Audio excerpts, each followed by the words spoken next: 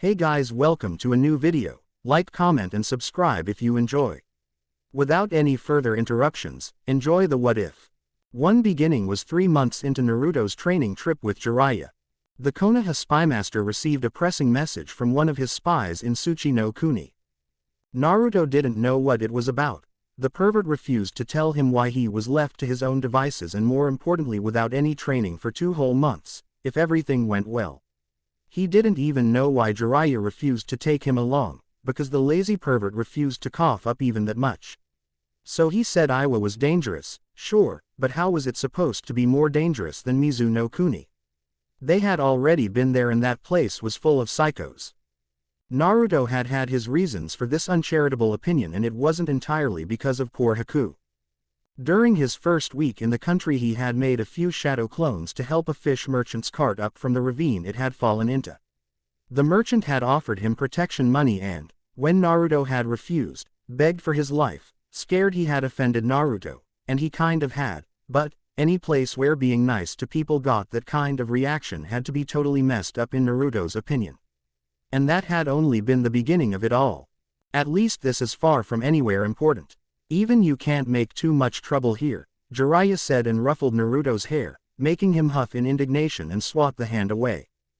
Just so you know, that swamp village thing wasn't my fault. I don't care if they were high and mighty Kiri Chunin, nobody demands protection money from little flower girls. She was 10 years old for heaven's sake.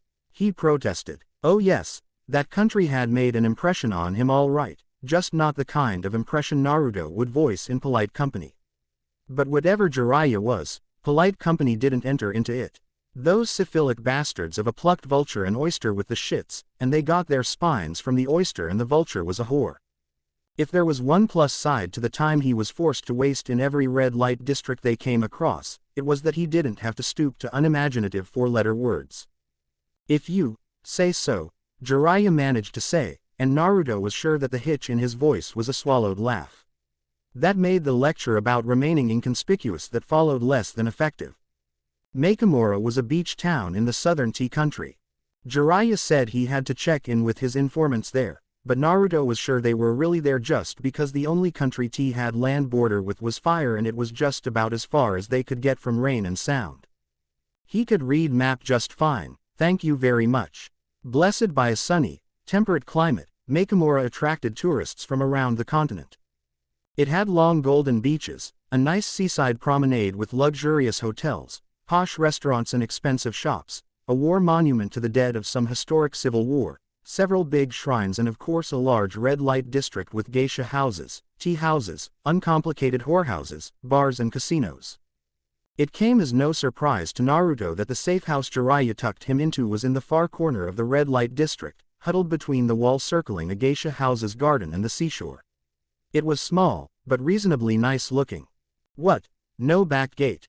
He asked and gave the garden behind the high wall a knowing look. Jiraiya thwacked him over the head.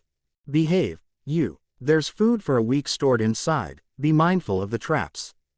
Your cover's a worker for one of the local merchants, he's my contact. I'll send someone from Konoha to help you stay undercover and keep an eye on you. Jiraiya gave Naruto the merchant's contact information and codes, and the codes he would recognize his backup/babysitter from. He left Naruto to sort through the traps that had kept the house untouched in such neighborhood. It took Naruto half an hour to figure out how to get past the seal on the door. Inside he got scratched by one poisonous kunai and found himself hanging upside down from the ceiling. Kyuubi took care of the poisoning, though it still turned his tongue purple and his urine blue. This was Naruto's first afternoon out in the big world on his own. And there was another beginning, the beginning before beginning, long before Naruto even became genin. The beginning Naruto didn't know had started anything. 002. Middles. Another beginning was actually a middle, 2 Kurigakure graduation escapees on the run. Mizushima Konatsu was the eldest daughter of a prominent Kiri ninja family.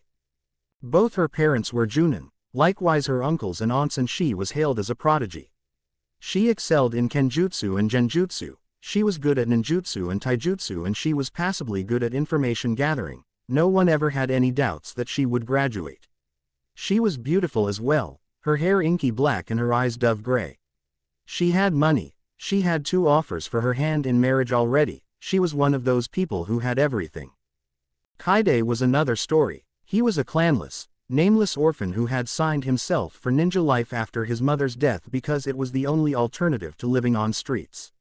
He was a passable student, but didn't truly distinguish himself in anything, staying in the middle of the crowd by the skin of his teeth and thanks to Konatsu's tutoring. He was frequently bullied because of his feminine name and his teachers didn't really expect him to survive. He only had one advantage.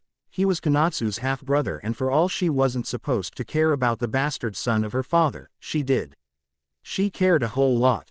In Kurigakure the graduating students were pitted against each other in one-on-one duels to the death, and so Konatsu and Kaide found themselves standing at the opposite ends of an empty room. Konatsu wondered if her father was the one who had arranged for this, for Konatsu to end the life of the son he never wanted and never acknowledged. The proctor was standing with his back to Konatsu, redundantly going through the rules, and even though Konatsu couldn't see his face she thought the line of his shoulders and the tilt of his head spoke of pity as he watched Kaide. She couldn't afford pity, so she stabbed the chunin from behind. They then went through his pockets for money, ransacked the academy kitchen for as much food as they could comfortably carry and ran for their lives. Incredibly they made it into a seaport and into the first ship that left it. It was headed to a tea country resort town. "We will be all right, I promise. I'll protect you. As long as we have each other it's going to be just fine," Konatsu promised her brother and smiled, but she was simmering with frustration at her own impotence. It was a miracle they had made it that far and she knew it. "I know," Kaide said and smiled nauseously. Part of it was the rolling, sickening way the ship bobbed up and down on the waves, but most of it was that he knew just how unlikely that was. But even one day of life was more life, and without Konatsu they would have put him into the cold ground of Kiri already. There was still life. As long as there was life there was hope, and he hoped for a miracle. One miracle had already happened after all. 003 ends. When Mizuki revealed himself to be a traitor it was the beginning of one end. He had a lover, Ono Tsubaki, a kind, warm woman and a loyal kunoichi of Konohagakure who found herself in a very difficult spot after his incarceration. The first stage was denial. There must have been some mistake, she thought. He would never, he could never, but he had and she didn't know why. Was it for money? Had he grown that dissatisfied as an academy teacher? What it was that Orochimaru could offer and Konoha couldn't? What it was that was so much greater than life as a valuable Konoha shinobi, as her lover? Hadn't he cared any? Anger followed soon at denial's heels, anger for abandoning her, for spitting at her love and trust, and for leaving her to deal with the consequences of his actions. For the first few weeks she became an outcast among her fellow villagers. She was tarred with the same brush as Mizuki, the one who had sold them out for whatever reason. It was a legitimate concern that they felt, she knew that much. He might have taken her into his confidences, she might have been an accomplice, a spy left active even when he had been caught. After all, she had been the one closest to him, the one most likely to notice something was amiss.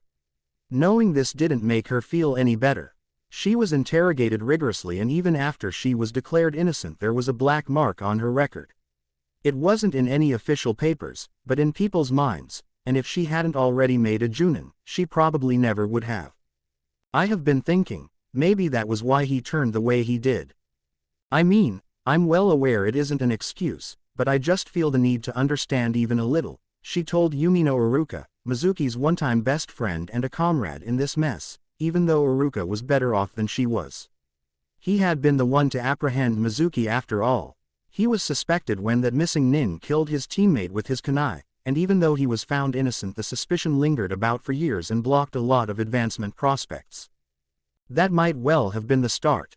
And it's a reason, but you are right, it isn't an excuse. If we excused him because he was treated unfairly, we would do grave disservice to those who also suffer prejudice, but never lose their integrity, Iruka answered.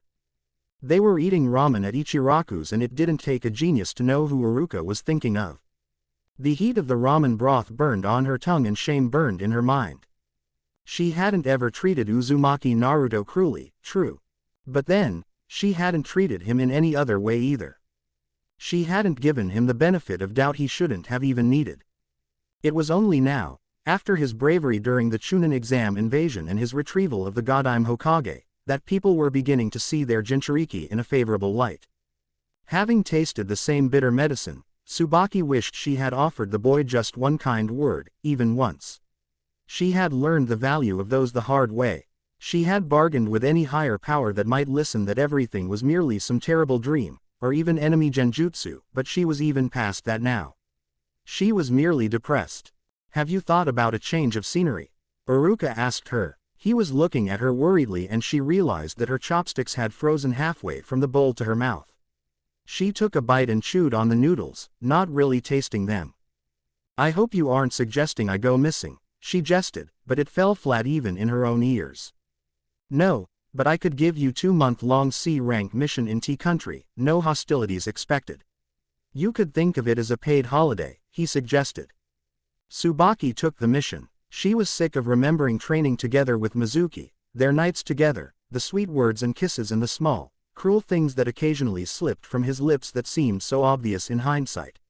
She was tired of looking at her friends with suspicion, wondering if Mizuki hadn't been the only one to harbor treachery in his heart.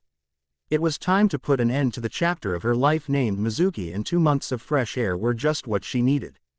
004. Insides. The safe house that had become Naruto's accommodation was in much better condition inside than the outside had led him to believe.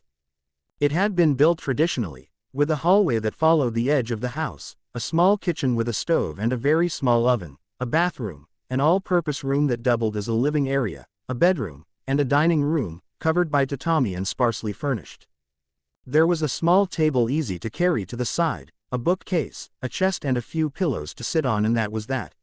He found musty-smelling bedclothes from the chest. Everything was dusty and his steps left clear footprints on the mats. Once Naruto got through the traps, some of them were ingenious and he was so going to learn how to set them back up. The next thing in order was to search for dinner. He went to the kitchen and started rummaging through the cupboards. There wasn't a single packet of ramen in the house. What sort of a sucky safe house is this? He grumbled as he picked cans randomly from the shelves and read the labels. There were cans of green beans, leeks and sliced water chestnuts. There were cartons of apple sauce with seals carefully painted on top to keep the sauce from going bad, and canned peaches in syrup. There was canned chicken and canned tuna and several jars full of spices, and from the far end of the lowest cupboard he found a carton that read Mama's Better Powdered Milk. Naruto had a feeling this food supply would survive a small-scale apocalypse. But no ramen. Note to self: go shopping tomorrow, he muttered as he took a can of beans and a can of tuna to make ninja hash, not looking forward to the shopping trip. The shopkeepers always charged him more than other people and the customers would glare. Actually, things had gotten better after he had brought Bachan back to the village, but that just meant that now he didn't know when he would get the cold shoulder treatment, but no one here knew anything about him. All they would know what he chose to tell them. Happy with this revelation, Naruto cooked his dinner and ate it. After this, there wasn't really anything to do with his day except prepare his futon, and a new problem came upon him. Boredom. Naruto and boredom. Back in Konoha and halfway through the T-country prefecture Uruka, Kakashi and Jiraiya felt a shiver go down their spine for no apparent reason. Naruto scoured the house for something to entertain himself with. There wasn't much except a deck of cards, and Naruto hadn't ever gotten through a single game of solitaire. The only person he lost to in cards was himself. He turned to the bookcase and looked what it had to offer. There were 2 Ikas, one with a man and woman in the cover and the second with 2 women, but Naruto had completely lost all the naughty fun he had at first gotten out of doing something perverted when Jiraiya had made him a proofreader, and now he just didn't get what was so great about telling the same plot 100 times with different names. There were a few romance novels, one book about poetry that made Naruto's eyes cross when he tried to read it, and several ninja manuals. There was one about making simple seals, storage seals and similar, a few about weapon maintenance, something about art of war that also made Naruto's eyes cross, but the last looked promising. From cleaning supplies to warfare, how to prepare your own explosives, a training manual in Kyakujutsu. 10 minutes and Naruto was hooked. He had only learned that explosions were something that came from exploding tags, and the simple instructions the book was giving him opened a whole new world. 10 more minutes and he was rummaging through the cupboards again, this time in search of the mentioned supplies. There was a bottle of bleach in the bathroom and the kitchen had hot plates, but there were no enameled steel containers, so that was one more thing he needed to shop for. The second recipe needed ammonia and iodine crystals. There was ammoniac for cleaning the toilet, but Naruto didn't even know what iodine crystals were. He hoped they weren't terribly expensive. Then there was the thing with rust and some other powders he wasn't sure where to get to make touch explosives. Why don't they teach this at the academy? Doesn't seem too hard, he asked of no one, and looked at the pots and pans at hand.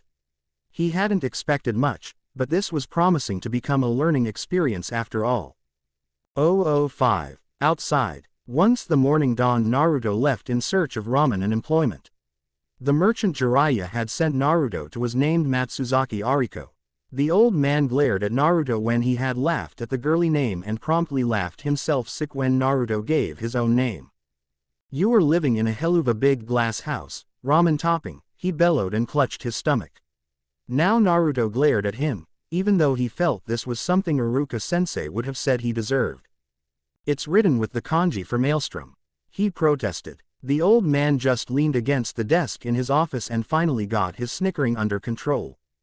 Yeah, and mine's an herbal remedy, he said.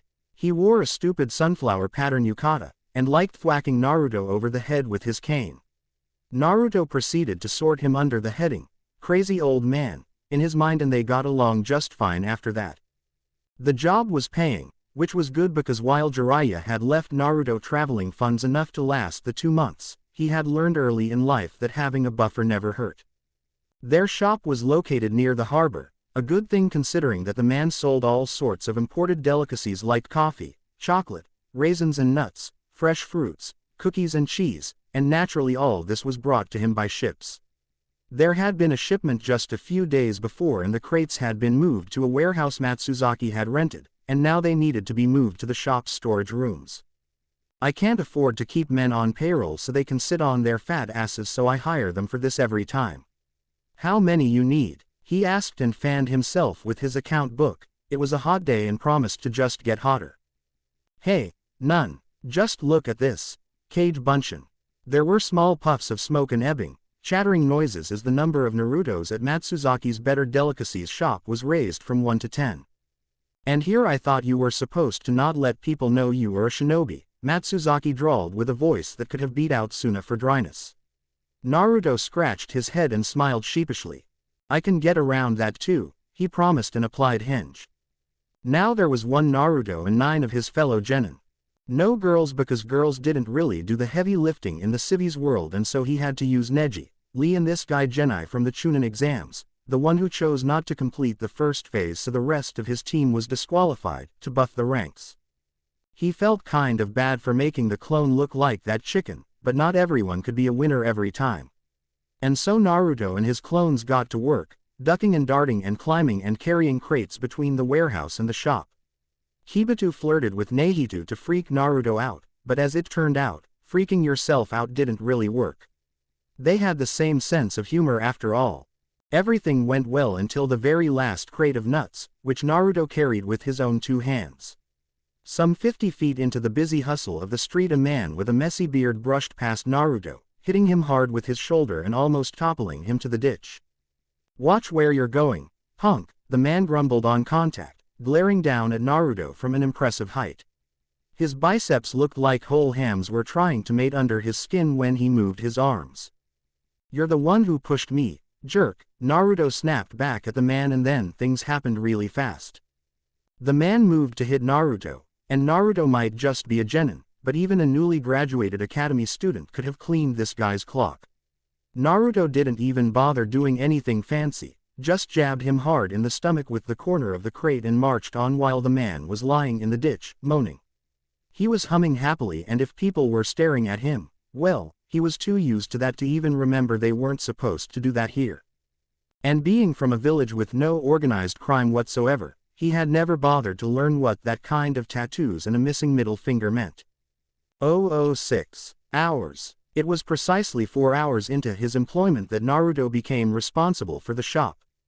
It happened like this. Matsuzaki was standing on old, rickety ladder to put new jars of fruit marmalade to the highest shelf when an old lady in posh, embroidered kimono walked in and the lady was walking two little dogs with long, dirty white fur. The color was dirty white. That was, Naruto didn't think those dogs were ever allowed to get dirty and he pitied them because forcing dogs to remain neat and clean all the time went against some inner dogness. He was crouching to put some crackers to the lowest shelf a bit behind the ladder and the dogs run towards him. And the leashes of the dogs, which had been tied together so they could be easily held with one hand, were torn from the old woman's hand. One dog went from one side of the ladder and the other. The ladder fell and Naruto leapt to catch Matsuzaki, already congratulating himself for the quick save. But then Matsuzaki clutched his chest and his whole body jerked. Naruto wasn't a medic by any stretch of imagination. He could bandage wounds, of course, and set broken bones as long as the break was a clean one and even do stitches as long the one being stitched didn't mind them being a bit ugly and uneven. But his poor chakra control had made learning medical jutsu an impossibility and he hadn't ever shown any interest despite his one-time friendship with Kabuto, that rat bastard. Either, to tell the truth.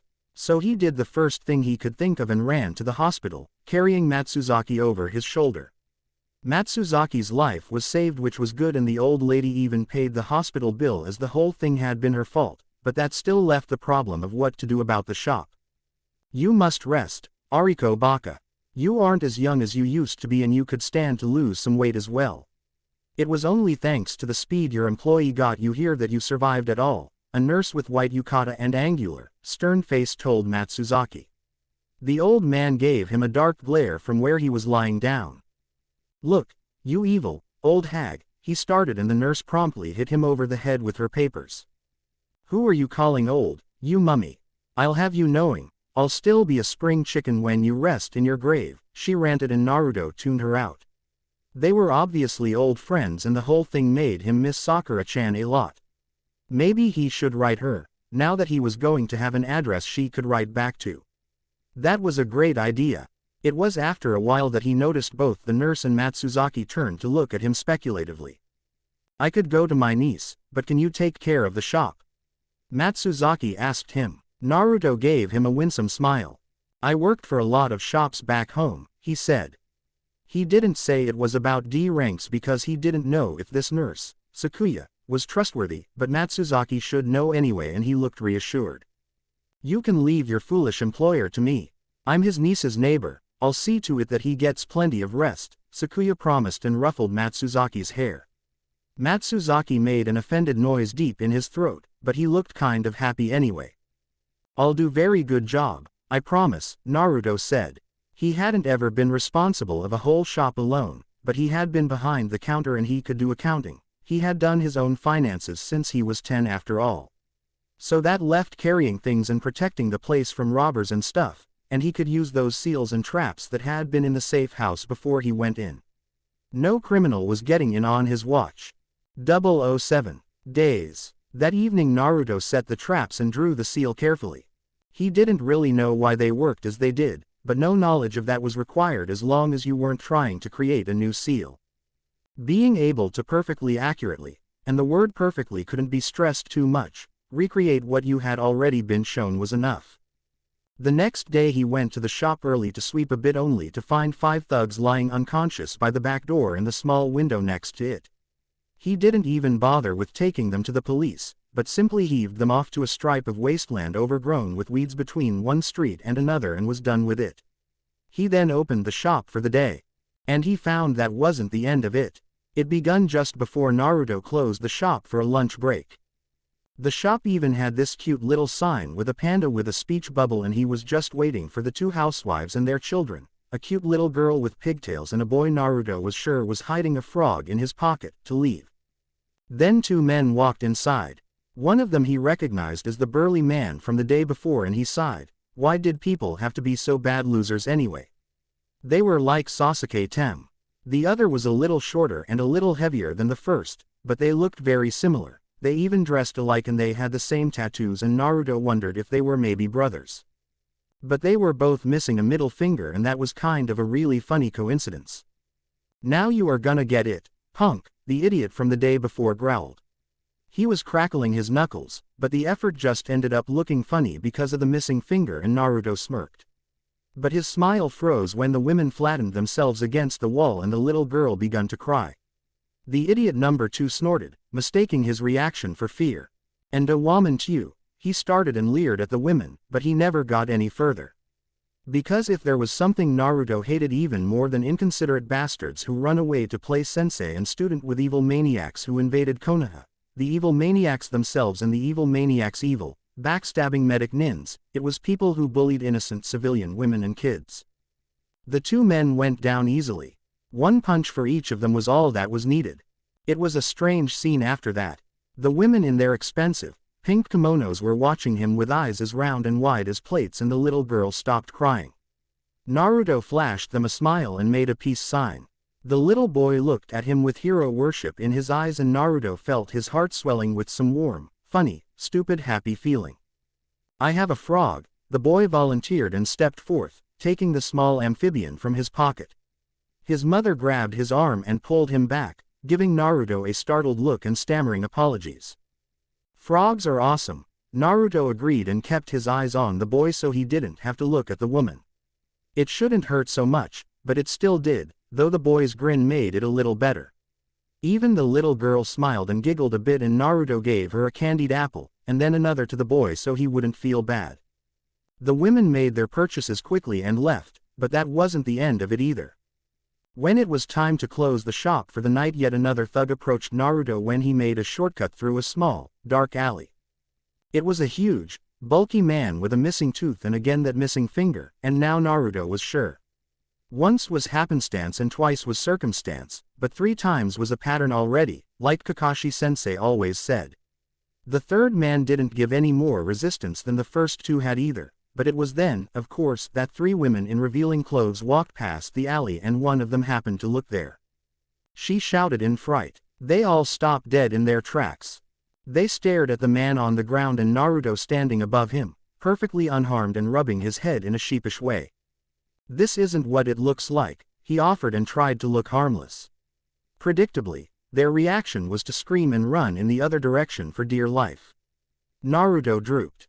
"What a lousy day this has been," he grumbled. 008 weeks. Makamura was a nice little town, Tsubaki decided when she walked the streets towards the safe house Jiraiya-sama had given her directions to. It was early morning and the chirping of birds drowned out the squeaking and rumbling of what few merchant charts made when they were rolled to their allotted plots for the day. She watched at the sea that glittered in the early morning sun and thought that maybe she would buy herself a swimsuit. This was shaping up to be a better and better idea by the minute. A paid holiday, like Iruka had said. Her only duty was to ensure that Uzumaki Naruto didn't do anything stupid and grandiose enough to attract shinobi attention. The boy's rambunctious nature aside, this was a country without a hidden village or any real political significance. This was the kind of place spies were assigned to as a punishment for messing up somewhere important. What could possibly go wrong? This was a question Ono Tsubaki regretted asking herself when she realized her charge was in the middle of a small-scale war with the local Yakuza. "What you think you are doing, Uzumaki? You were supposed to keep low profile, do I need to explain you what that means? And who is she?" She demanded answers from the brat sitting in the middle of the safe house's floor, bandaging the leg of a young woman.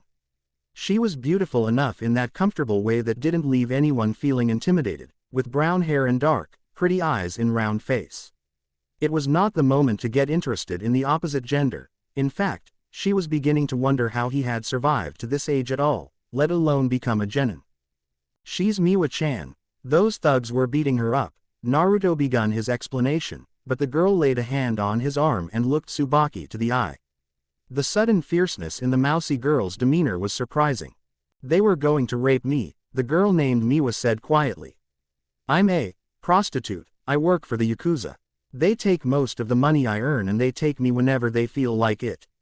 Naruto-kun killed those men." Her voice was barely a whisper, but the intensity of it carried through and so did the grim satisfaction. Naruto looked at his hands like he had never seen them before, and Tsubaki realized with a sudden start that it had been the boy's first kills. But the shadows were chased away and Naruto's eyes hardened. "No one who does that to other people deserves to live. Don't worry, Miwa-chan, you won't ever be going back to those people," he vowed. Many thoughts were chasing one another around in Tsubaki's head. The incredulous he was fighting Yakuza without killing them. What did he do? Arrest them was shoved away by the wistful that girl loves him and he has no idea. But what surfaced first was, you will see that many people do so and live to do it again. The lecture was even part of the academy curriculum. Ninja sex ed covered the run-of-the-mill contraception, diseases and health risks associated with underage pregnancy, but also rape as interrogation tactics and prostitution as a part of infiltration tactics. This was the kind of world they lived in. Well, I'm gonna change that because I'm not gonna change, believe it. Naruto exclaimed and hit the air with a closed fist. It made Tsubaki sad for someone other than herself, because some things could be changed by no one. But Naruto could save Miwa if Tsubaki let him. He was the kind of person who would. She remembered the cruel whispers that had always followed the boy. Demon Brat gritted between teeth, and he remembered the man who had lain with her under false pretense and how Naruto had been the one to catch him. It hadn't been rape, she had said yes every time and enjoyed it, but she felt violated all the same. And she had been suspected and blamed, considered dirty, like many would consider whores dirty. Some would claim even in Konoha that it didn't count if you raped a prostitute. No one who does that to other people deserves to live. I was Mizuki's lover, did you know that? She asked. Naruto looked kind of squicked out, but also, gentle. Kind. She wasn't certain she was reading him right. That must have sucked. I bet he was a bad kisser too, he said and startled a laugh out of Tsubaki. She wasn't a violent person by nature, her career choice notwithstanding, and she was a bit shocked to notice her knuckles were turning white. She purposefully opened her fists. Those Yakuza are lucky. Naruto-kun, she mused and looked out of the window, feeling loose-jointed and drunk. Mizuki had struck a fracture into her and she wasn't sure if Naruto-kun had just fixed it or struck her to pieces once and for all, but whatever the case, she had forgotten what it was to feel this good. Outside the sun had finally risen over the roofs. This will be a beautiful day to die. It had taken Seihara Hiro, the unquestioned leader of Makamura's dirty underbelly, years to build his criminal empire. It was destroyed in a week. And if Naruto dropped them off to the police and Tsubaki vented her frustration, he didn't seem to hold it against her. She was clever enough to never be caught anyway.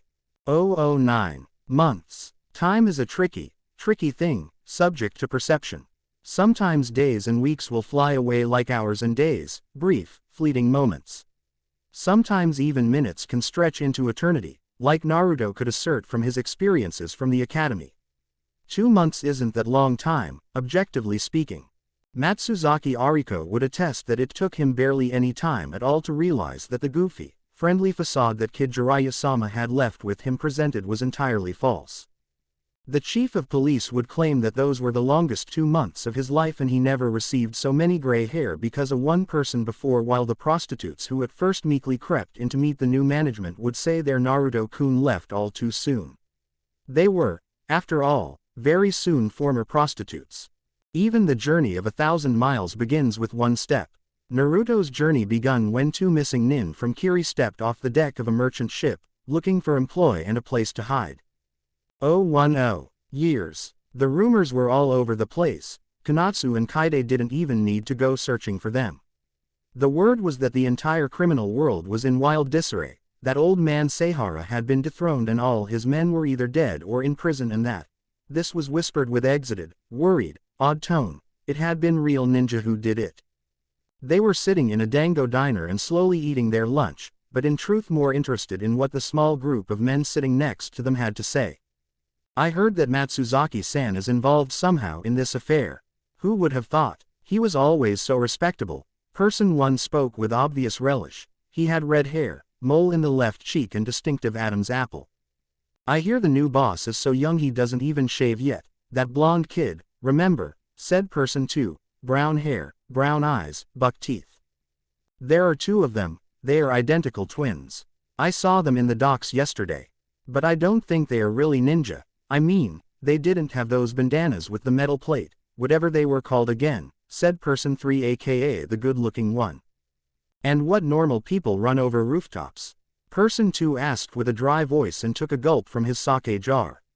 Konatsu and Kaide shared a look and finished their meal, leaving the diner. So, A missing nin organization has taken over. Do you think they recruit? Kaide asked, trying to hide his trepidation. He wasn't the most squeamish person there was. No one in Kurigakure stayed squeamish for long. But some of the rumors about the sort of missions missing nin got involved in, starting with assassinating little babies and getting steadily worse from there, really gave him the creeps. But Konatsu's eyes were shining. If they have only just taken over, there must be much work to do. I'm sure I can get us in, and then we'll have safety in numbers, she said, gratified. Mizushima Konatsu and Kaide had their expectations about how the world worked in general and the ninja world in particular. Those had been built upon years and years of ruthless training and eyeing their classmates with cold, and in Kaide's case, uneasy eyes, knowing only half of them would survive. Years and years of watching little kids beg for food until they barely even noticed it, by yearly death patrols to weed out all Kekkei Genkai users and good, unselfish people like priests and volunteer workers at homeless shelters found mugged and sometimes dead had left them with firm opinion that you could trust only your family and oftentimes not even all of them. Then they walked into Matsuzaki's Better Delicacies shop and the blonde, grinning boy behind the counter made that certainty crumble. 011. Read. To say that Tsubaki was less than charmed when Naruto-kun returned to the safe house with two missing nin in tow was an underestimation. Missing nin were generally speaking scum, the ones who couldn't keep their violence aimed towards acceptable targets or the ones who sold their loyalty. Kurigakure was a case of its own, as about half of the people who left that place were merely political dissidents or victims of severe abuse of authority, but they were desperate and all too willing to do what it took to survive, even kill people who had considered them to be their allies. The heart of the average Kiri missing nin was dead 7 times over before they left the borders of their country. So this isn't a missing nin operation? The one who had introduced herself as Natsu asked. Tsubaki was very sure that wasn't her real name, but she answered to it easily enough that it must be an old alias, or a nickname. Konoha has interest in T-Country. I bet half of my graduating class couldn't tell T-Country from the map. No, I was just dumped here until my sensei gets the important stuff done, Naruto-kun answered, displaying unusually good sense in not giving his sensei's name to these people. He wasn't lying about Konoha's general disinterest in T-Country either, though he exaggerated a bit.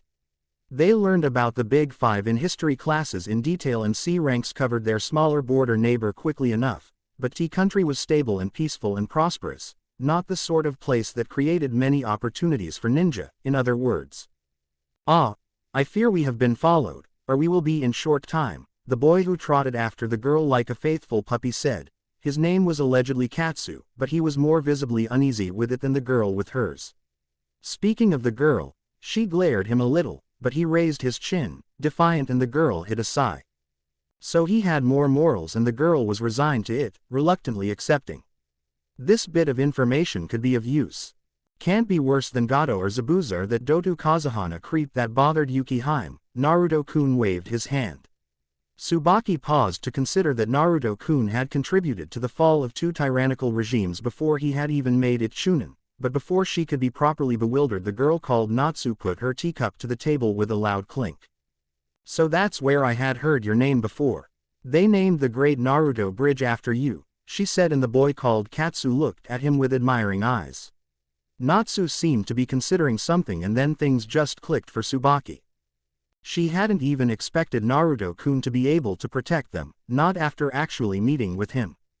She could tell he was inexperienced and she probably believed Tsubaki to be merely a chunin since she followed Naruto-kun's lead in this, protesting notwithstanding. She wasn't precisely trying to make her objections stick, and Natsu had intended to use the two of them as a distraction against anyone who might have followed her and her brother and escape while the dust was still settling. It wasn't a bad plan, but it made Tsubaki see red. That someone would use Naruto-kun like that, she only realized she was releasing a good deal of killing intent when both Natsu and Katsu turned to her, their hands at their weapons. Tsubaki took a deep breath and forced the red across his vision wash away. All is well, she told Naruto-kun and managed a smile. Many would have found it more than a little sad that she was taking her clues from a genin, and genin such as Uzumaki Naruto, but Tsubaki had made her decision when she first bared her blade and she wasn't the type to change her mind according to every rouge blast of the wind. She would wait and see where this unique Nindo of Naruto-kun would take them. And if these two thought her to be Chunin rather than Junin, well, the easier it would be for her to kill them. Tsubaki was willing to give this alliance a chance, but she had sworn to be nobody's fool ever again. 012. Orange. Miwa had been a geisha student once. Her father had sold her to a geisha house when she was 5 years old, and she had worked her way up there from a servant girl to a student and even an apprentice geisha, Maiko. It was simply her bad luck that the geisha district her geisha house had been an illegal one. The unlicensed districts were the most popular. There was less standing in ceremony and more fun.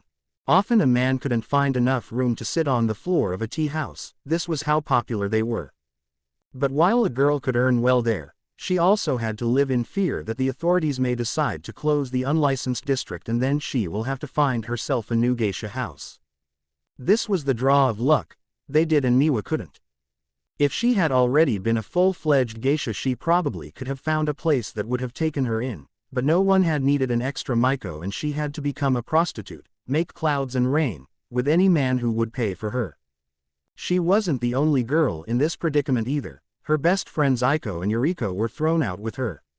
It was harsh life and she didn't expect to live long. Some disease would surely take her soon, if she didn't starve once whoring cost her good looks or somebody didn't kill her. Then Naruto came and everything changed. He killed the men who tried to rape her and took her to his house, caring for her. He and the older woman, Tsubaki, took over Makamura from the horrid man who had claimed the city as his turf, and suddenly she found she wasn't a whore anymore. We could convert it into an inn and a bar, Naruto-kun said as he eyed the house critically. You can sing and play something, right? Since you used to be a geisha, he asked, and Miwa couldn't find it in her to remind him again that she hadn't quite been one yet. It wasn't as if Naruto-kun cared. He simply found her cool. Aiko and Yuriko were as well, they can sing and dance there. I would like to help you personally, if you don't mind, she proposed and blushed, hoping she wasn't too forward. She so wished to become part of his life. Naruto-kun was a ninja. The mere thought made chill go up and down Miwa's back. The shinobi were the stories of her childhood and the rumors important men would whisper to each other while you filled their glasses. Whispers of assassinations and kidnappings, beautiful, seductive women who could wring every secret out of a man and then leave him hanging, sometimes literally, men with so terrible jutsu they could kill whole armies. Miwa had always feared ninja. She even feared Tsubaki-san a little bit. She never would have thought she would ask to become a secretary, assistant, anything to a shadow killer. But Naruto-kun was kind and sunny. He didn't even dress like a shinobi, but wore bright orange and blue that clashed with it in a particularly eye-catching way. Naruto-kun was her new hero, just as orange was her new favorite color. 013. Yellow. Makamura had recently turned into a right battlefield. There was a boy who was said to be a shinobi of some sort. That mere word was enough to send shivers down even a brave man's spine.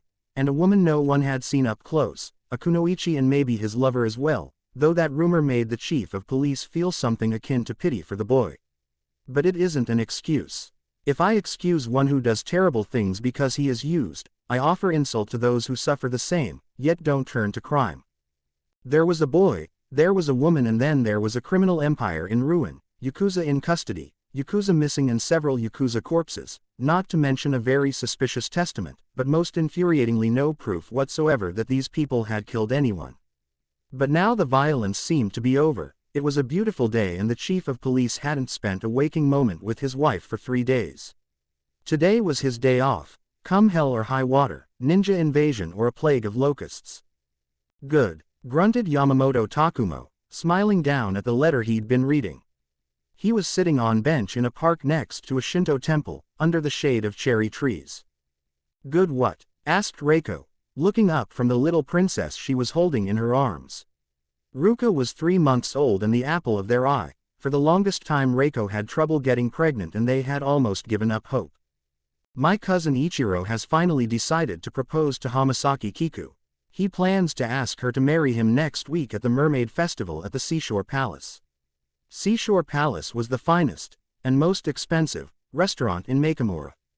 Takumo couldn't even imagine how Ichiro had managed to get a reservation for that day. Reiko grinned at him. Then shall we gather chrysanthemums, dearest, for their table at the festival to help Ichiro gather his chrysanthemum? She asked coyly. It was a beautiful day, golden with sunshine and peaceful. Of course it had to come to an end. There was the sound of a girl crying and Takumo turned his head to look.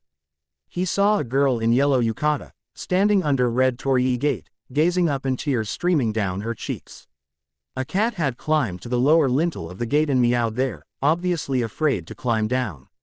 The girl was tugging the orange sleeve of a young boy and Takumo thought his heart would stop. The boy had bright yellow hair. The dominant hair color of people of tea country was black. Some had dark brown hair, or even light brown, but yellow was exotic, strange. Even in a tourist city like Makamura, blondes were a rare sight. He couldn't see the face, but the girl tugged again and Takumo stood up, alarmed, hoping Sato had the sense too. The boy known as Sato Naruto walked up the beam of the gate like it was flat ground and not in fact at 90-degree angle to the ground. He quickly picked up the cat and jumped down with a somersault that would have left Takumo with a twisted ankle or possibly even broken neck like it was nothing and handed the cat to the girl. She shouted in delight and pressed the scruffy black thing to her chest and Sato ruffled her hair, smiling beatifically. Takumo felt his insides twist. The ones who make a show of being affable are always the worst, his shisho had told him once. It takes a certain kind of man to murder in cold blood, but the kind that murder in cold blood and then hold charity auction, make nice with cute kids and save kittens is worse. They have something loose in here. He had twirled his finger at his temple. Takumo couldn't remember a single instance his shisho had been wrong. An. Kiku equals chrysanthemum. 014. Green. When Morino Idate heard that Makamura had been overrun by two missing nins, his first inclination was to bang his head against something hard. Idate didn't like the ninja world even at its best. Once his heart was gnawed by the green eyes beast called envy, but Naruto had helped him regain some of his lost self-respect and winning the annual race, and a few kind words from his brother had given him the rest of it. And even when looked at objectively, life was just that much better when he didn't have to pit himself against tests engineered to make the majority of the attendants fail and be used by someone who would use him to do their dirty job and throw him away like trash later. All right, maybe he was still just a little bit bitter. Idate had waited with bated breath after Ibiki had taken Team 7 back to Konoha, but when no one appeared even after months to demand that he join Konoha again, he had allowed himself to relax. Some say that the grass is greener on the other side of the fence, but the fact was that Idate had walked both sides of it and he preferred his civilian life. Ibiki should have changed his status from Kia to Mia at the very least. He hadn't, and Idate was eternally grateful for that. But now it seemed that trouble had found its way to the peaceful tea country after all. It was after a day of careful consideration that he approached Wasabi Joriko, the man who had taken him in from the ditch and treated him as his own son. Wasabi Joriko was a big man. He had a bit rough-hued but kind face that seemed to proclaim that like a mountain, he was here to stay and couldn't be moved. He was sitting behind his desk and sipping tea from a delicate china cup that almost completely disappeared into his big hands. His simple gray kimono and his austere room void of all unnecessary cluttering were like his own reflections. He wasn't a man fooled by vain gilding or cheap glittering. He smiled to Idate when he came in and like always it made him feel like a little better person than he was. "Father, I'm sure you have heard the rumors from Makamura as well." He begun, and when Joriko nodded he continued, "With your permission I would go there and see how much truth there is to them." "Why bother? Makamura is far from here," Joriko asked, but Idate got the feeling that he wasn't necessarily disapproving, but simply curious. "I know how these things progress. If Makamura becomes a center of missing nin action, it will invite hunter nins, and hunter nins in turn will invite spies. And before we know it, this isn't just the problem of one town, it will spread slowly but surely over the whole country." Tea country was a gentle land of lush rice fields and fertile orchards, harbor cities that bustled with life, and smaller, idyllic country towns. It was not perfect, certainly, but what place was? If some missing nin thought they could drag tea country down to their level, well, they had another thing coming. But what could you do? You left that life behind a long time ago, and I know you have only practiced running. Joriko didn't look happy, but he hadn't said no either. "I'll just ascertain that it's true and not just another tall tale about Yakuza turf war. If it's true, Then I'll make a risk assessment and we will know how much help we need to request from Konoha. Maybe if they were lucky they would get Naruto's team again. Naruto was a bit of a loudmouth, but he had a good heart. Actually, Idate was a bit worried about him. So pure heart in a hidden village was just begging for trouble. You would call for Konoha? Joriko asked with a mild voice, peering at Idate over the rim of his cup. They had not talked about Ibiki and how he was alive, how it influenced Idate's view of the shinobi world for quite some while. This conversation had been coming. I'm not happy to deal with them, Idate answered honestly. But now the situation is still salvageable. Better a team from Konoha now that the countryside overrun by foreign agent the next year. I'm not going to leave you for them, he didn't say out loud. I just want to protect our home. Joriko smiled to him and set down his teacup with a clink. Idate packed his rucksack and put on his weights. As far as shinobi went he was a bit green, but he could do reconnaissance as well as anyone. Naruto had shown him that you had to fight for what was yours and that was ninja way even Idate could get behind. 015. Blue. Naruto was busy rearranging the Yakuza business. Tsubaki-chan had given him a name for the crazy missing finger people, so the girls could earn their living honestly when the first man walked in. Miwa-chan had promoted herself to his personal assistant and was doing the actual job behind the counter while Naruto sat on a stool by the chocolate aisle and went over the books Konatsu-chan had stolen for him. Naruto was very good at math. This wasn't because of any natural aptitude, but thanks to several obstructive, petty Konohan bureaucrats who had made it necessary for him to pinch every penny while growing up. The casino boat, the loot from Seihara's safe house and the bordellos that he would turn into inns with said loot could easily make a man rich, but becoming rich wasn't his goal there. Employing all the girls was, and right now there were still 24 he couldn't find anywhere to put. But Miwa-chan trusted him. He couldn't let her down. Excuse me, Sato-sama. The man he had at first taken for a customer asked as he slowly dithered closer to Naruto. He was a middle-aged, plump man, dressed very smartly. In his hand there was a brown envelope.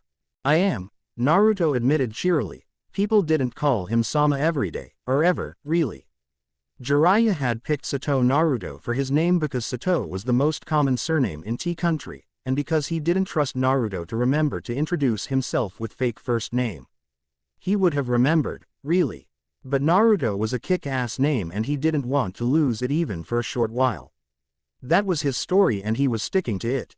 I came to, greet and congratulate you for your, quick promotion to your current position. And also, I think we can reach an arrangement. So that everything will go smoothly.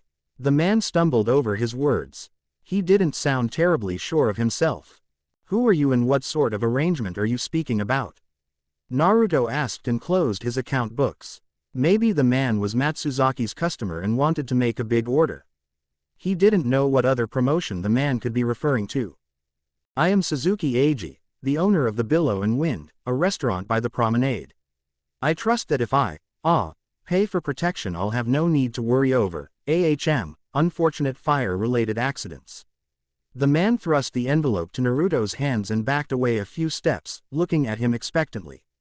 Naruto might have asked about the way he looked at him, hopeful and nervous at the same time, but this was when he was hit by an epiphany. Konoha, like all ninja villages, had a very effective fire brigade.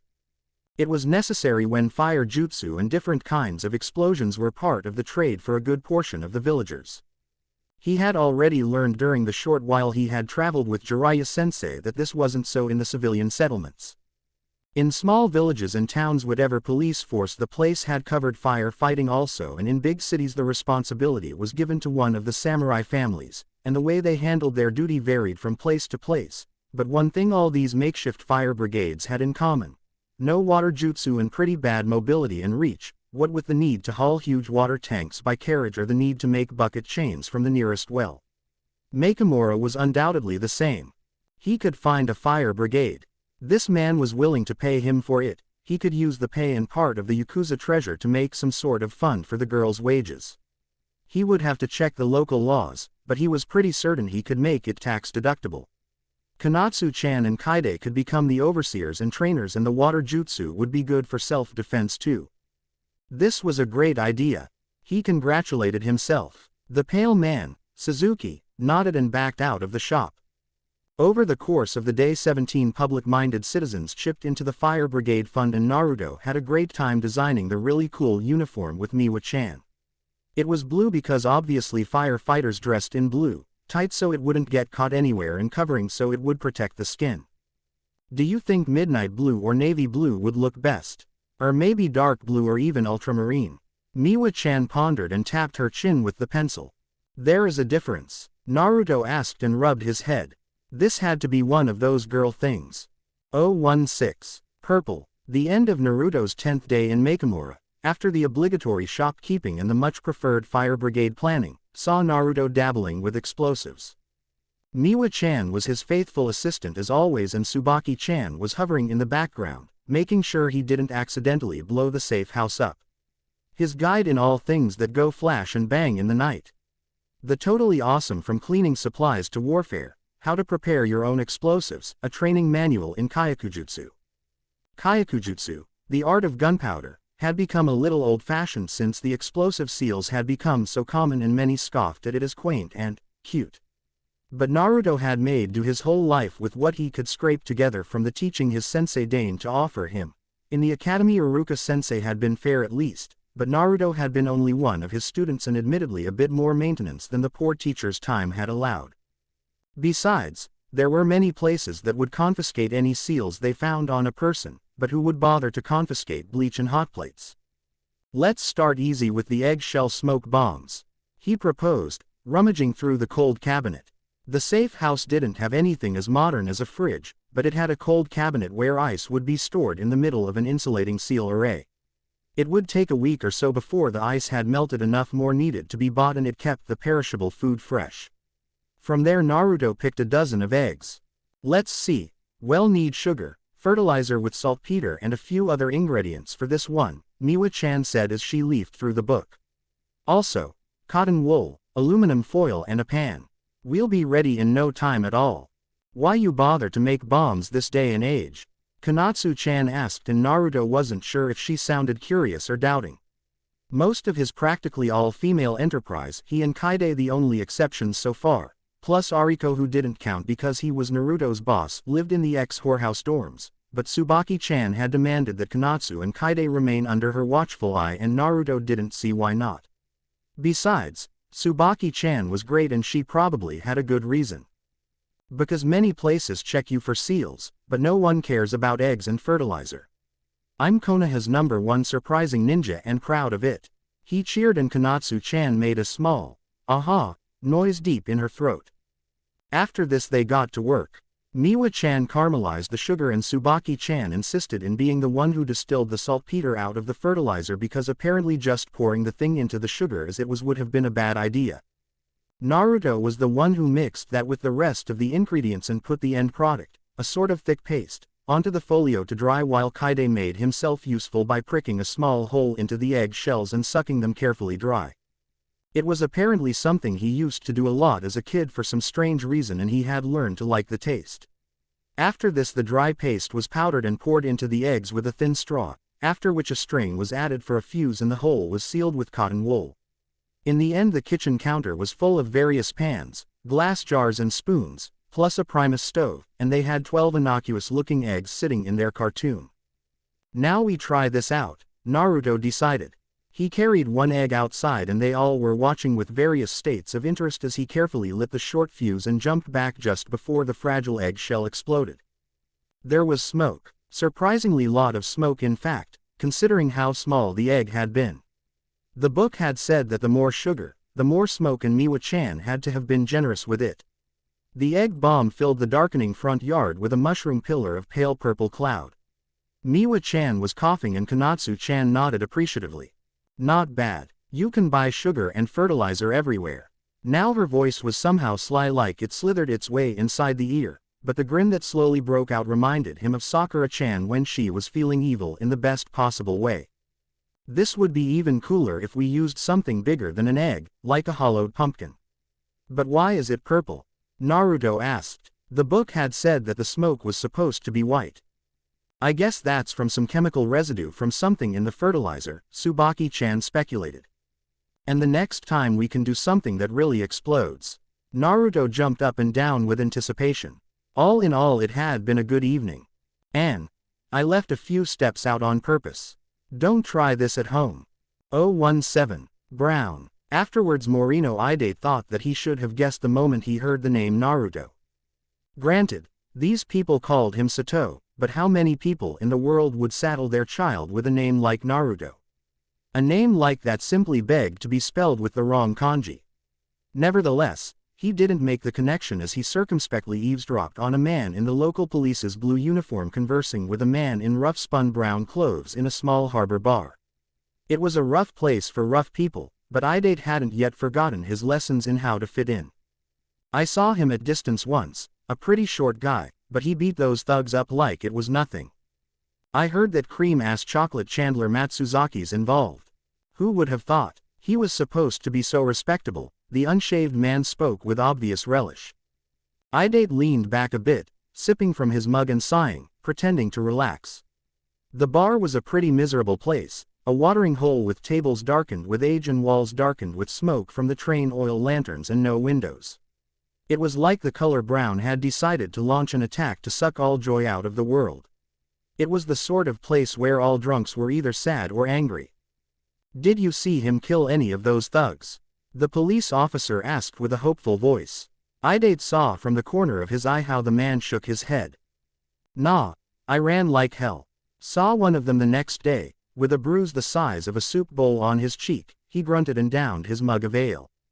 This short exchange was enough to lead Ide to Matsuzaki's Better Delicacies shop, where the girl at the counter, a cute one with pretty brown hair and pleasant face but stern eyes, gave him an answer to a question he hadn't even asked, much to his embarrassment. "Walk down the Candlemaker's Street and down the stairs that lead to an empty stretch of beach. You may meet Naruto-kun there right now. I advise you to not try anything stupid, though. You wouldn't like the results." These words were uttered with absolute conviction, along with coldness that practically dripped ice fern to the floor. He nodded and said his thanks, leaving the girl in the shop that smelled pleasantly of cinnamon and peppermint. It was a pity that she was involved in such shady affairs, he thought. And wondered despite himself what her name was. The girl's advice and the salty sea wind led him to the old red granite stairs and the yellowish-brown beach. It was rather rocky, which was probably the reason tourists hadn't invaded this stretch of sand and seawater yet. Standing on the uppermost stair, he saw a group of people. They were all rather young, though the age varied from the tween to the later 20s. It was a gaggle of women, all in rather simple yukata, forming a wide circle around three figures. There were dark-haired girl and boy dressed in blue and a boy with bright daffodil yellow hair wearing grab-you-by-the-eyeballs orange jumpsuit. That could only be one person in this whole world. "Naruto, what the hell are you doing here?" he shouted and ran down the stairs. The mass of people in simple pale blue and dim green opened to let him through, and he found himself face to face with one grinning Uzumaki Naruto. "Hey, Ide, it's great to see you. What are you doing here?" "We are training my fire brigade." Naruto gave him a blinding grin, but the females were closing in on him with flint in their dark eyes. Many were pressing their hands into fists, or spreading their fingers like claws. "What it is that you want with Naruto-kun?" one of them asked. Ide got the impression that if he gave the wrong answer now, this whole group would try to claw his eyes and probably his heart out as well. What he made out of the explanation, once he managed to calm them down somewhat, was that these people would be a fire brigade, that this place was now completely Yakuza-free, and that Jiraiya the Sannin, had left Naruto alone here for whole 2 months. Something like this could only happen with Naruto. But he could deal with 2 months. Ide had no idea where people had gotten the idea that Naruto was a Yakuza leader, given that the idiot was terminally incapable on harming a caterpillar unless it first committed a murder of one of his friends, but just 2 months and this circus would leave the town and country. That was harmless. "We met a little while ago when he helped me. Can I do something for you?" he asked from the group as a whole. And if he was thinking of the fierce girl with the chocolate hair in the shop, it was no one's business but his own. 018. Black. Week 2 was almost up and Naruto had decided that he was having way better time than he would have with Ero-sensei anyway. Ide had taught the girls self-defense the last 2 days, and Konatsu-chan and Kaide had taught this simple water jutsu called Sweden, Mizorupa, that was a little like Sasuke Tem's fireball jutsu, except it made you spit water instead. So far Naruto was the only one who had learned it, but the girls were beginners. He was sure it was just a matter of time before they got it. He was sitting outside the house in a folding chair, munching one of the apples left over from that day's experimentation, and thought that he should go meet Ariko and maybe bring him the apple dumpling Tsubaki-chan was making from the carved-out apple flesh. Konatsu-chan was having hand-to-hand practice with Kaide and they yelled at each other, making great leaps around the yard. The apple was tart and the sun was warm. Of course something had to happen. He saw Konatsu-chan and Kaide dodge before he saw what they dodged. 10 sharp icicles as tall as Naruto's arm was long struck the ground where the two young ninja had just stood the moment before, sinking deep into the ground. At their wake a tall man in blue kimono with a striped undershirt and a mask with blue swirl dropped to the ground. His posture was lazy in a way that reminded Naruto of Kakashi-sensei, shoulders relaxed and posture loose, but there was a sense of danger that just clung to him. But while Konatsu pulled her blade and Kaide shouted for Tsubaki, in Naruto's eyes the picture of the man overlapped momentarily with another figure, a smaller and slimmer one, standing on a tree branch. Haku in Hunter Nin costume, but Haku was dead, and so was Zabuza. You kids got further than I thought possible. But now it's time for you to die. The unknown shinobi's voice was flat and bored as he positioned his hands for making hand signs, but waiting for his opponent's first move. He was mocking Konatsu-chan, Naruto realized, telling her she didn't stand a chance and could just lie down and die now.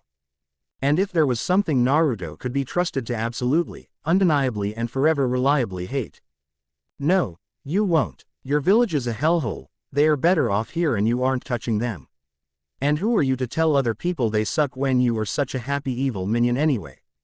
His fingers moved with practiced ease and the man didn't even have time to speak, if he even intended to speak, before the yard was swamped by 50 shadow clones. They all jumped as one against the man. After that it was tightly contained chaos. The man struck 7 clones down with water bullets and brief flashes of impact and pain flashed through Naruto's mind, followed by a sliver of black, but he didn't let it stop himself. He got a punch through. The man blocked 3 clones and kicked him and they were again apart, in a, well, if not see then at least a good-sized puddle of yellow and orange. Konatsu-chan took the chance to hit the man with the same jutsu she had tried to teach to the girls that very day, but it hit the great oak behind where the hunter nin had just stood.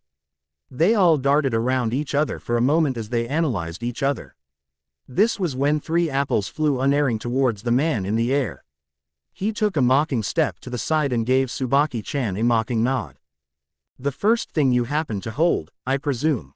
He asked. And Naruto was angry, but he wasn't so angry as to not notice the way Tsubaki-chan's eyebrows went up.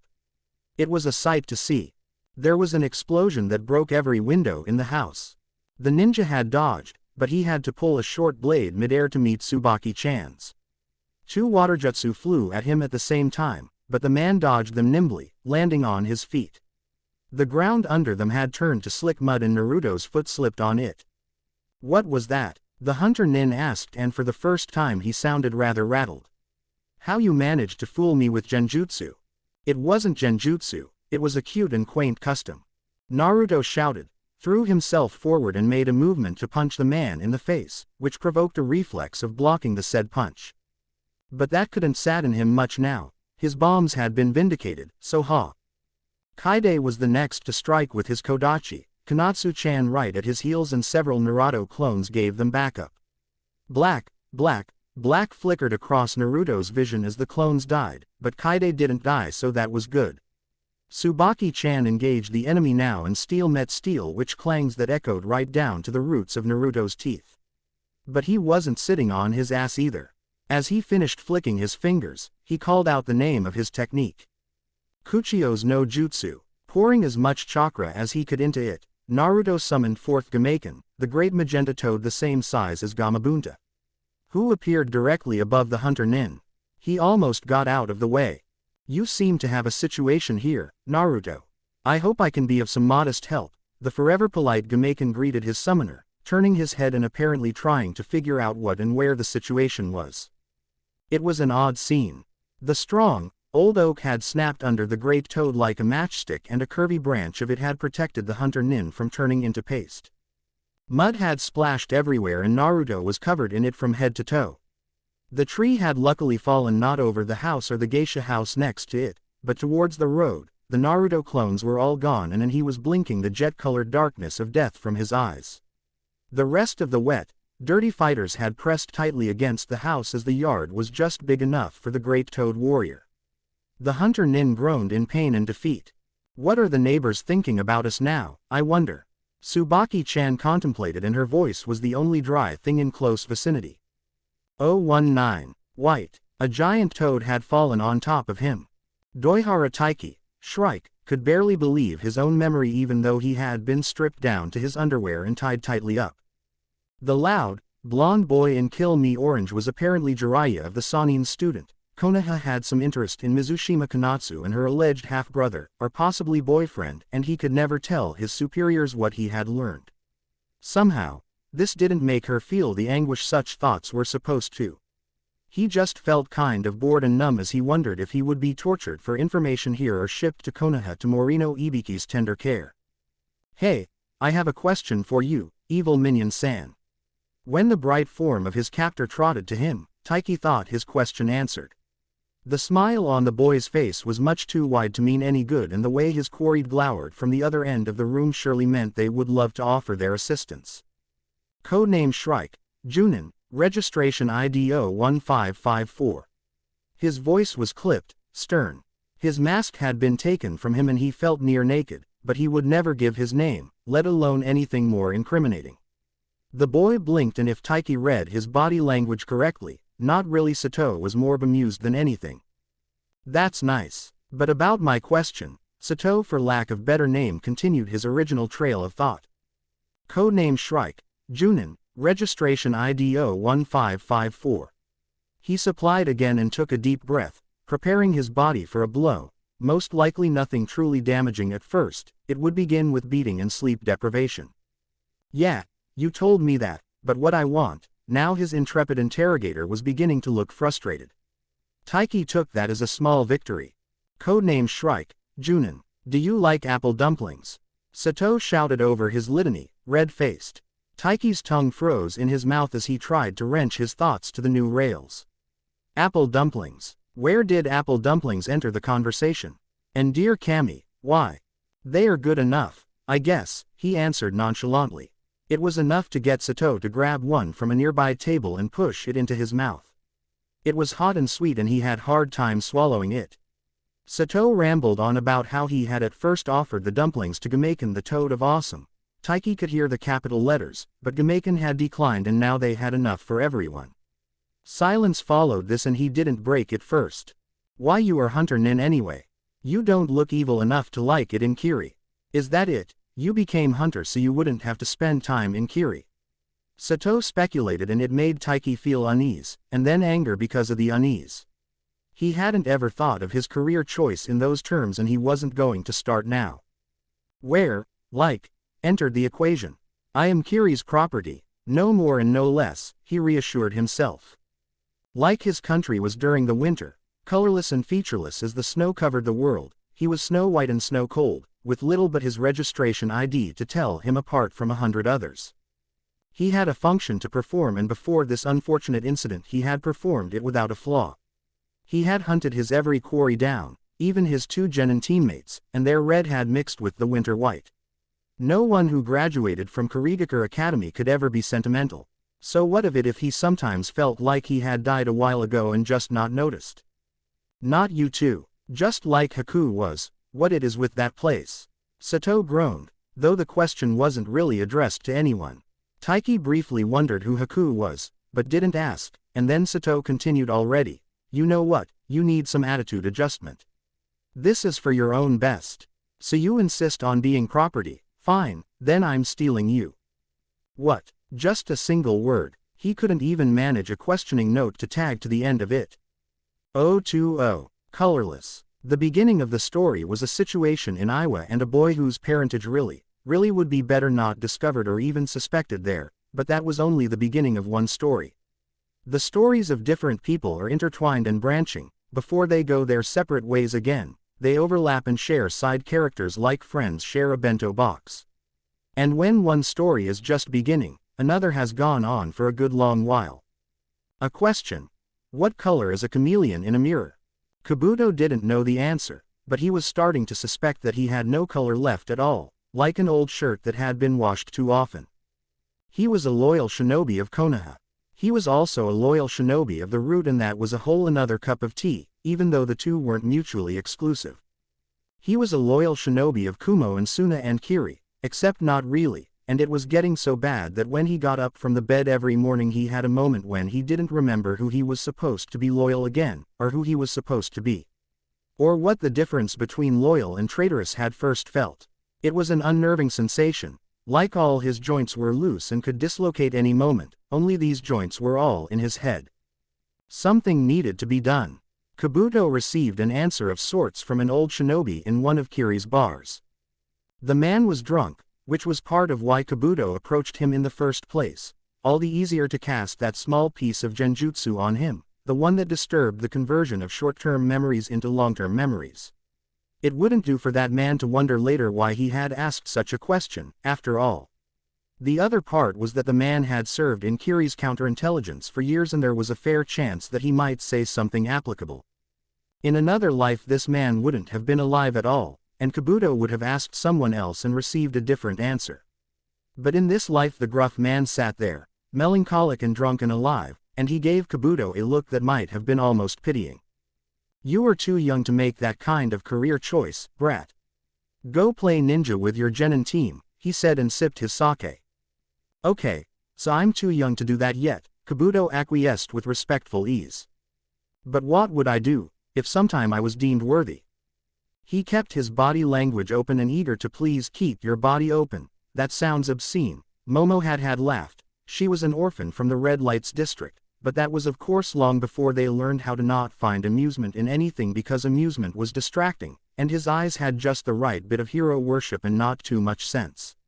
There was a disconnect between the naivety the broadcasted and the kind of question he had asked, but the man was drunk. "If you can't trust yourself to remember who you are, pick someone to remember it for you and do whatever they think you would do," the man grunted and shooed him away. Kabuto left, his mind weighting possibilities. No one en route would do. When they could barely remember who they were, how could they form an acceptable baseline for Kabuto? Someone loyal, someone who wasn't damaged goods yet, someone from the uppermost leaves of Konoha to remind the roots what they were doing the dirty work for. Someone who embodied the idea of Konoha, yet who would be approachable and responsive to his advances. He returned to Konoha not only with the required intelligence, but also an idea. He had figured out an S-class secret on his own. He knew whose son Uzumaki was. 021. Friends. When Naruto became 5 years old he got a new friend. His name was Kabuto and he knew everything about everything, or so it seemed like to star-struck Naruto back then. The first time he met the older boy it was well past the dusk and Naruto was sitting in a swing in the playground near the orphanage. He had overheard some older kids that day when he had snuck out of the orphanage. They had been clan kids, dressed like their dads in wire mesh and ninja pants and dark shirts, only without weapons, and they had argued how their curfew was the most unfair thing ever. "It would be so neat if we could just sneak out after it's dark," one of them said. He had wild, mousy-colored hair and a small puppy in his arms. Naruto had once asked for a puppy, but the matron had just laughed at him. Can you imagine? No one would know. That night Naruto snuck out through the window. It was first story so it was easy, and went under the gate to get to the street. It was really easy and he didn't know why the older boys thought it was so difficult. But then, he didn't get what was so fun about playing after dark, except that no one came to push him down from the swing. But then the boy with gray hair came to talk with him and he understood it perfectly. Nighttime was a great time to make new friends. It was the first time when he wanted to play ninja that someone said yes to him. "First we must make drop bags," Kabuto told him. "What's a drop bag?" Naruto asked. He was walking with Kabuto down the street to the part of town Hokage Gigi had told him not to go to, but even though he felt kinda bad for disobeying Hokage Gigi, he went because he didn't want his new friend to think he was a baby. Drop bag is an emergency pack where you keep weapons, clothes and money, and you hide it in a secret location so that if something happens and you have to leave the village in a hurry, you don't have to leave empty-handed," Kabuto explained. The way he played ninja was different from the way the other people did it, but that was just cool. The first time Naruto met Kabuto, they just played ninja. They played surveillance on a warehouse and had to make notes on anyone who came in or went out. It wasn't anyone interesting, just men who carried a lot of crates, but Kabuto told him to imagine they were secret weapon crates and that was exiting. Naruto couldn't write yet, so he just pretended, but Kabuto made real notes. After that, they made plans to steal the weapons and blackmail the owner by taking pictures and threatening to send them to T&I. Naruto didn't know what T&I was, but it sounded scary when Kabuto threatened imaginary people with it. He didn't just have to imagine those people either, Kabuto could make them visible. That was called genjutsu, and it was a totally kick-ass ninja art. It was a fun night, and even though he was really tired the next day, it was so worth it. The second time Naruto met Kabuto, he was asked a lot of funny questions. "Do you know what a chameleon is?" Kabuto asked him. He didn't know, and Kabuto told him it's a lizard that changes color to whatever it is on. That sounded really ninja-like to Naruto, and he said so. "True, true." Kabuto laughed, but it wasn't happy laughter, more like a dog's bark. "But what color is a chameleon that's on a mirror? What color am I?" Naruto gave this a lot of thought. Kabuto had silver hair and really pale skin, his clothes were blue, and in the dark of the night he looked like a shadow and a glitter of moonlight, but Naruto didn't think this was about that. He didn't know why, but he had a feeling that this was really, really important to Kabuto, and he had to get the answer right. Friends came through for friends. "You are friend-colored," he said, and Kabuto smiled to him in a way that looked a lot friendlier. Encouraged, Naruto went on, "And you are cool-colored and lots of knowledge-colored too." And Kabuto stood straighter and pushed the glasses up his nose in a way that looked really wise. Naruto saw Kabuto 5 times before he went away in a mission for a year. He saw Kabuto twice after he got partnered with some guy who was a medic nin and taught him to be a medic nin too, but Kabuto had a lot of missions and couldn't spare much time to play with his young friend. After that, Naruto saw him for the first time in the Chunin exams, and things went to south really fast after that. He had pretty much forgotten the whole drop bag thing, but after trying and failing to retrieve Sasuke, he went to check their secret place under the Hokage mountain the moment they let him out of the hospital. His bag was there, but Kabuto's was gone. It didn't hurt quite so much as Sasuke's defection. It didn't hurt quite so much as Haku's death had. It made a close third, though. 022. Enemies. Uzumaki Naruto was an idea that worked. He gave Kabuto a lot of colors, and while none of them were colors as the word was conventionally interpreted, he was satisfied with them. Friendship. Cool, knowledgeable, secrets, fun. He became a lot better at faking sanity as accepted by the norms of the Hidden Leaf after that. Maybe, he thought, just maybe he wasn't wholly faking it when he smiled to a vendor who gave him an extra apple and complimented his friendly manner. He felt warm and free in his action in a way he hadn't for a while, like he didn't have to measure every action before he took one. Friendly colored. Friendly worked, he learned, with a great big number of people and in most situations, and even on a mission, smiling and being polite unnerved his enemy more than his threats ever did, so it worked out. Conflicting signals, one of his senpai said. Kabuto was simply happy to have a script he didn't have to deviate from. The last time Kabuto saw Naruto before leaving for Iwa. They played ninja only after the darkness had fallen, to protect Kabuto's face from becoming linked to the Kyuubi Jinchuriki. He had a feeling Danzo-sama wouldn't like that. This time he employed a small area genjutsu to help them play recruiting for a spy organization. What he used was a real simulation, and Naruto, he noted with some amusement, was actually devastatingly good at recruiting, even though he didn't seem to fully realize the way he took advantage of people's raw places. "When I'm big, I'm gonna have my own secret ninja organization. And then you can be part of it too," Naruto crowed after the play had ended for the night. "Is that so?" Kabuto asked, smiling and ruffling his hair. Naruto made a small protest and squirmed his way out from under his hand. "Yeah, and you have to promise you will be part of it. It's one of your colors, you know. Always keeps promises to friends' color," Naruto stated imperiously. He seemed to enjoy the right to dictate Kabuto's colors.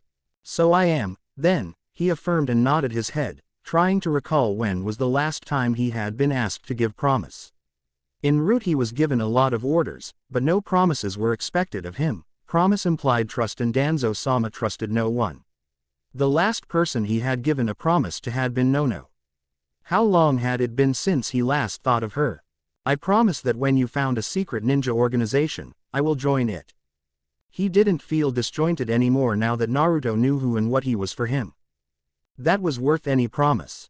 He was aware it wasn't quite healthy to be so dependent on the perceptions of another, but it was healthier than what he used to be. He even started to dream on Nono again, of her smiles and the smell of freshly baked bread on her hands. In another life he would have called Nono a mother. He wondered at times what had come of her. Yakushi was her surname and she had let him use it as his own. So Yakushi Kabuto went to Iwa and found he had enough of a human heart for it to break. Nono. He could barely believe that of her. Nono was one of Danzo's. But Nono had loved him, she hadn't wanted to give him up. She had tried to buy him free, by taking that one mission. Yakushi Nono was double-crossed, killed by the same son she had tried to free, and what was left of Kabuto's sanity gave spirit at last. For the first time in his life Kabuto had an enemy he shared with no authority. Enemy was a color like the tang of blood on tongue and a knot so cold it burned lodged within the heart. Naruto hadn't given him loyalty for Konoha as a color, and so Kabuto wasn't bothering with that loyalty. Orochimaru offered him a chance for revenge and he took it happily. His new master often spoke of his true colors. The snake Sanin, Danzo, Sasori, they all had him, or thought they did, with great amusement, but this was a secret Kabuto kept from him. His color was a friend, Naruto's friend. He truly didn't see being in Naruto's enemies' service mutually exclusive with that friendship. What did enemies and allies matter? But there was something he was as well. He was one who would have to keep a promise he had given to Naruto. Orochimaru, after all, had asked him for none. I promise that when you get a secret ninja organization, I will join it. 023. Lovers. The people of Makamura thought that Naruto-kun was a Yakuza boss, strong as a monster and obviously some kind of evil genius to have taken over in less than a week, albeit his evil was somewhat diminished by his tendency to be polite to women, his fondness of little children, and the way he never actually terrorized anyone who didn't go out of their way to terrorize or arrest his precious people first.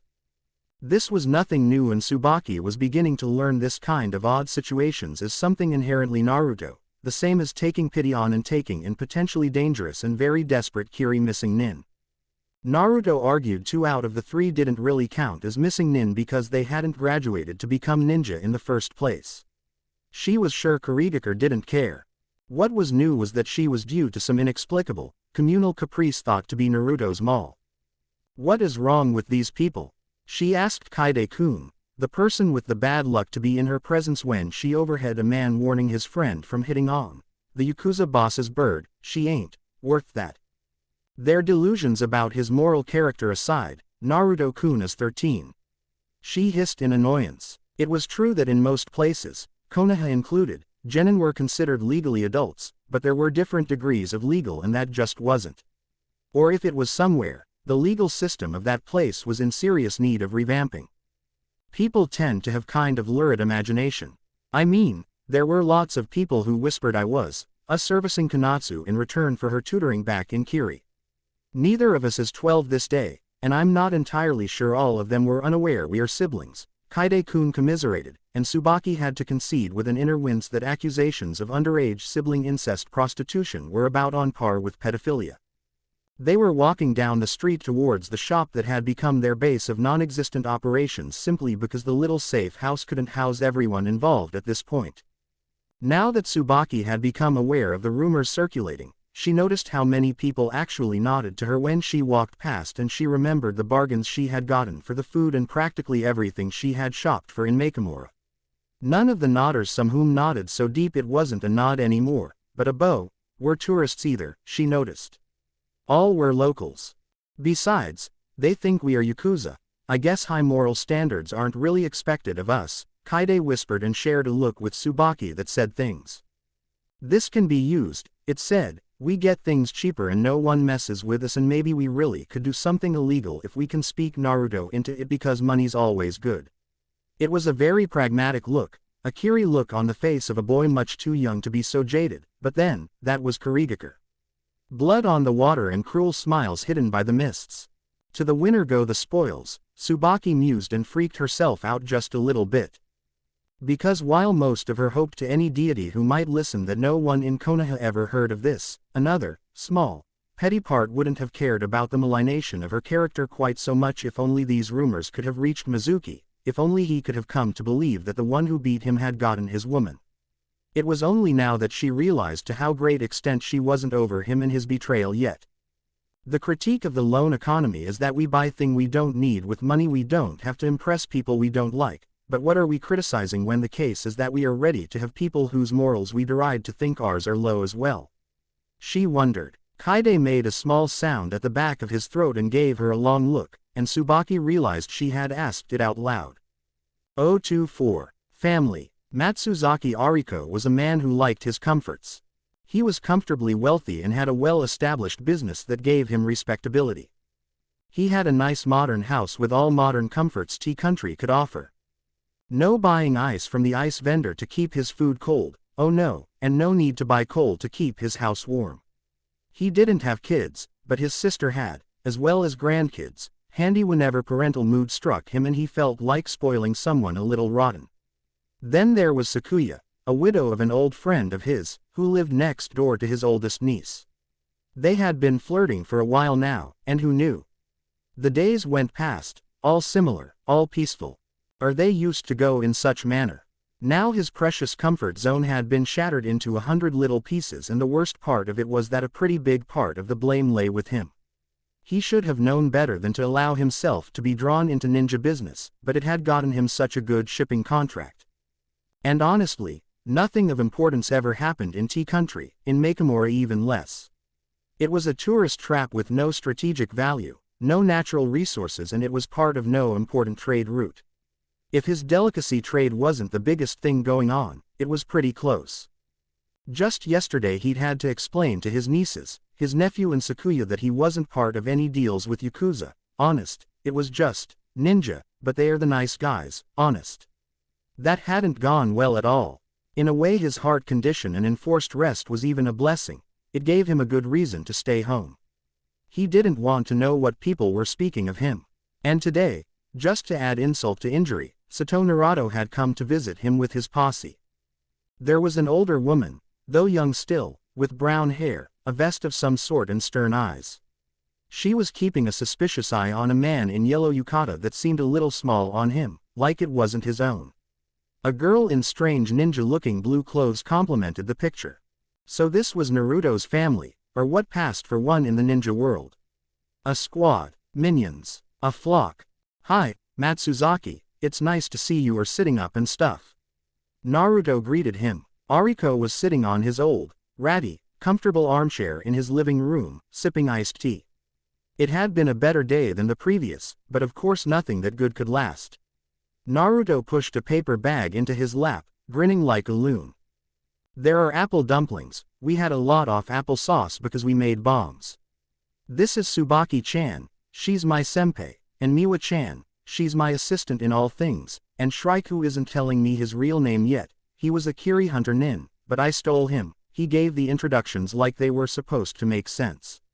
Ariko gave what he heard all the contemplation he could bear and pressed his face in his hands. I don't even want to know. 025. Strangers. The following is a transcription of a conversation between Sato Naruto S and unknown male 2U2. The conversation took place in front of Matsuzaki's Better Delicacies shop. Unknown male 2 is approximately 25 years old, tall, 6 foot and a few inches, with lean build. He has short dark brown hair, long nose and a little rounder jaw than usual of Tea Country's citizens. No visible scars or other distinctive marks. You two. Why are you doing this? S. Why am I doing what? You two. Don't play stupid. Why you care enough to try something this stupid? I'm a complete stranger to you. I was your enemy. S. Ha. You said was. Not am. You two. A slip of tongue. Why am I even explaining anything? What is your interest in me? S. You know, strangers are just friends you haven't met yet. Besides, we have met so we aren't strangers, but friends already. You too. Isn't that a decision that requires two people to make? Remember. Stolen. You too. As though I could forget. Why? That question can't be too much to ask, surely. Why? Why are you still here instead of, I don't know, baking a file into a cake? I mean, not like it would be that hard to up and go. You too. It's morbid curiosity, nothing more and nothing less. Whatever works. At least you are. You too. It's not working. You know, Iruka-sensei always said that resorting to raising volume is a sign of losing an argument. Give in to the happy side of life. We have ramen. And apple dumplings. You too. You are the least reasonable individual I have ever had the misfortune of conversing with. At this point and you two entered the shop and I heard no more questions. What has been stolen? You two appears conflicted in regards to working for I'm advising careful contact. He may agree to testify in exchange for immunity from prosecution. Who is Iruka-sensei? More research about backers is in order. Were the capital letters really necessary? You had to be there, boss. The windows rattled. It isn't easy to think in straight lines in a world that thinks in circles. Naruto knew that people often thought he was a little simple, but it wasn't that. Things were simple and people insisted on making them a lot more complicated than they were. Take, for example, him and Kyuubi. Naruto wanted to be loved. If he hurt people, he wouldn't be loved, so obviously he wasn't going to hurt anyone who didn't really have it coming. People should think that they didn't want Naruto to hurt them and thus not treat him badly, but so many people failed common sense forever. They were lucky Naruto was the sensible type.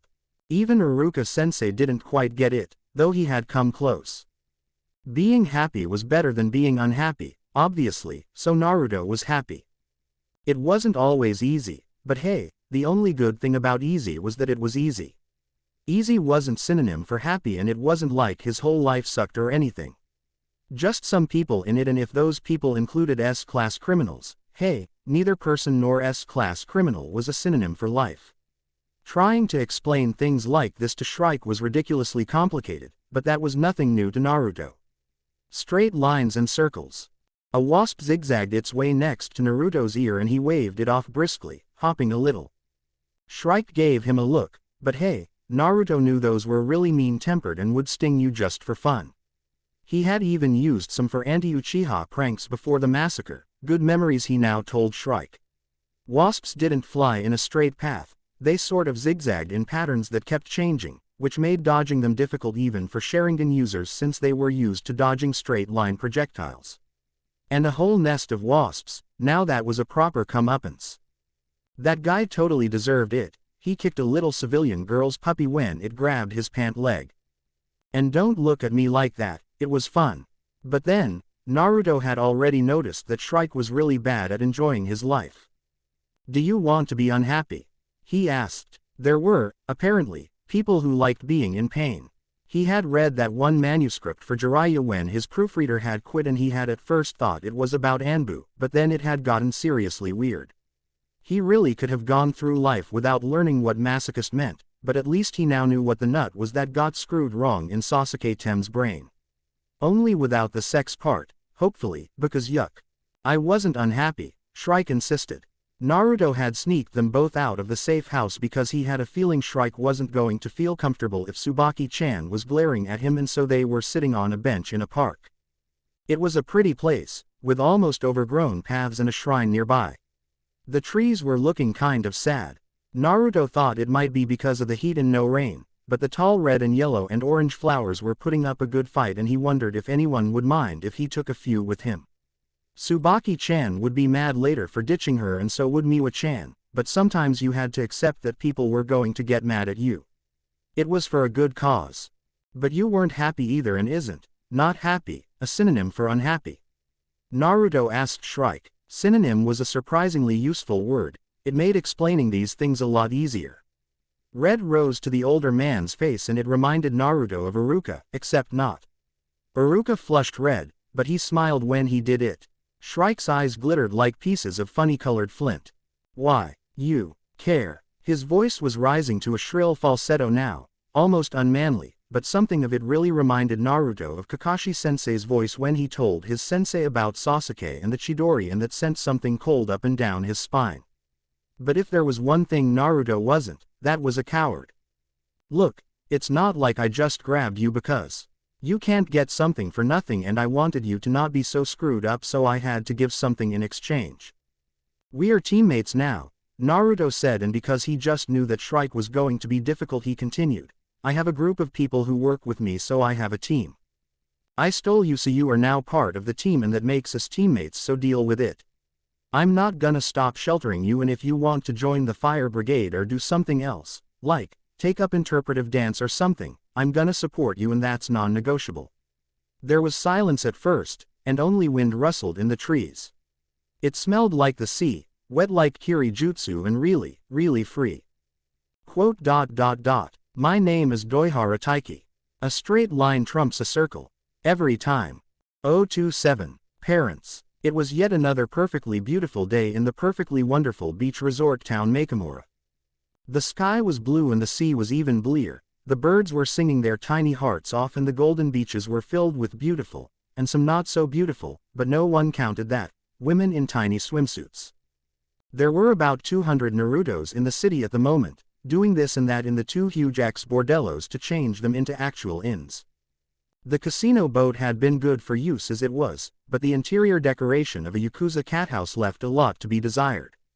Tsubaki wasn't out practicing with the fire brigade, though she would have liked to be, for water jutsu had never been her strongest suit, and some of the things Taiki-san knew were just plain wicked. She wasn't with Naruto either, though she liked to keep an eye on him and guard him from harm. Ono Tsubaki was busy writing a report.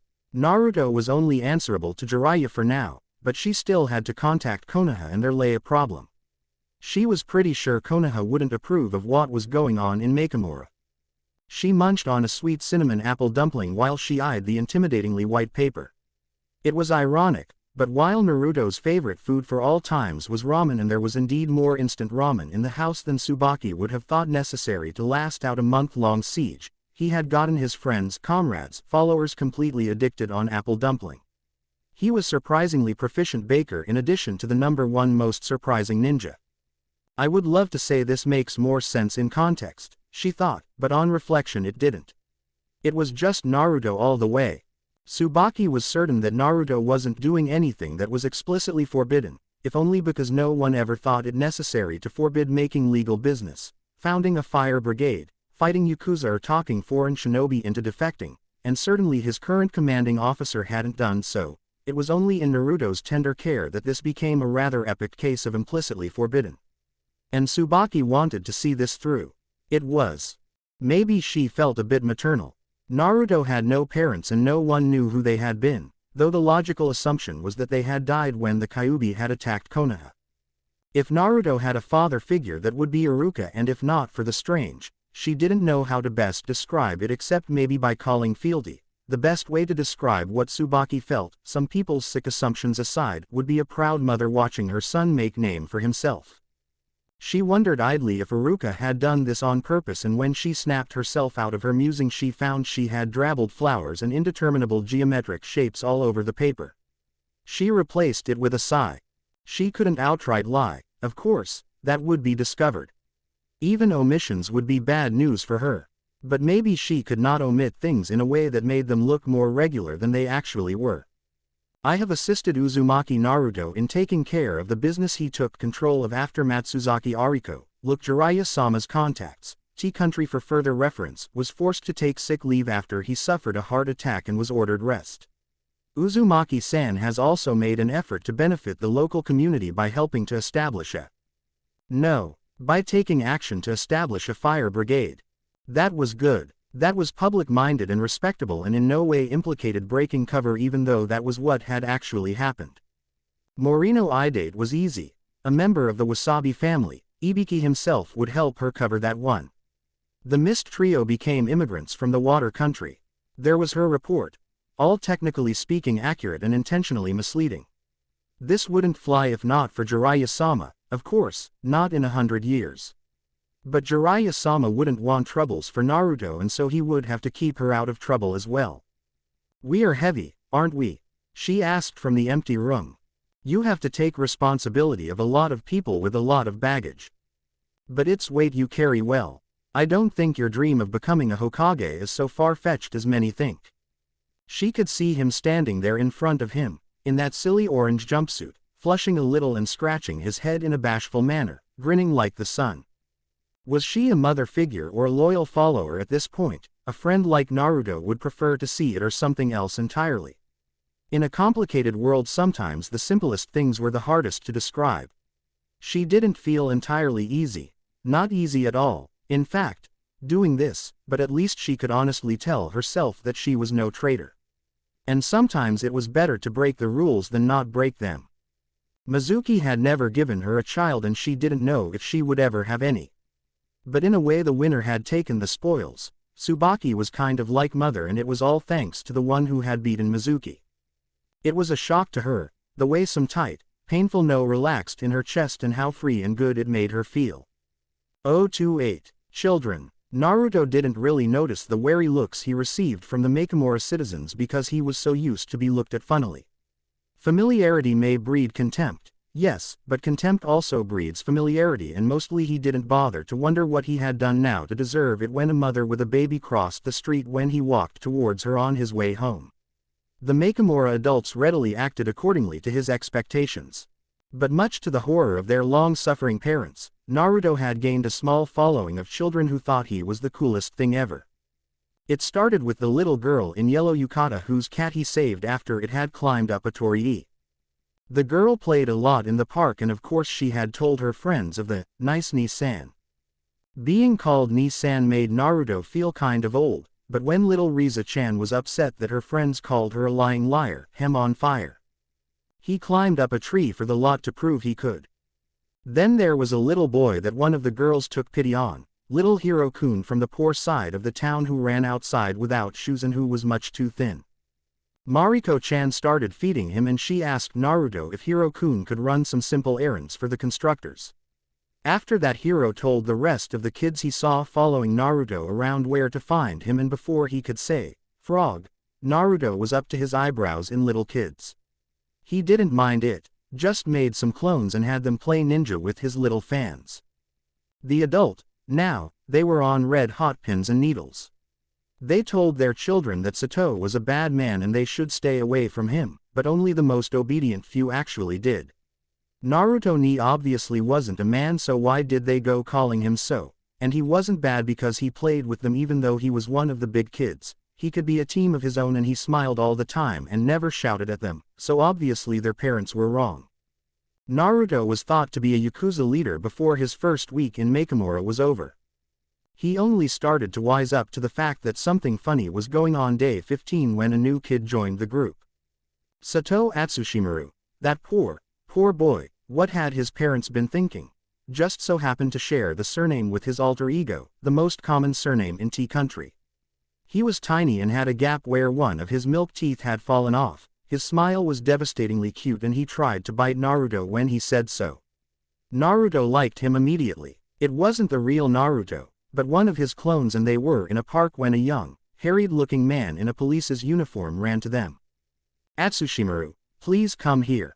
We need to go home," he pleaded with his son and extended his hand, walking towards them so slowly now, as if to not startle some wild beast.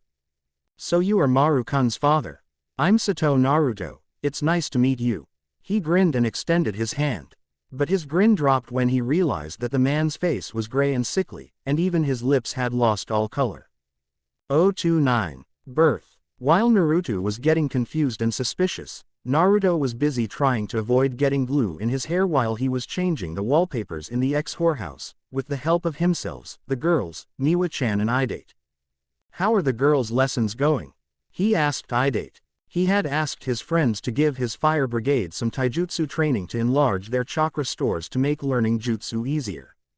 After that, the other girls had gotten into it as well because life could be dangerous in a big place like Makamura, and self-defense was always good. He couldn't stay here forever to protect them, but he and Idate could teach them to protect themselves. The girls would probably get to genin level at most even if they practiced dedicatedly even after he left, but that was plenty enough against normal muggers and creeps. They are very motivated, Idate answered and looked up from where he was kneeling under the window. He was making doubly sure the boring neural brown and white rolls color matched by unrolling a length of each and checking them against the others in good light. We do our best, of course, one of the girls shouted from the ladder. They were in the lobby, the biggest room in the whole house. There wasn't much light because the windows were small and she was hanging a new lamp from the ceiling. We are going to make you so proud of us, another one, Yuriko-chan was her name, promised with low, lilting voice as she walked past him. She was carrying a bucket of glue and wearing an ugly gray apron, but she smiled like the sun and when she touched his hand, Naruto blushed a little bit. Anything for you, Naruto-kun. The girls really liked to tease him. It was kind of embarrassing, but at least Ero-sensei wasn't there to rib him to death over it. I think we should have a small party once this work is done, Naruto-kun. To celebrate your new enterprise, Miwa-chan said. Her voice was happy, but she was glaring kunai after Yuriko-chan. That would be great, Idate said faithfully and handed Miwa-chan a new roll. We could shop for supplies together, I haven't seen that much of Makimura yet. This enterprise was worth a party, hell yes. It was named the Sato Corporation because he wasn't supposed to tell anyone his real name, but Naruto knew it was named after him. First a bridge and now a corporation, he knew that this was the birth of a great legend. He just had that feeling, like a storm gathering in the horizon, and Naruto had never been afraid of storms. He wouldn't admit to a foxy grin, but it had a lot of teeth. 030. Death. Doihara Taiki was plotting treason. As a Kiri hunter nin he knew precisely how difficult it could be to escape from the village. From the moment on you walked through the doors of the Kurigakure Ninja Academy the village owned you, body and soul, and you only got out in a body bag. Now, Mizushima Konatsu and her brother weren't such trouble. They weren't even truly graduated, they weren't worth much investigation. He could simply write home and tell there were now 2 nameless graves in T country and that would be the end of it. He himself was a different case. It was a game of wait. He had to play time until Sanin Jiraiya returned and he could defect properly to Naruto's superior officer and be entered in Konoha's registry on probation. After that he would cease to be Kiri's internal problem and become lumped in with the greater problem called Konoha. It would make him, not safe, precisely, but safer. If he was lucky he would manage to squirm his way into that comfortable niche where he wasn't worth the trouble trying to get to him would be. He was a hunter nin, but he hadn't made name for himself. The world at large wouldn't know or care that Doihara Taiki was no longer a shinobi of Kiri. His former village wouldn't lose face. But before he could get to that, he still had a little less than 50 days to last, which meant he needed an excuse to remain in Makimura. What are you doing? Tsubaki asked, walking behind him. Taiki wasn't entirely at ease with his back turned to someone who regarded him with such suspicion, but it couldn't be helped, and in this strange little commune and its unofficial hierarchy the Konoha Junin outranked him. Trying to come up with a good lie, he answered honestly, staring at the white paper in front of him. They were in the safe house and tried to spend their time, waiting for Naruto to return from the building under reconstruction. Well, he was waiting and Tsubaki was keeping an eye on him, the only one beside Naruto who had a chance against him in a single combat. I see. Tsubaki sighed and sat back down. Taiki had a feeling she really did. He could be investigating something that had potential to be a threat to Kiri, but not so big a threat he would be sent back up. Something that required time to properly investigate, something that had some relevance to Kiri even from T country. Maybe a cult would do the trick. Something to do with the Jinchuriki. Now that he'd gotten an inspiration the plan came together with ease. The cult preached world peace and universal love, so it wasn't an immediate threat, but the word Jinchuriki always rated vigilance. The cult leader taught that the Jinchuriki were in fact living saints who protected the world from the Biju and would one day lead the elemental countries to an era of peace and prosperity. A statement which was laughable to anyone who knew anything about the Mizukage, who knew how the other villages used their living cages as living weapons, but what could you expect from a backwater nutjob guru? And he simply required a few weeks to properly infiltrate the cult to ensure it truly was as harmless as it sounded. His pen danced across the paper. Now Konatsu and Kaide were dead and he had joined a cult. All in a good day's work. 031. Sunrise. Jiraiya was sitting cross-legged in a small, dirty inn room, drinking sake and wondering how his errant student was doing. He knew that Yumino Iruka wouldn't have graduated a complete dunderhead and that T-Country was as safe a place as they came outside Konoha's walls, but this was Naruto. He had long since come to the conclusion that Naruto's good luck at gambling was some karmic recompense for his abysmal luck in life. If there was an accident, incident, attack or catastrophe happening within 5 miles of Naruto, he could be counted on to get caught in the crossfire. This theory didn't explain how Tsunade Hime could be so unlucky, but he was convinced that karma just was a bitch who had it in for the Sannin. Jiraiya hadn't been there for Naruto when he was a kid. Partly this was because he had been honestly dreadfully busy, but partly because watching someone who was so much like Minato and Kushina at the same time had been painful, and he had a lot of experience in running from pain. When he had accepted Naruto as a student, he had intended to make up for his past neglect and care for his friend's son, and of course Iwa of all places had to start acting up. Iwagakure wasn't precisely at the peak of their power now either, having yet to fully recover their strength from the losses of the last war, which was the only reason they hadn't attacked Konoha yet, after the Chunin exam invasion. That kerfuffle had sent very mixed signals to the hidden villages. On one hand, if a village was strong enough that an invasion of 2 villages, and one of them a member of the Big Five, could be crushed in an afternoon, that village was obviously strong. On the other hand, a village that had lost its cage had to be weakened. It had taken him a few weeks to find out that there was a lot of plausible deniability going on in Iwa right now. The Tsuchikage wasn't officially aware of the plans of some of his elite Junin at all, and if things fell through he could declare them missing nin and call it a day. Ah, politics. That was one mistress that liked her whips, chains, blindfolds and gags. Maybe a new Ika about a few Iwa Junin who bore completely coincidental resemblance to certain Iwa high-ups and a busty, kinky noblewoman dominatrix. That stuff always sent the Tsuchikage up a wall. The second best part about writing porn was all the barely veiled insults you could throw. With plausible deniability, of course. This particular situation was about unnamed Iwa personage contacting a missing nin for a job. Completely unremarkable, unless you suspected said missing nin of being part of Akatsuki. Jiraiya was fairly certain that Iwa wasn't up to date with that, but this didn't make the situation any better. Akatsuki, Red Dawn, the bane of his and more importantly Naruto's existence. Here's to you, Naruto. Wait some more weeks yet, he said and toasted to the empty room. The sunrise wormed its way in through the tiny window and painted golden red patches on the off-white walls. He was just drunk enough that it felt very symbolic and meaningful. Now if only his faithful network would bring back some news from Makamura, but Matsuzaki had been suspiciously quiet. Oh, well, no news was good news, surely. To hell with optimism, maybe he should write Tsunade and ask for a report. 032. Sunset. That same day Mizushima Konatsu celebrated being dead with her brother. The sun had set on their old life and Nu was still hiding behind the horizon. The private party included a huge bowl of takeout ramen, courtesy of their new boss who was completely addicted to the stuff, apple dumplings courtesy of Miwa, and a fresh batch of apple bombs in her scroll, these set to explode on impact, and tea with just a touch of sake, courtesy of Tsubaki Senpai and herself. In Kiri, when you were old enough to kill for the village, you were old enough to drink, and if you drank enough to kill your liver or to get yourself killed in a prompter manner, you were obviously too dumb to live anyway. Alcohol-assisted gene pool cleansing.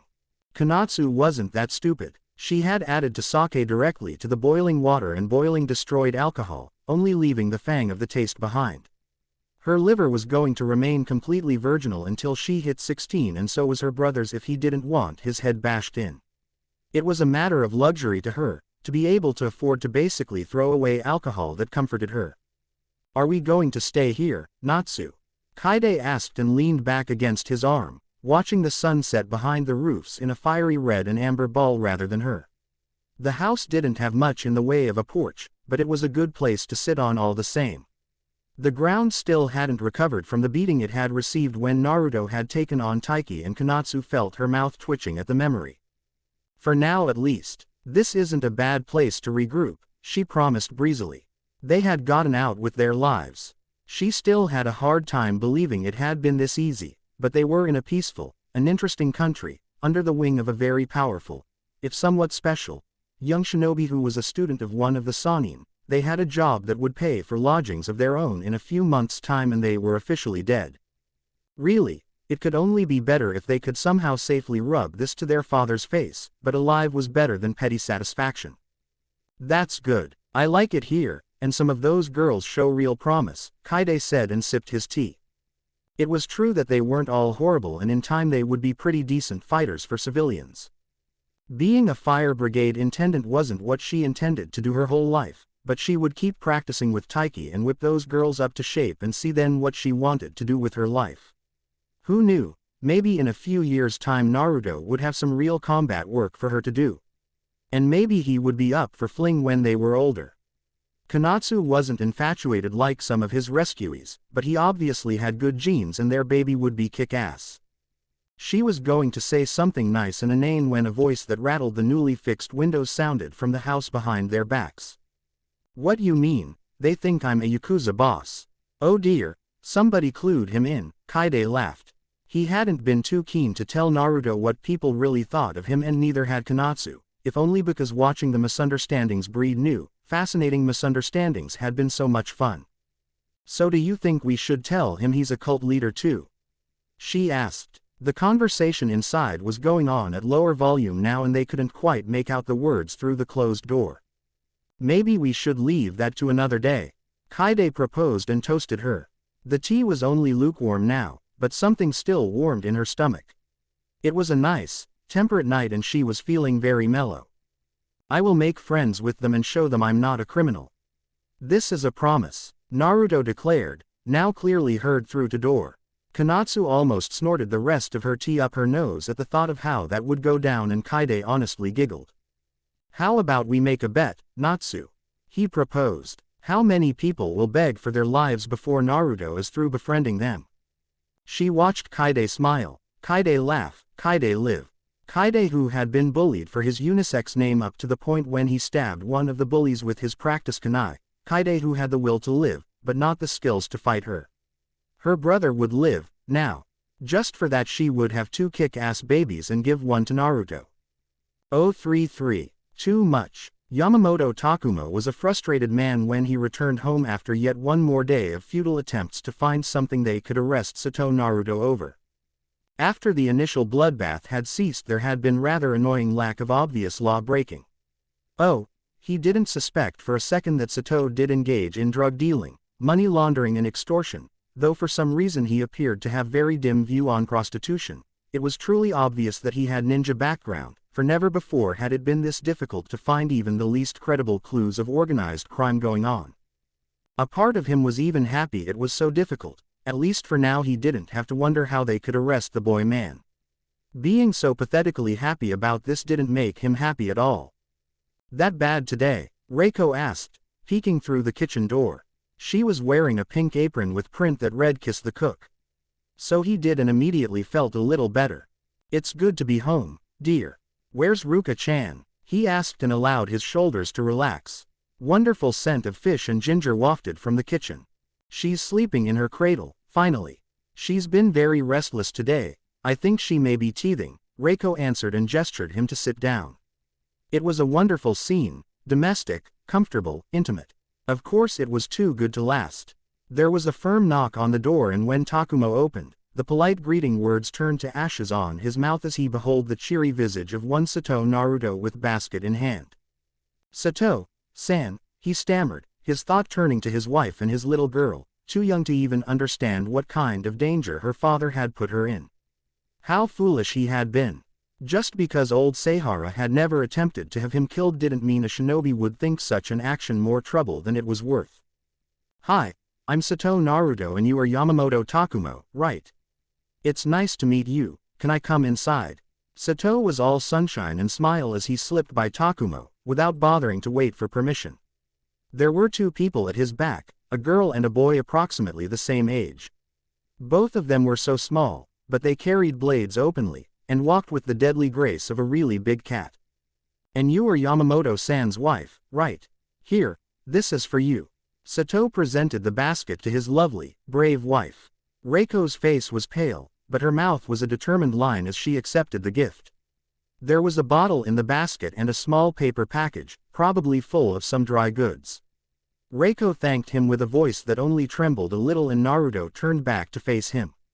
"So, I found out you have these really funny ideas about me," he started, and Takumo broke there and then.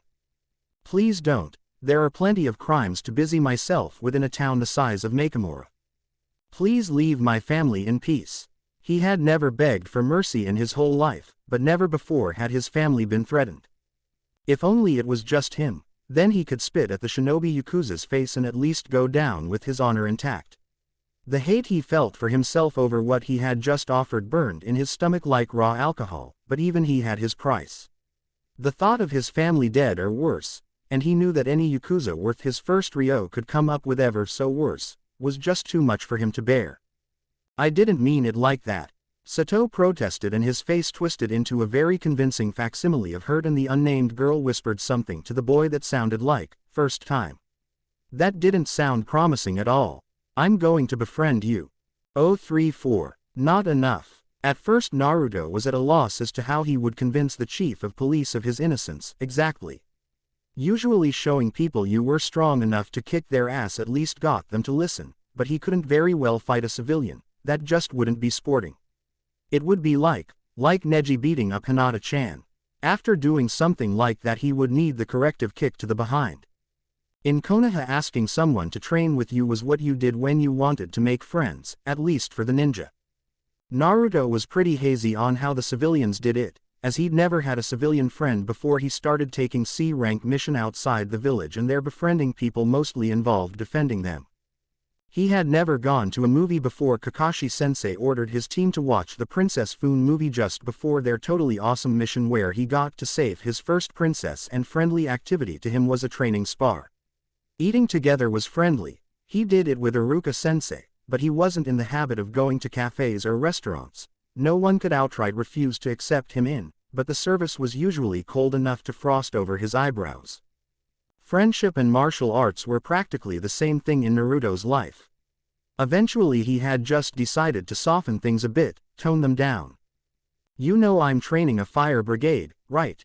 Well, the Great Naruto Fire Brigade hereby challenges the Nakamura Police Department to a sports day. We will have all kinds of competition, like hitting the bullseye and swimming in races, and I'm not even letting Idate compete in that because it would be unfair. It will be fun, and friendly." Yamamoto and his wife were staring at him.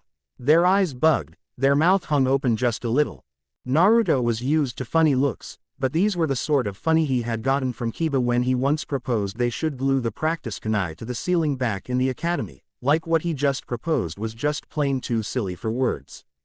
He frowned and wondered what it could be. Maybe Yamamoto thought that girls competing against his police was foolishness.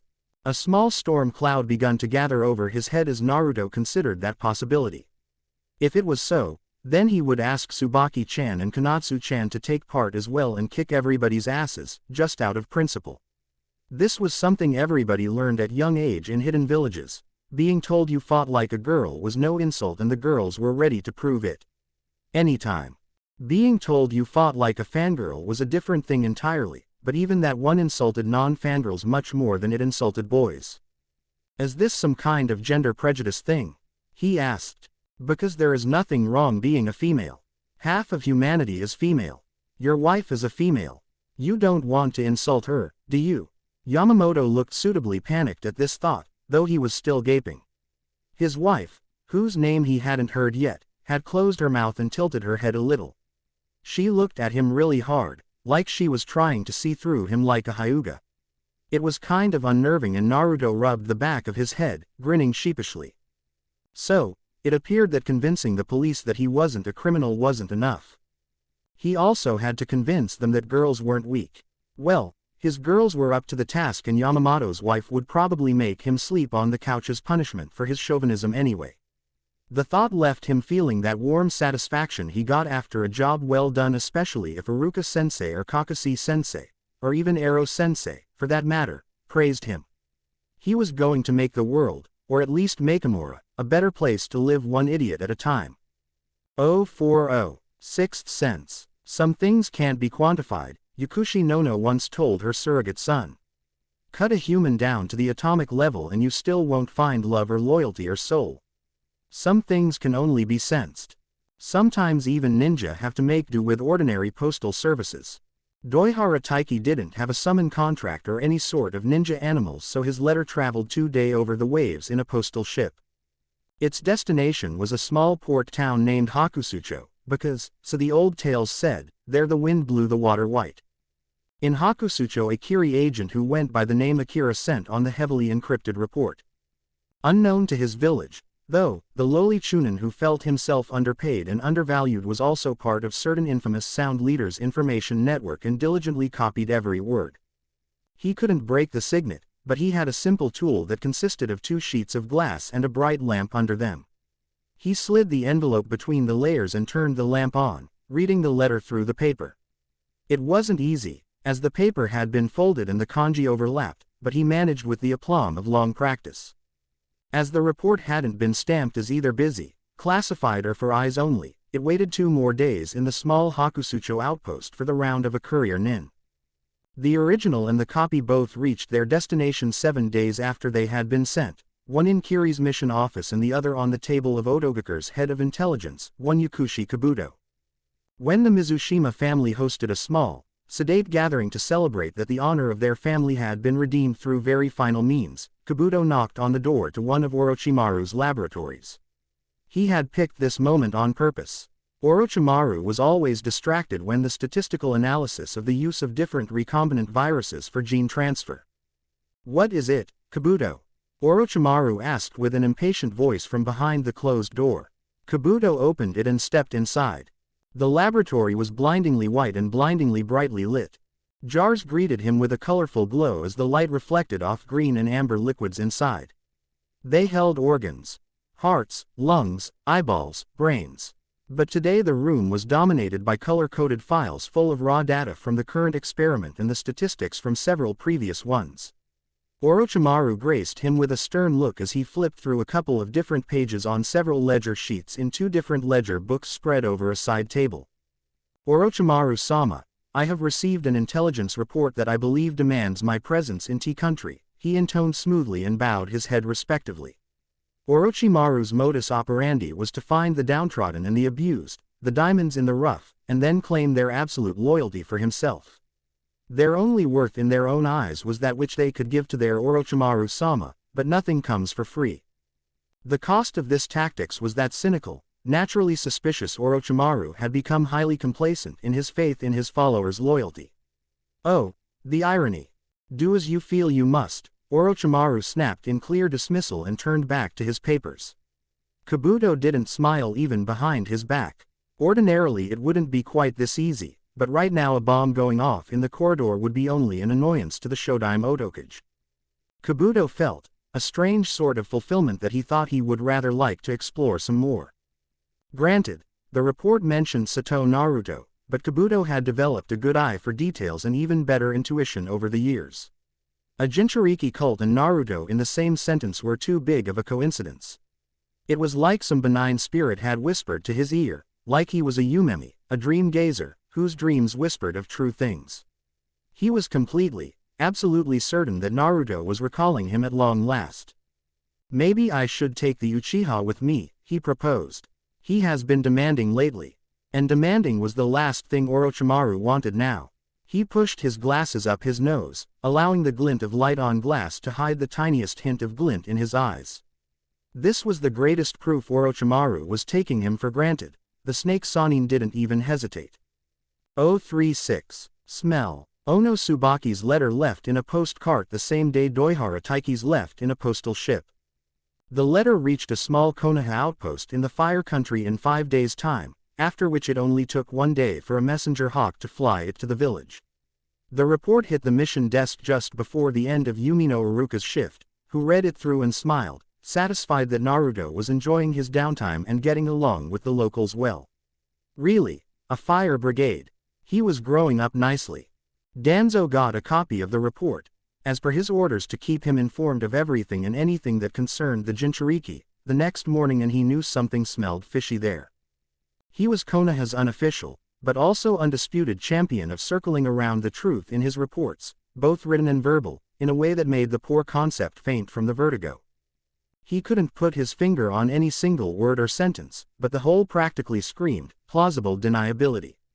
Together with Jiraiya's letter, which asked for news about Uzumaki since his informant in Makimura had not reported to him, the stench reached to high heavens. Was Ono in league with Orochimaru after all? Had Uzumaki been turned or captured?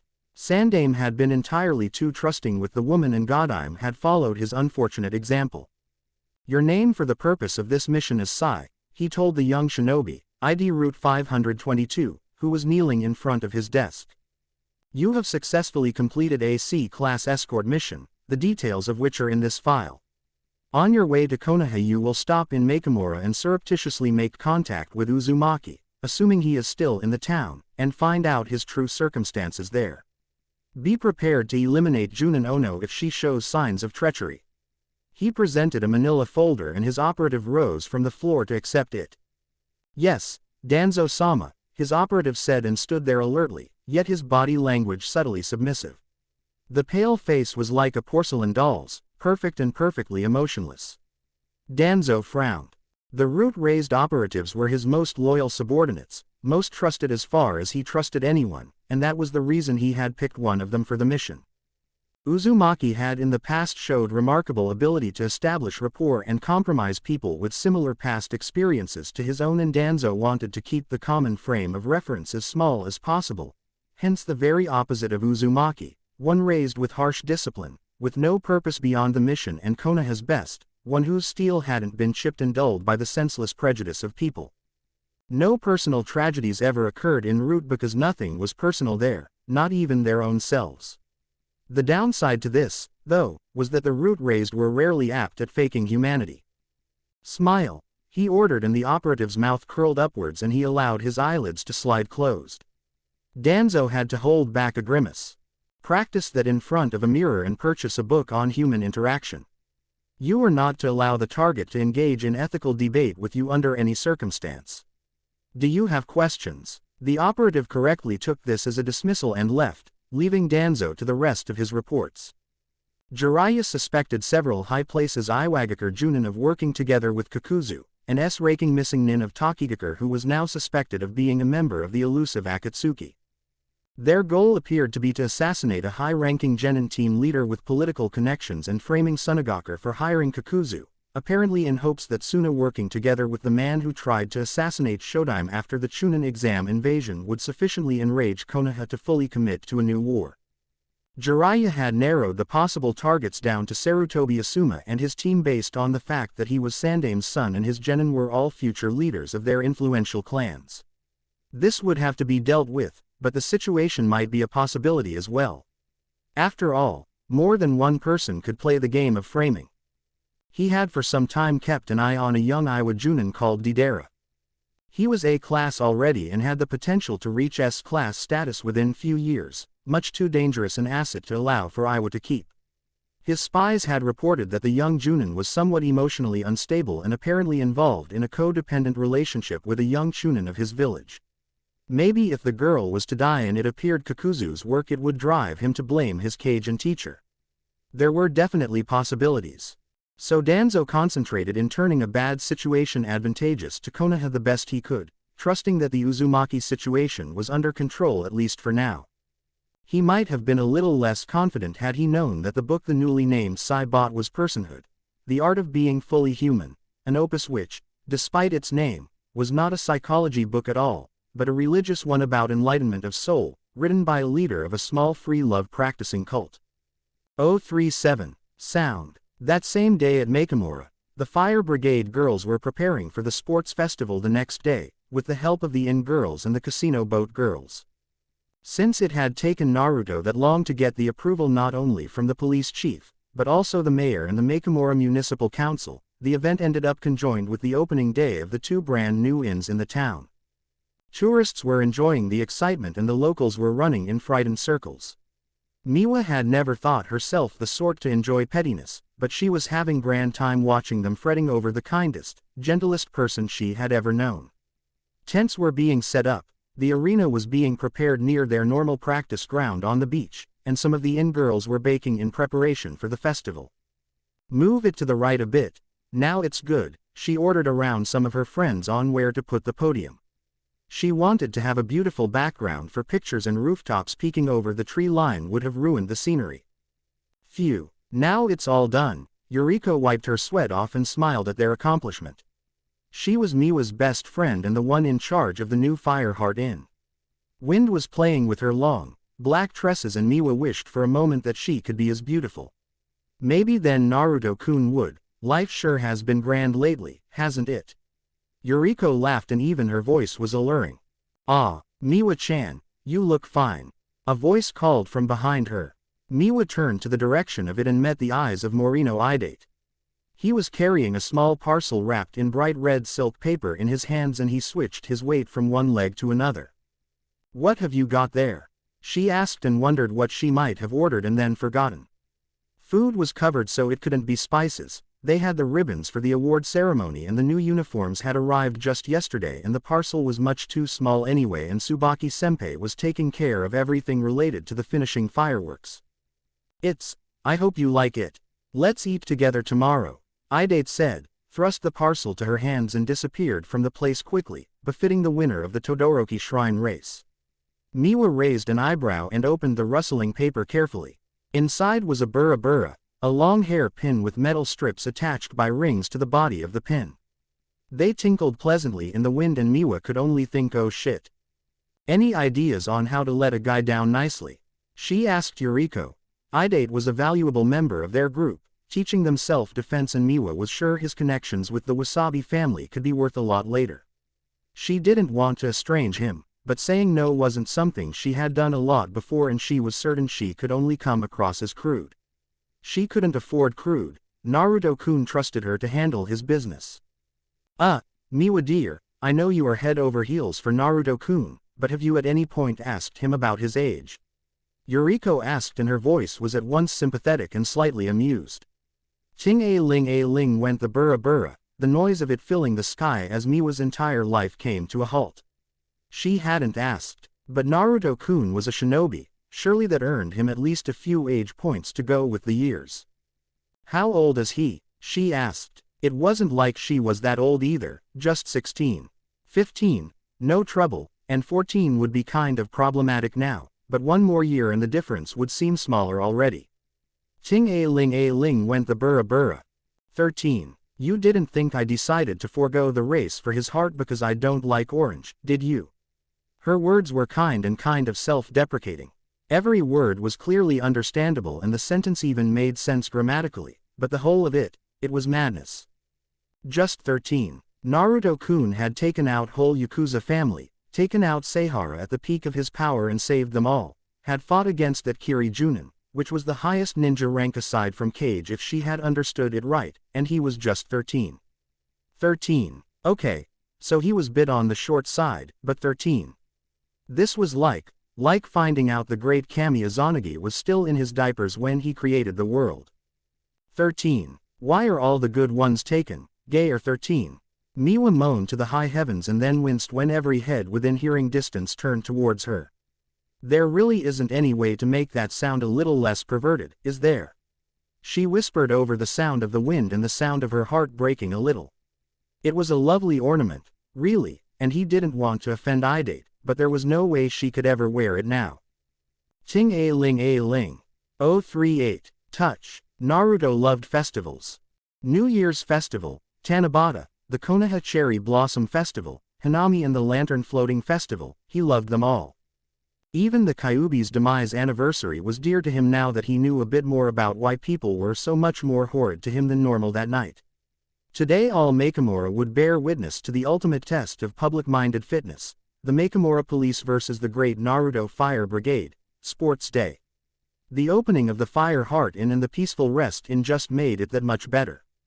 Taiki and Konatsu-chan had protested that Peaceful Rest sounded like a cemetery's name, but they had been voted to just be morbid like that. Kiri influence and all. It hadn't been easy to arrange, either. It was enough to speak with the police chief, after that he had to G to the mayor. The mayor had then promptly entered Konatsu and Kaide's, begging count, and the Makamura Municipal Council had raised the count to 4 after he was sent there. Turns out that giving every police a free day the same day is a bad idea, and when people think you are involved in organized crime, no one trusts your cage bunchen to uphold the law. Don't worry, we barely approach organized on a good day, Kanatsu had snickered, and Kaide had thwacked her over the head. It hadn't helped at all. But now the day had come at long last. Tourists were strolling among the ramen stands and the confection stands, buying things and commenting how exotic it was that firefighting was a women's job here. Naruto's eyes picked Yamamoto from the crowd and he made his way to the man. Yamamoto was looking around wild-eyed and he jumped when Naruto shouted his greeting and grabbed his arm. When Naruto frowned he grimaced, and that wasn't the purpose at all, but Naruto liked touching people. He was the kinetic type, like Iruka-sensei had called him once. He learned best with his body rather than by reading or listening. He liked hugging people and clinging on to them. He liked the friendly shoves he got from his sparring partners after the spar and thwacks to the head from Sakura-chan. Praise always sounded the best when it was accompanied by a hand ruffling his hair too.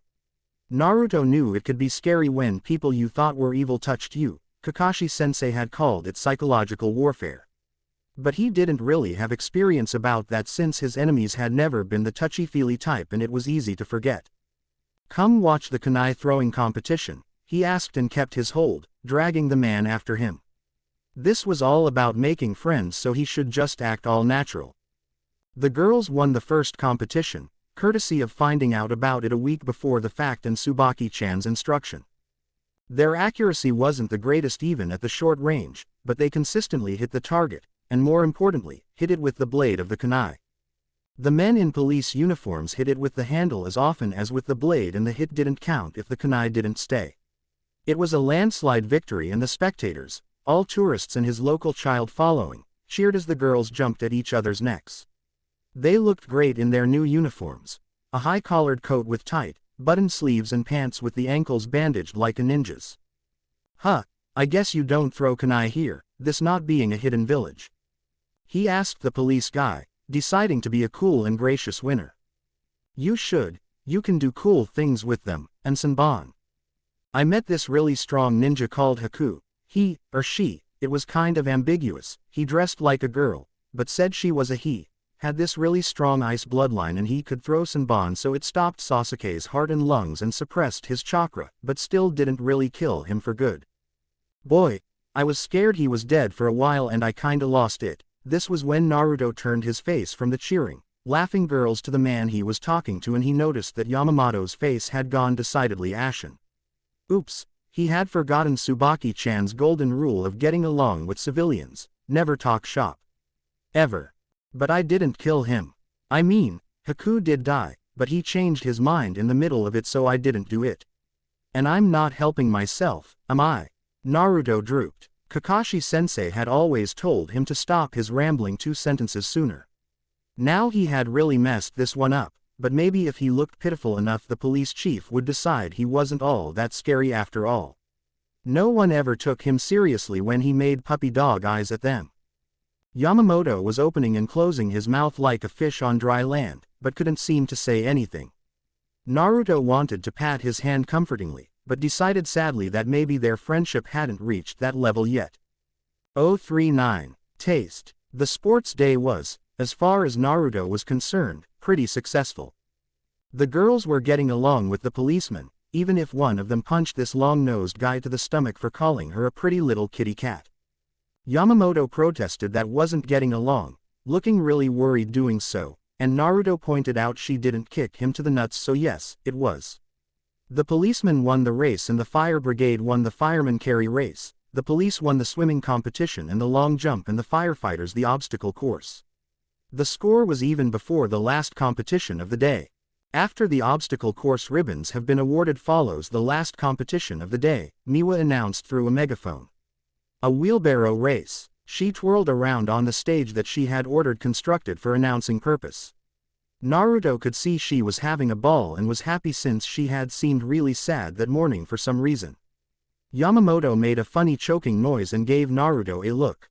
"Hi, Taiki. There are no real wheelbarrows involved in this one," Naruto explained to the man who seemed to be searching for them.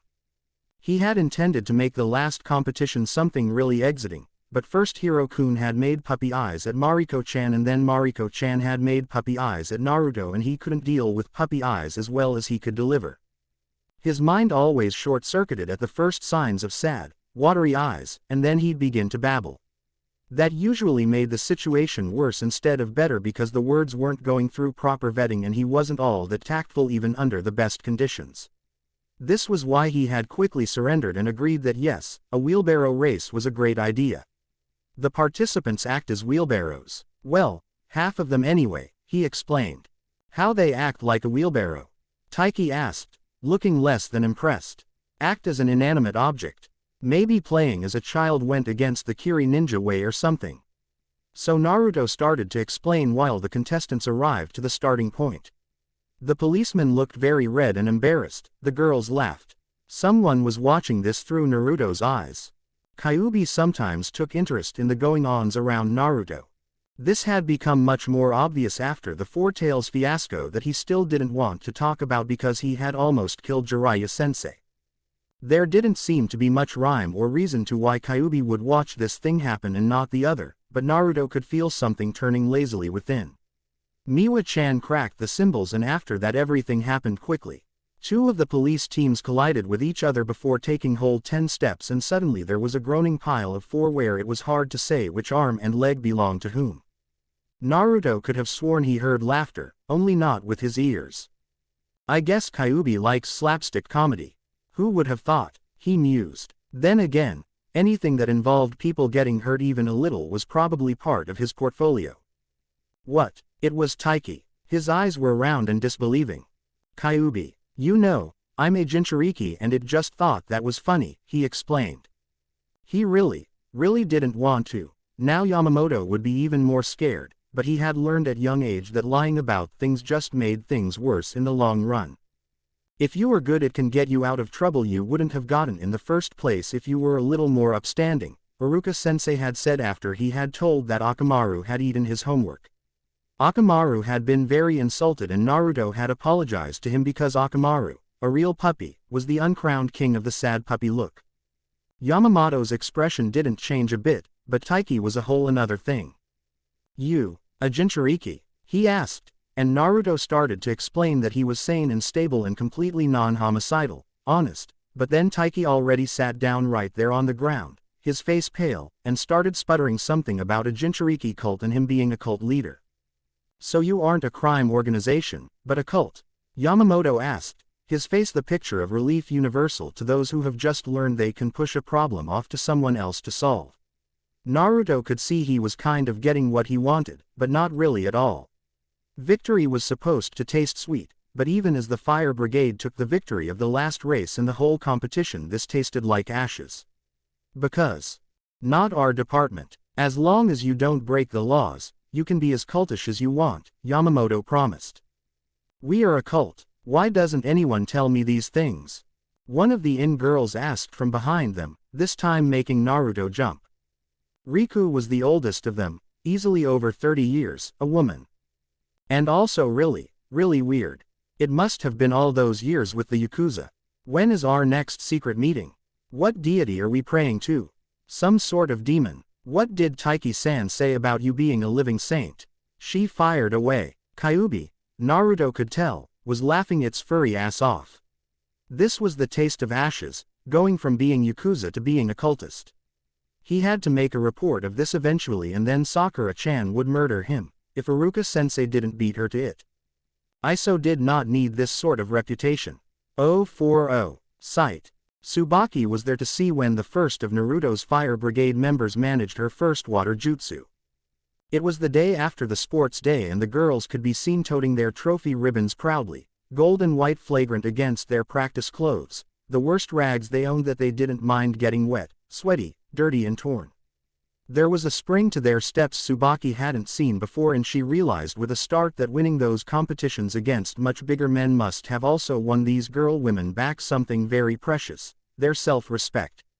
She had at that point learned 5 new B-class and 3 A-class jutsu, given several taijutsu lessons to Idate and had some of the best spars of her life ever with Taiki, and she had reached the conclusion that this trip had already made it to the top 3 of good decisions in her life. Second place. The uncontested number 1 was becoming kunoichi back in the mists of her prepubescent past. She had also helped the girls with kunai throwing and some basic chakra molding exercises that Konatsu and Kaide seemed to have little patience for. Being able to do and teach were 2 different things, and Tsubaki found herself wondering if she might be trusted enough to take a genin team anytime soon after the Mizuki fiasco. Now that relationship had made the number 1 bad, not good, absolutely terrible decision of her life. It was true that the Kiri duo had done much more for the students, as well as Idate, who had made them run in the sand to grow their stamina and chakra stores. Even then she was proud as a mother hen with her new chicks when one of the girls spat a water bullet from her mouth. It was a rare gray day with wet clouds hanging low over the coast, and the air was practically alight with the tension of a storm that hadn't quite broken out yet, the wind blowing from the sea in fast, unpredictable torrents. Maybe the moist, thick air that gave the jutsu that last push it needed, or maybe it was the self-confidence boost that did it. Chakra was half spiritual energy after all. It was there for those to see who would. How there was so much more to them now. If happiness was light, the whole Makamura would have been lit up like a bonfire. Machika was a lovely girl to look at age 17 practically a woman already, with big doe eyes, elegant nose and a kendo back, though in her case calling it a dancer's back might be more accurate. Yet even she didn't manage to look very becoming, with her brown practice rags clinging to her skin with sweat and her hair plastered against her skull, her face red with exertion. But when the first bullet, a bit on the small side but still very cohesive and resilient, flew from her mouth for good 10 meters and hit an old, rusted through mooring pole and cleanly snapping it in half, it was a sight to see. Her silly, joyful grin illuminated the whole beach. Wonderful, Machika! Tsubaki shouted and applauded. The rest of the girls joined her, and Machika flushed even redder, now out of pleasure. And soon the rest of them practically doubled their effort, encouraged by the success of their friends. The sight of them, tongue peeking between lips and eyes crossing from concentration here and there, it warmed her heart. As a Junin she was used to much less pleasant and considerably bloodier sights when she gazed upon the results of her efforts. That was it, she had decided. She was going to become a teacher even if it took her a decade to get approved. Yet one more thing this trip had earned her, and she was grateful. 041. Shapes. Naruto knew something about love. It could take many shapes. Sometimes it was okay if you taunted a person if you didn't let anyone else do so. Some people shook their heads and wondered about why Naruto was so stupid about Sasuke, but Sasuke was his friend, despite of being an utter and total bastard about it at times. He called Naruto dead last, but there had been that one time after they became genin when Kiba did the same and Sasuke punched him. Aside from Iruka-sensei, it was the first time someone shed blood for Naruto that he was there to see. Kiba's nose bled quite a lot. That was friends with a total bastard kind of love. He made Naruto's nose bleed too later that day, but it was completely unrelated, so it was okay. Sometimes love took the shape of following after another person when they were being stupid just so that you could pick them up later when they fell. Shizune sure loved Tsunade Bachan a lot to go along with her all those years. Sometimes love was being at someone's side even at their worst time and making it all better. Iruka taught this to Naruto, and Naruto honored the lesson by giving the same to Gaara, with some beating added, but that was because it was Naruto and it was Gaara. Sometimes love was knowing when to be hard and when to be sympathetic, like Kakashi-sensei did. Sakura-chan had her own brand of tough love too, while Chuki and Ayame liked to feed him. And sometimes love was crazy-shaped and insisted that founding a cult was a great idea. So you have the world's strongest demon sealed into you? Riku Bachan asked him. And it can't get away? Yeah, and no way it can get away. Yondaime was the greatest seal master in the history of ever, Naruto protested.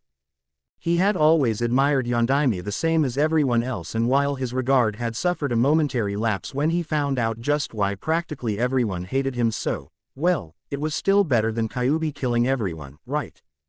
At least now they were alive enough to hate him, and Naruto could win their acknowledgement one day. It would be tough going, but hey, he was a hero. Iruka-sensei said so, that he was a hero for protecting everyone from Kyuubi, and Iruka-sensei calling him hero was worth anything, period. Naruto never put it in words even in his own head, but sometimes love took the shape of undeserved forgiveness because the reason you were hated was also the reason someone gave you that love. The safe house wasn't as much that these days as it was headquarters for Operation Whatever. Everybody seemed to think that Naruto had some great master plan, but the truth was that he just did the right thing and then other things happened that needed him to do something. The house was so full at every hour of the day that it was surprising when only Riku, Miwa and Tsubaki were there with him. "And you want world peace?" Miwa-chan asked coyly. She had been kind of down lately, but now she was teasing him so everything was probably alright again. "Of course, isn't that, like, a requirement for not being a dick?" Naruto hunched his shoulders, half expecting being hit for saying dick, but apparently Tsubaki-chan thought that if you were adult enough for hit you were adult enough to swear. "I guess, worldly world is full of dicks then," she managed today even though her voice hitched. Naruto was certain that she was laughing her ass off inside. "I think you fill the minimum requirements for a saint, then, the first and last line of defense against the forces of darkness and world peace." "I'm joining," Riku Bachan declared with magnanimous air. Naruto choked on his own spit. "I'm a shinobi. Shinobi can't be saints," he protested, thinking about Sakura-chan. She was so pretty when she was riled that Naruto felt guilty pleasure annoying her. It always made her eyes glitter like green lightning or sharp green glass shards, so very prettily. But he was sure he didn't want to annoy her this much. "Then what about Rakuto Sennin? Isn't he a saint as well as a shinobi? He said that war does not determine who is right, only who is left, and not in the political sense, I would bet," Miwa-chan pointed out. Naruto chewed on his lower lip. He had been mocked a lot and he usually knew when that happened. He could also usually tell when someone was honest, and this whole cult thing was a bit of both. On one hand they were jerking his chain, but on the other hand they had looked really impressed when he told them about Kyuubi and showed them the seal, and he wasn't used to people being impressed by that unless they were sealing nuts or something. They had looked at him like he just defeated a whole army by himself or turned rocks into gold or something. "Well, I would rather be a cultist than a criminal," Riku Bachan said primly. "Besides, real ninja believe in world peace and eternal friendship through superior firepower, so that bit is alright. I can get behind it." Now Tsubaki-chan wasn't laughing on the inside, she was laughing out loud. It should be said that Riku's only contact with ninja had been through Naruto. But maybe she wasn't so wrong if real was used as a synonym for admirable. Optimism was good for the soul after all.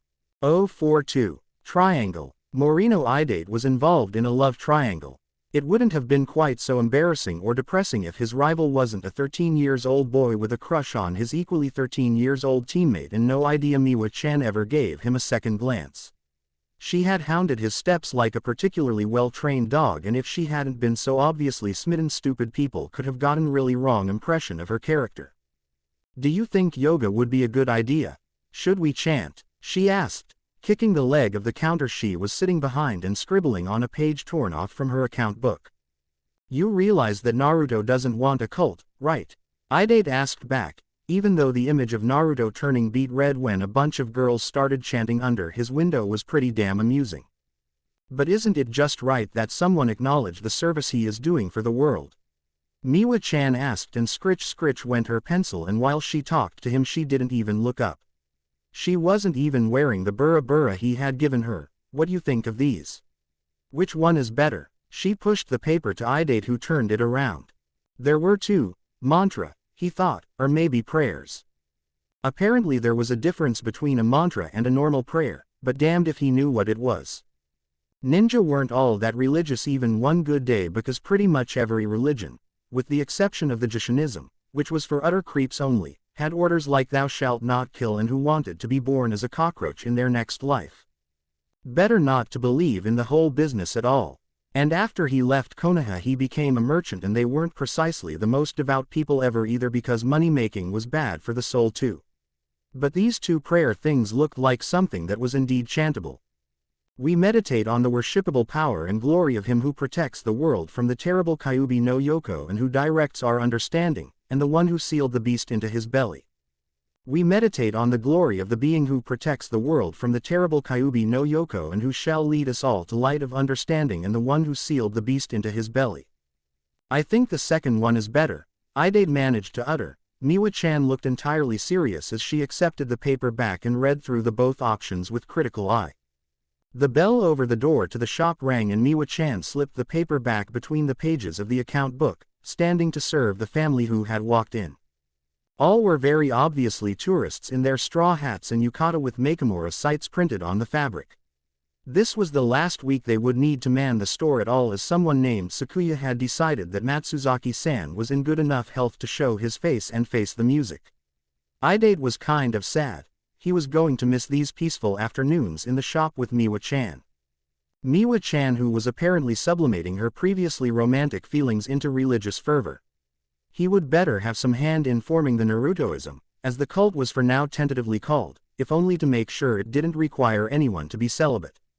Triumphing over a 13-years-old boy in a battle for a fair maiden's heart only on a technicality was kind of sad, but if he lost because Miwa-chan decided to become a nun for the said boy, he was going to murder somebody. 043 Square. Naruto had sadly concluded that he was going to get blamed for everything, even though everything he had done had made perfect sense. Shikamaru had once said that 2 wrongs did make right. It maybe wasn't morally sound, but it made mathematical sense. Along the same vein, Naruto had decided that 2 rights made wrong, like this cult ballyhoo people were getting into proved. There was no justice in the world. This was only proved further when there was a light knock on the door late in the night of his 28th day in the peaceful, what a joke, town of Makamura.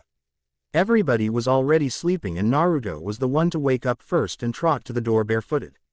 He rubbed his eyes sleepily as he opened it. Yukushi Kabuto was standing on the porch, smiling like a paper doll. "Good night, Naruto-sama. I'm sorry to bother you this late, but I thought it wise to not bring my luggage through the town in broad daylight," he greeted Naruto softly, like nothing ever happened at all.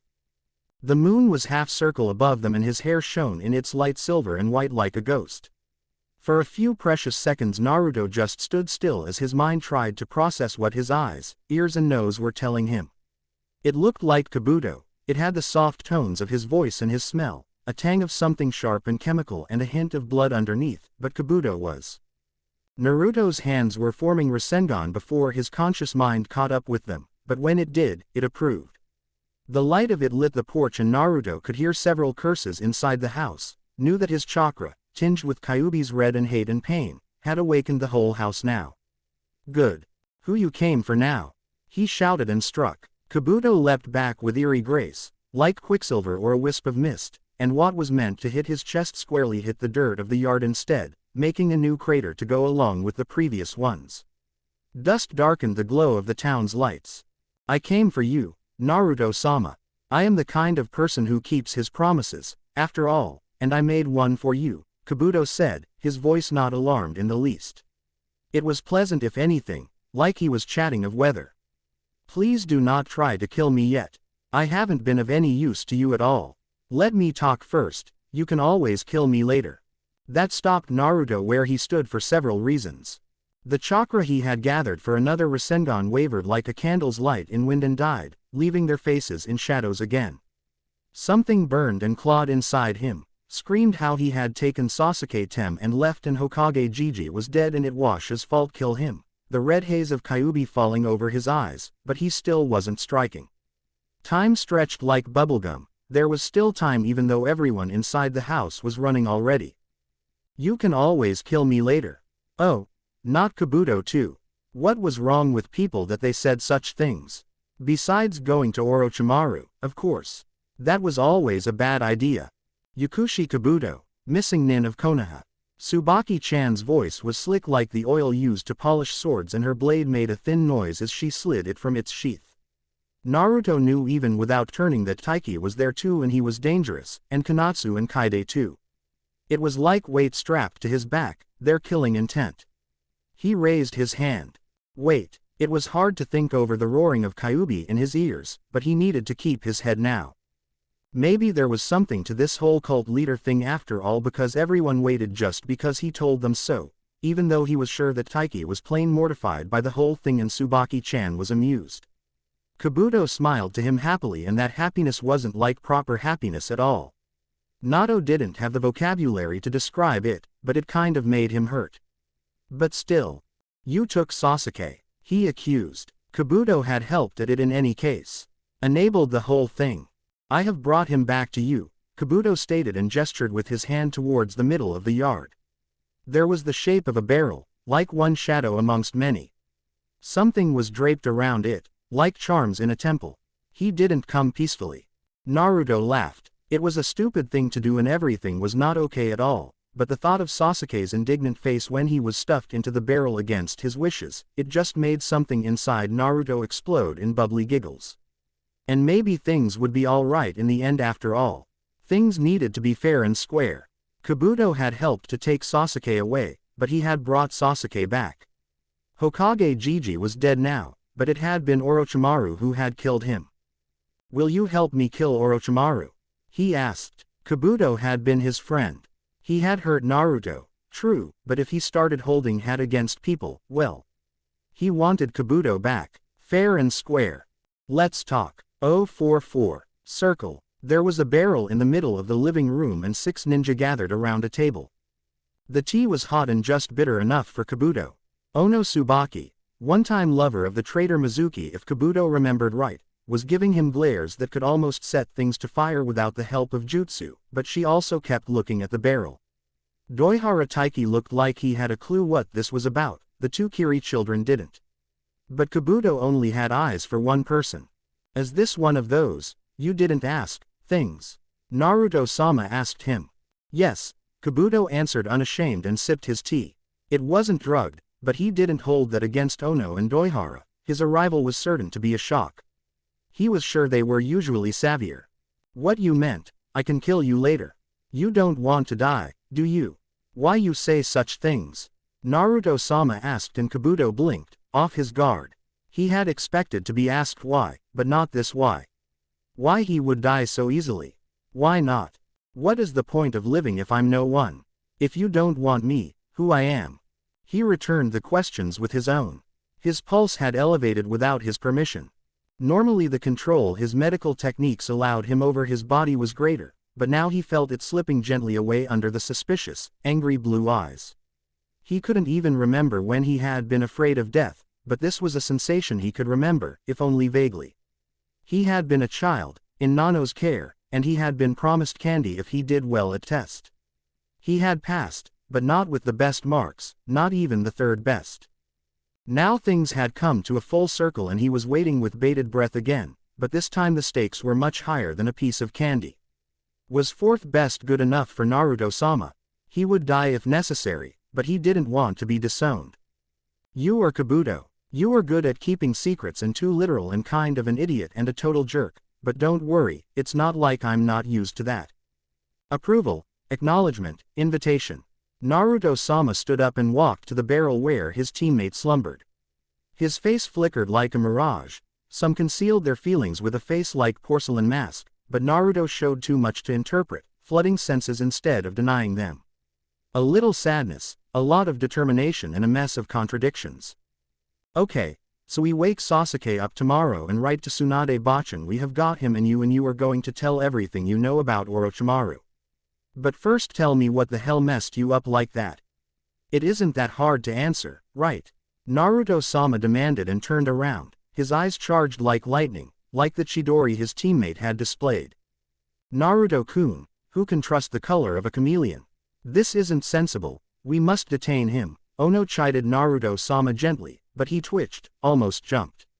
The silence of the 3 Kiri ninja could have been cut with a kunai, the silence of the night oppressing and the silence of the barrel even more so. Kabuto didn't understand much of feelings, but he had learned to recognize them and that barrel was filled with what-ifs and maybes. The ninja lizard, your colors, Naruto-sama muttered and his hand hovered over Kabuto's.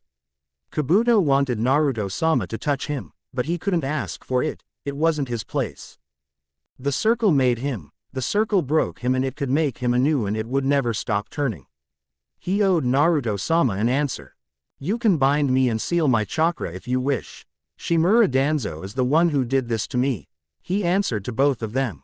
Ono paled and her hands became fists, but Naruto-sama's face only displayed clear, unconflicted anger. The hand touched his. 045. Moon. Where the energy flow begins is in the body of the material world. It moves freely through the body, if allowed, and expresses itself at times beyond the five senses. The human is a moon that reflects the sun, that is the divinity, a clear mirror, yet incomplete, reversed, flawed. When one learns to take the sensations of the flesh to the sixth sense, one can experience divine ecstasy. Sai walked down the street as the sun only begun to rise over the horizon. It was easy to read a book while walking so early when other senses didn't need to be extended to avoid colliding with other people. He wasn't quite certain about the book he had chosen to learn how to act like a human being. On one hand, he often felt like a mirror, or a moon if one wished to use grand, wistful metaphors, merely reflecting what he saw others experience. On the other hand, he had never thought that achieving orgasm was so necessary to mental balance. If spiritual balance and soul were considered equivalent to mental balance, that was.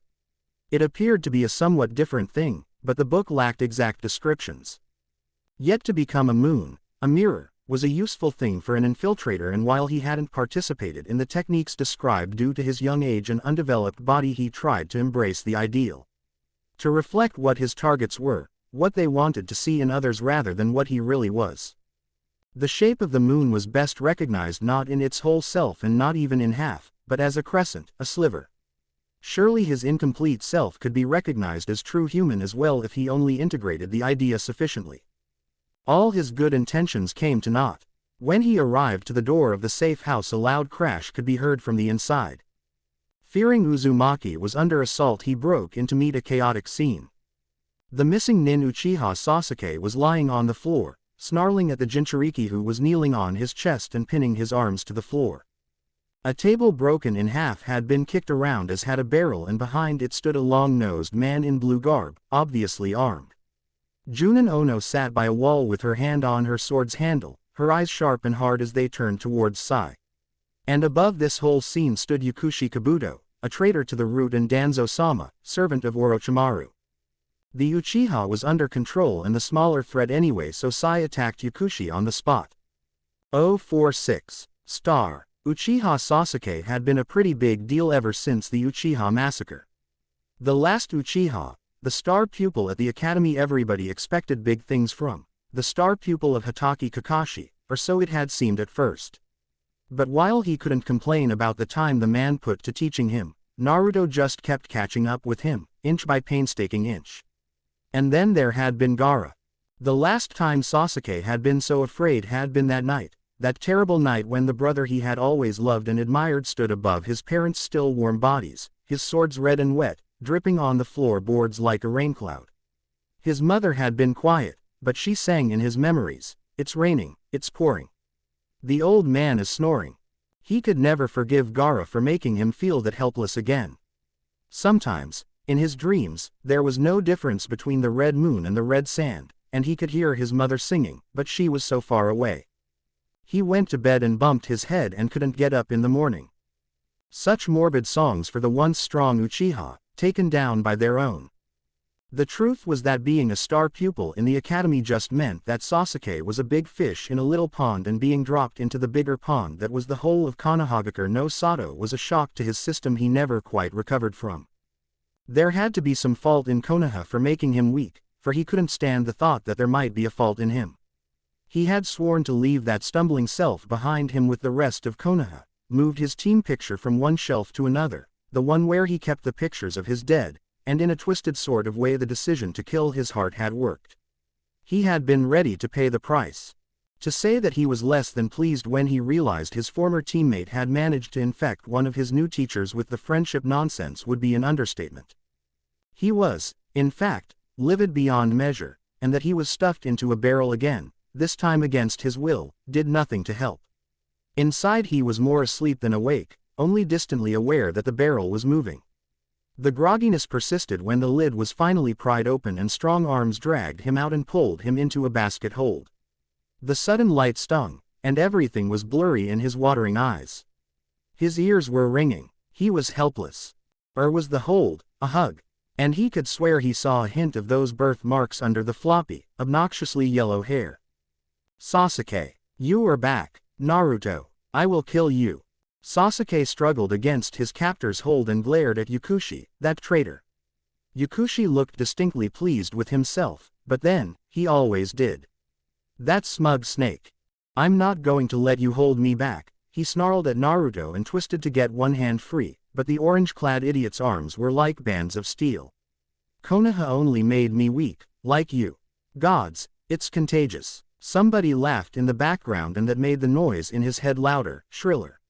His curse mark was burning like a brand freshly plucked from a fire. Now you're just being stupid. Orochimaru became strong in Konoha. Kabuto became strong in Konoha. Your brother became strong in Konoha. Just stop being stupid and come back home. It's not like you're really a missing nin or anything, Naruto insisted. Sasuke latched onto that last part, a clear sign that Naruto didn't know what he was talking about. And even though Itachi and Orochimaru were both Konoha born and Konoha trained, it was easy to ignore in the light of that one glaring falsehood. What you mean, I'm not really a missing nin. I tried to kill you, remember? By what Kakashi-sensei said, that would make me lower than trash, he reminded his former teammate, finally managing to work his arm into a position he could use to break the basket hold. And of course that dumb Naruto had to destroy all his effort by thrusting him arm's length away, making the maneuver unnecessary. Didn't he even know how to keep someone captive? Stop being so hard on yourself. Self-esteem is for everyone, you know. And I'm totally over that almost killing thing, so don't worry, Naruto said breezily. What do you mean, over it? You can't just be over it. That had been one of Sasuke's worst moments, the moment when he almost took the life of someone who was, sort of, his friend. And he hadn't even managed to do it in the end, making the whole thing a double failure, and if he wasn't over it, Naruto wasn't allowed to either, damn it. And there is nothing wrong with my self-esteem. You just called yourself trash, Naruto pointed out pleasantly. Behind his back an unknown girl covered her mouth with her hand, but not quickly enough to hide a smile. A boy by her side bit the ball of his thumb and Sasuke's already frayed temper snapped. He threw the annoyance against the table, which broke with a satisfying crash, but quickly as a snake, much quicker than he used to be, Naruto leapt back and pushed him flat on his back. I didn't say it, Kakashi said it, he shouted at the top of his lungs while Naruto just looked infuriatingly vague and worried. Yes you did. And Kakashi-sensei isn't even here. Did you hit your head when Kabuto stashed you in there? Naruto asked. And now the unknown boy was hanging from the girl's shoulder, his whole upper body shaking with silent laughter. Sasuke snarled wordlessly. This was when a boy wearing Konoha's Hitai-ite crashed the scene and tried to kill Yukushi on the spot. 047. Heart. When Naruto pressed a snapping, snarling Sasuke to the floor, he thought that this was the best day ever. He had gotten two of his best friends back in one fell stroke, and maybe Sasuke-tem wasn't yet fully on board with the idea, but Naruto was sure he could change Sasuke's mind. He was certain that his and Sakura-chan's worst failing the first go-round had been that they hadn't gotten enough words in edgewise quickly enough. This was the best day ever, and he was a bit afraid his heart would explode like a tag, just blam, and pieces of Naruto would be all over the place from sheer happiness. Then a strange Konoha shinobi crashed his party and attacked Kabuto. For a second Naruto was torn as he sat atop Sasuke, not daring to stand for fear that the jerk would just run away again, afraid that Kabuto was about to get hurt. Tsubaki-chan stood like she had been turned to stone. Taiki and Konatsu-chan and Kaide all shifted, touched the handle of a sword or a kunai or pushed their fingers together, ready to flash through the hand signs of this or the other jutsu, but no one did anything. No one except Kabuto, who moved so quickly Naruto only saw a blur, and the simple fire jutsu the stranger had used hit the wall instead. Somebody put the fire out, he shouted, and Konatsu-chan turned around and spat the water bullet with the ease of one who has used the jutsu again and again and again over the course of the last few days. The floor flooded instantly. Naruto was spared from most of it thanks to his perch on top of Sasuke, but said duck butt was starting to resemble a wet puppy instead, in the space of a few heartbeats. Let me up, Sasuke commanded him and pushed at his chest. It wasn't hard enough to move him, but maybe making Sasuke lie in what amounted to a puddle was a bit mean. Nah. What should I do with him? Naruto-sama?" Kabuto asked as he dodged yet another strike. The words made the shinobi to look at Naruto sharply before jumping towards him, but now Kabuto struck. Again there was a blur, but now it ended with a meaty thump and a pained groan, then splash when the pale boy hit the floor, but stood up immediately. "Please, Shinobi-san, this isn't what it looks like. Yakushi Kabuto has defected from Orochimaru and offered us the Uchiha an information." Tsubaki-chan spoke quickly and took a half-step closer to the boy, making a placating-looking gesture with her hands. The boy only frowned as he let his eyes move from Tsubaki-chan to Kabuto, then to Naruto and Sasuke and eventually to the rest. No one made a move to attack him, only staring in a way that made Naruto grimace a bit from sympathy. That had to be uncomfortable. Ono Tsubaki, suspected of working for Orochimaru, he said flatly and pulled a sketchbook from his bag, along with a brush dripping with ink. Just a few months ago Naruto would have thought that totally harmless, but these months with Jiraiya had taught him what seals could be good for. "Just don't kill him, or terribly maim him," he shouted to Kabuto, adding that last bit because he had a feeling that Kabuto might need it. Then everything happened quickly. Everybody stating leapt aside, giving the fight on the way a lot of room, now pulling their blades as well, but still not attacking. And Sasuke struck him quickly as a snake, sending him crashing on the floor. And something rose from the sketchbook, something black that he couldn't really see from the corner of his eye because he was looking at Sasuke and climbing back to his feet. Kaide was closest to Sasuke now and he attacked with taijutsu. Sasuke blocked easily, but then Naruto was already coming at him. The curse markings climbed up Sasuke's neck and cheek like some disgusting skin disease. Sasuke struck towards his sternum in a way Naruto was sure was going to broke something and hurt like hell even with Kyuubi's help. Ribs breaking and puncturing the heart or lungs were only cool when you were the one doing it, and so he jumped and blocked. The pain shot up his arm, numbness at its heels, but he didn't think anything had broken. He then threw a punch that Sasuke didn't even deign to block, muttering, "Sloppy," under his breath as he dodged Kaide as well, aiming a kick towards the boy. The kick never connected. Kabuto was there so quickly Naruto nearly jumped out of his skin. Kabuto's hand glowed with sickly green light and one tap, just one tap lighter even than the Hyuga Tenketsu hits, was enough. Sasuke hit the floor like a ragdoll and Naruto noticed that Kabuto was carrying the stranger over his shoulder with ease. Now that he could really look, he noticed that the boy looked a lot like Sasuke. Kaide was leaning against the wall and clutching his chest over his heart, looking like he wanted to accuse Kabuto of almost causing him a heart attack.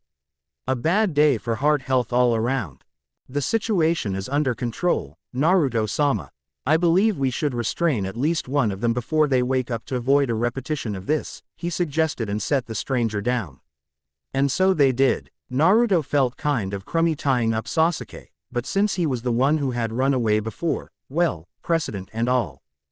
The first thing the Sasuke lookalike said when he woke up was, "Were you attempting to engage in a tantric sex ritual with Uchiha earlier?" In their first show of united purpose in 4 months, Naruto and Sasuke both tried to strangle him. Sasuke's attempt was really good, Naruto thought as Taiki pulled them away, considering that his hands had been tied behind him, not in front. Even Lee didn't have that sort of legwork. 048. Diamond. Diamonds were the hardest known material in the world, only a diamond could scratch another diamond. Yet diamonds were born from carbon, soft and easily burned coal, useful in its own way, yet much inferior. Diamonds were born when carbon was placed under great pressure and heat in the heart of the earth, burned to last and shine. Only under the harshest conditions could shinobi reach their true potential, like coal. Sai was among the lucky few. Sai saw the green glow of a scalpel made of chakra and his world went dark. He knew enough of chakra scalpels that he was very surprised when he realized he had woken up. Someone had carried the tatami mats outside and dried the wooden floor the best they could, but the house still appeared a bit shabby and charred around the edges. He was even more surprised to realize that he was unrestrained, and that the Uchiha who was glaring at him near a wooden crate that had replaced the broken table had his hands tied. Yet Kabuto was free and he stood next to Uzumaki, though Ono stood behind him and had her hand on the handle of her sword. Sai was suffering from conflicting signals, which was never good when one was carrying a small armory's worth of knives. Were you attempting to engage in a tantric sex ritual with Uchiha earlier? He asked Uzumaki. Uzumaki's face turned bright red and he jumped at Sai with his fingers spread out like claws. An unknown long-nosed man in blue clothes caught Uzumaki by the back of his jumpsuit, but this didn't prevent the Uchiha from delivering a kick to his chest and attempting to strangle Sai with his legs. It wasn't a bad attempt, really, but a kick to the larynx would have been a much more effective way to end his life. Obviously Orochimaru's training had been subpar so far. It seems, you are the one he spread his legs for, an unknown girl sputtered, and now Uchiha turned towards her in the man's grip, his whole body language broadcasting barely restrained aggression that Sai attributed to the detrimental effect of the cursed seal. But Uzumaki appeared to forget his burst of irrational rage, caused by Kyuubi, maybe, and snorted with the girl. So I'm Uzumaki Naruto, though I'm called Sato Naruto here, so you better use that name too, Uzumaki told him and extended his hand. These are Tsubaki-chan, she's my backup here and a really cool and strong Junin. Konatsu-chan and Kaide, they ran away from Kiri when their jerk-ass teachers told them to kill each other to graduate. They are a sister and a brother, you know. He's Taiki, he came after them, but we made him see the light so he stayed as well, and Kabuto used to be my friend and he came back to join my cult that I didn't ask for and didn't try to found. And Sasuke's still being stupid about things so he gets to be tied up. Uzumaki pointed at each and every person as he introduced them and thrust his hand out again. Sai stared at it and lifted his gaze to Uzumaki's face. You were supposed to take it, Uzumaki said with strangely lilting rhythm. Sai did as he was told and Uzumaki shook their entwined hands up and down a few times. Now you are supposed to tell me your name, the Jinchuriki continued his instructions. My name is Sai. Are these manners common amongst people or only those who belong in cults? He asked since Uzumaki seemed open to explaining the social convention he was following. It was very helpful of him, really. Are we sure this cult is a good idea on top of everything else? Ono asked, displaying exasperation. She was leaning against the wall with one hand now that Yakushi was taking a few steps to the side, away from Uzumaki yet towards Sai at the same time, and he found himself re-evaluating his initial assumptions concerning her loyalties. If she displayed aggression towards Orochimaru's underlings and protectiveness towards Uzumaki, did she remain faithful to Konoha? Or the as of yet unnamed cult? Or rather, as she didn't seem to have a high opinion of said cult, to Uzumaki personally. He had been ordered to eliminate Ono if she turned out to be a threat, but so far the evidence was self-conflicting. He needed more information to reach a conclusion. And Yakushi Kabuto was to be killed. He knew far too much to be allowed to live, but Sai was keenly aware after their brief fight, which he had only survived on Uzumaki's orders, that he wasn't a match in fair fight to the former Oto Nin. But there was more than one way to defeat an enemy. What is this cult? May I join it too? He asked. He had read an article about cult psychology and he was fairly certain that if he could get these people's trust as one of their own they would never expect betrayal of him. He was ready to go along with Uzumaki's manipulation for now. He had no problems being isolated from the civilian society. Besides, one of the major thresholds that needed to be crossed when initiating new members into a cult involved physical hardship. This could include sleep deprivation, chronic hunger, long hours of manual labor or other similar things. Sai figured that getting beaten in a fight should suffice. He was obviously prime cult material. Ah, maybe you will. I have seen eyes like yours before, Sai, Yakushi drawled. Sai looked into the man's dark eyes. Then he couldn't look away. He had once read that eyes were like water's cool surface underground, that it was romantic foolishness to try and seek the difference between an enemy and a lover within those depths. He knew that the expressions that were attributed to eyes were in fact formed by the muscles around the eyes and eyebrows. He had read this. I have seen eyes like yours before, Sai, too often in the mirror. Did you have a name before Danzo sent you here, or did you merely have a number? Who had to die so you had no one to define yourself by, nothing left but memories, a little less bitter every year. Kabuto's eyes were dark, but they seemed to hold a gravity seal that narrowed Sai's perception to those eyes and nothing else. Don't, he started, but realized he had no idea what he was pleading Yakushi not to do. He was certain that if Root's files of Uzumaki Naruto were even marginally true, the Jinchuriki wouldn't allow him to be tortured. May I be alone with him for a little while, Naruto-sama? We could share our experiences and life lessons under Danzo, Yukushi asked. Sai could see nothing but his eyes. Sai had been carefully conditioned to not feel fear, but now he wondered if the small niggling at the back of his mind meant that he was scared. Only a diamond could scratch another diamond, but here, Sai thought, might be a diamond harder than he was. 049. Club. Seeing Sasuke again after all these months was strange and Naruto wasn't quite sure what to think or feel. Anger. Yes, there was some of that. Actually, there was a whole lot of it. What had that idiot been thinking, leaving him and Sakura-chan behind and running off to the snake freak, making Sakura-chan cry? Okay, he could see that Sasuke had wanted to be strong to beat Itachi and all, but true strength didn't come from a curse seal that twisted your body until creepy missing nin could possess you, and bye-bye to your vengeance then. Real strength was knowing that your friends gave you a reason to keep fighting and they were going to fight for you to help you reach your goals, even if the goal was a homicidal maniac missing nin. Even if Sasuke was complete idiot, he should have gotten this at least. So yeah, Naruto was angry. Sakura-chan had cried. But he was also giddy with relief. Sasuke was still Sasuke, still the one in charge of his own body, not just Orochimaru's new fashionable body. Sasuke was paler now, like he hadn't seen the sun for a good long time. His hair was a little longer, like he hadn't bothered to cut it. His sleeves were a little too short, like he hadn't bothered to get bigger clothes, and Naruto was kind of surprised that his quest for vengeance hadn't made him forgot to bathe. Okay, maybe that was a tiny overstatement, but Sasuke should have taken better care of himself. Still, he was Sasuke and no one else. Can I trust you to not run, or do I have to keep you tied up? He asked his errant teammate. He was pretty sure that Taiki and Kabuto could catch Sasuke before he left Makamura's borders anyway, but that didn't mean he wanted to bother them like that.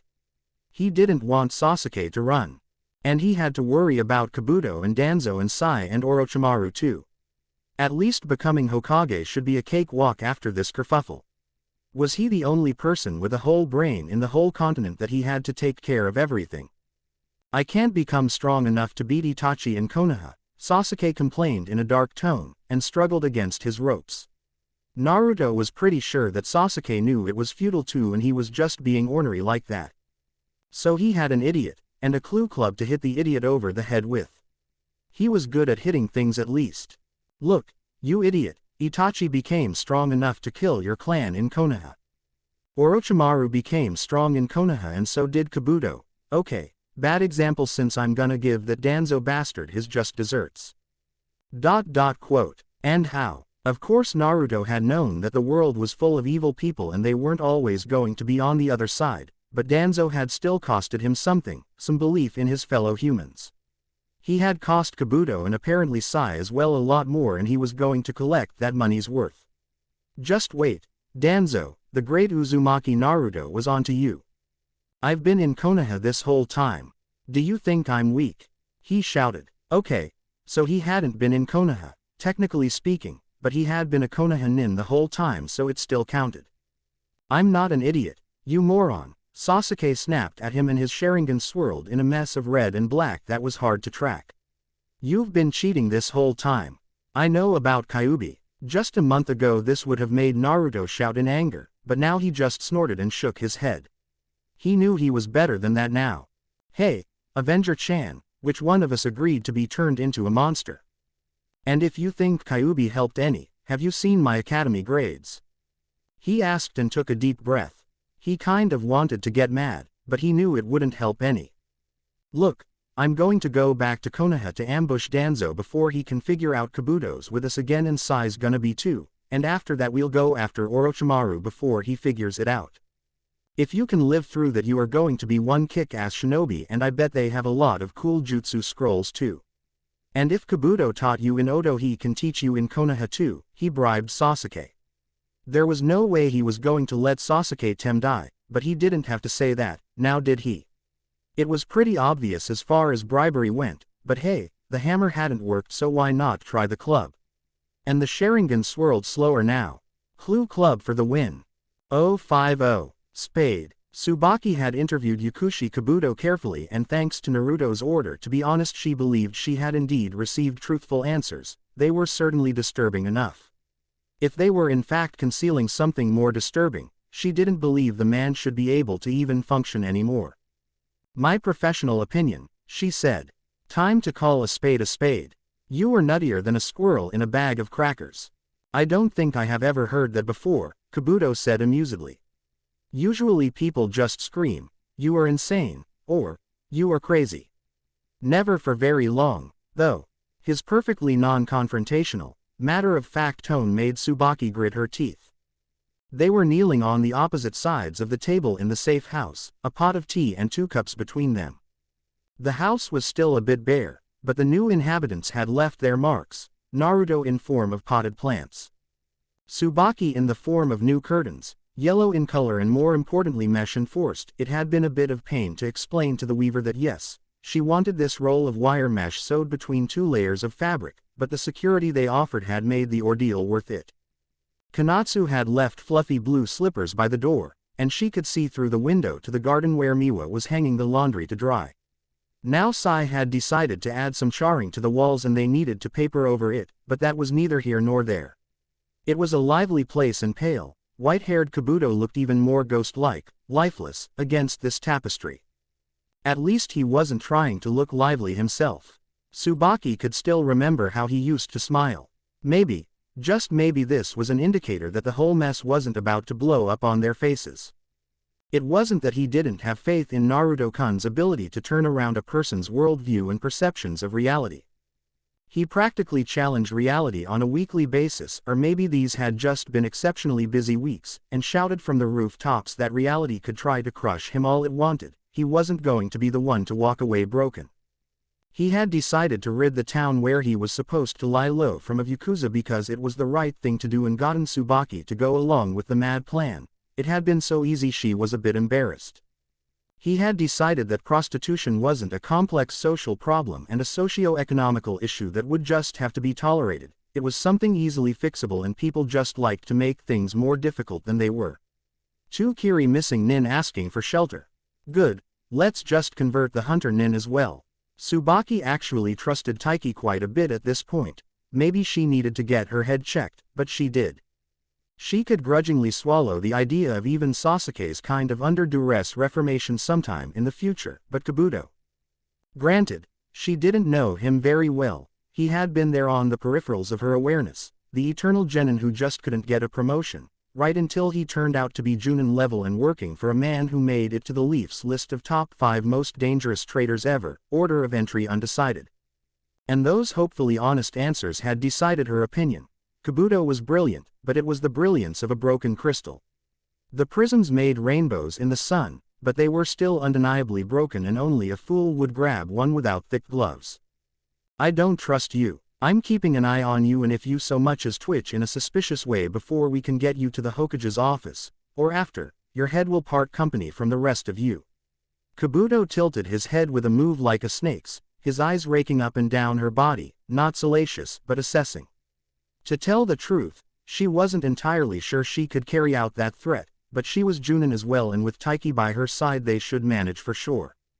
"Letting me know you don't trust me wasn't a very good move, you know.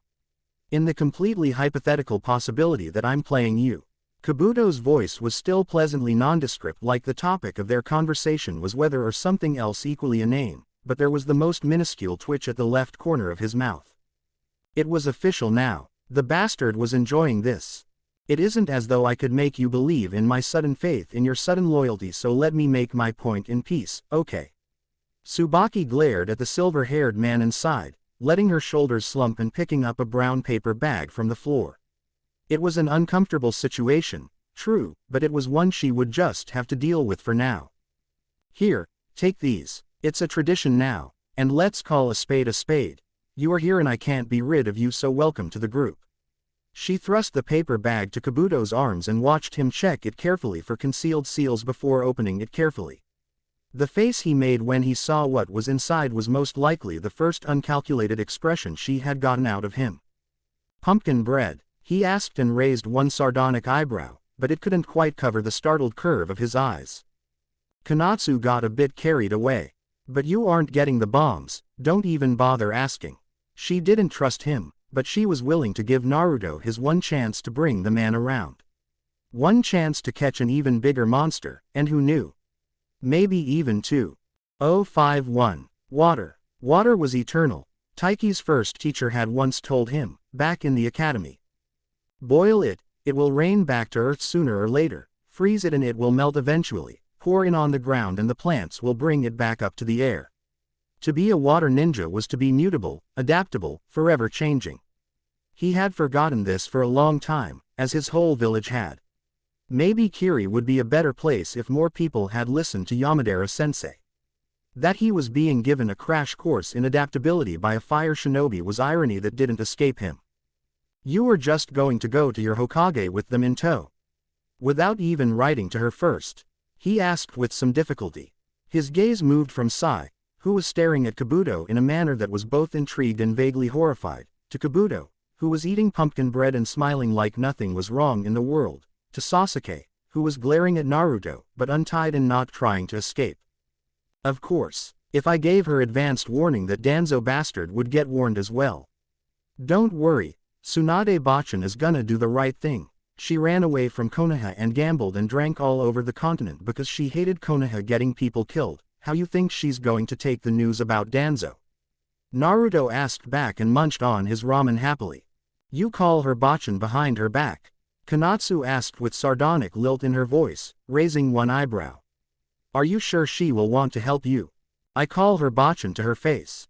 Don't you know how old she is?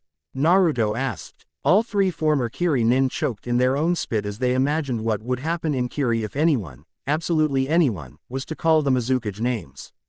If Naruto really could get away with that, and he was the most honest person Taiki had ever met, just maybe the mad idea of ambushing the Hokage with this issue would work out. Tsubaki's hand had frozen in midair, her chopsticks holding a few leeks like they were a shield between her and the crazy world. She was muttering under her breath and Taiki caught the words, technically true, kind of, and, what happened to the world I used to live in anyway? He echoed the sentiment fully. Are you going to return here? Miwa asked, wringing her hem in hands. She was sitting next to Naruto as usual, with an abandoned pad and a pencil on the crate table in front of her. Her eyes were almost feverish when she looked at the boy under her lashes. Sure, I have responsibilities here and besides, Ero-sensei would have an apoplexy if he came here and I was missing, Naruto promised happily. Miwa brightened instantly, but Taiki remembered a certain gigantic sword-wielding toad, what that had to mean and opened his mouth again even though he wasn't really surprised anymore. You call Jiraiya of the Sannin Ero-sensei behind his back? He asked. Irreverence, thy name is Naruto, he thought. Or possibly Uzumaki. He had heard stories about the clan prior to the destruction of Uzushiogakure. I call him Ero-sensei to his face. You know he writes the Ika Ika, right? Naruto cheerfully destroyed yet another piece of reality. Now Taiki couldn't work his jaw open anymore and he wondered if he was slipping into disbelieving catatonia of some sort. The name Jiraiya was on the covers and there were rumors of it being that Jiraiya, but there were always rumors.